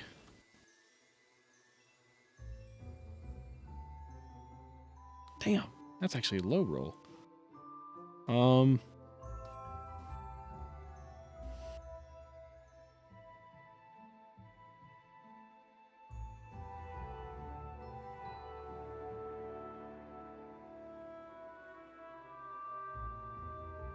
He is then going to cast a Mass Cure Wounds on the 5 aces. And I guess we'll throw in Gel too, because he can do up to 6 creatures. Miguel's full HP. You're full HP. Oh, you're full HP now? Yeah. Oh, okay. Anybody I'm not... still missing 7. Okay, then he'll cast it on you too. Okay, cool. Alright, so let me do this. So he's casting this.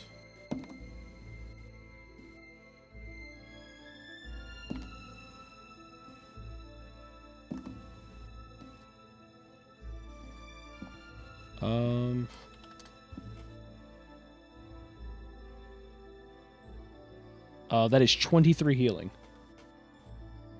Thank you. Quinn just gives you a thumbs up.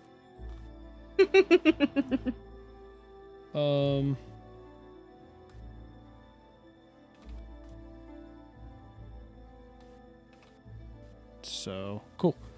So the aces are doing a little better now. And so y'all walk a little bit, and eventually you arrive pretty much where you see the huge metal you see a huge wooden door engraved in metal, as you all recognize it to be basically the exit to the floor itself. But before you step out onto the grassy plains, all of this kind of, a bunch of mushrooms and everything kind of surround this open area in front of the door.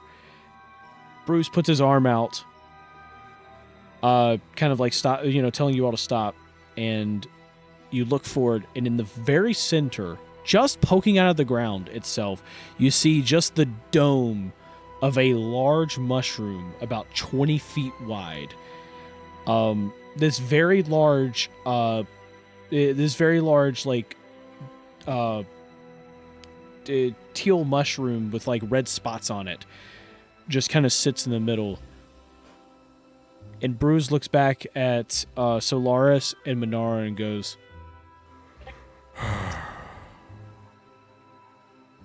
"Are you two ready to fight this again?"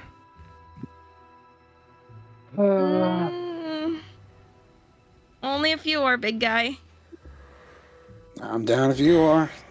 I'm gonna go ahead and pull out my weapons and light my sword on fire just in case. Yep. I get my 2 daggers ready. Mm-hmm. And he turns over to all of you, and he goes,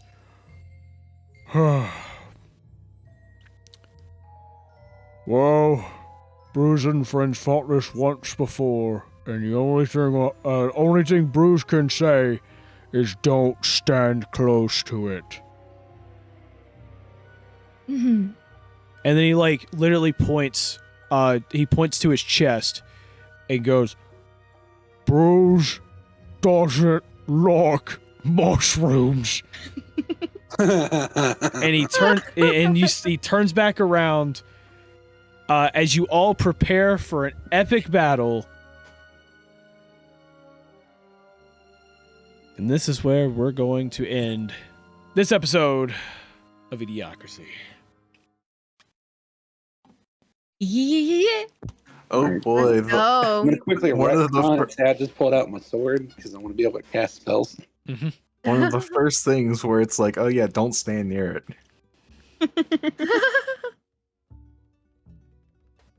Oh god, this whole so much mushrooms! I cannot anymore! I cannot! Yeah. At least I have air runes to Yeah. do something. That's true. How do you think we feel? I know, right? We've been through this twice. Or well, once before. Okay. But yeah, thank you guys so much for watching. If you enjoyed any part of this, please press the like, subscribe buttons down below, and please comment. Will the party make their way through?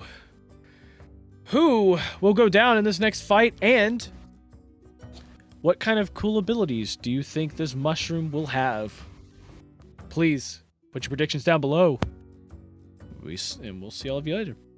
This is the cast of eDIOCRACY saying, peace out.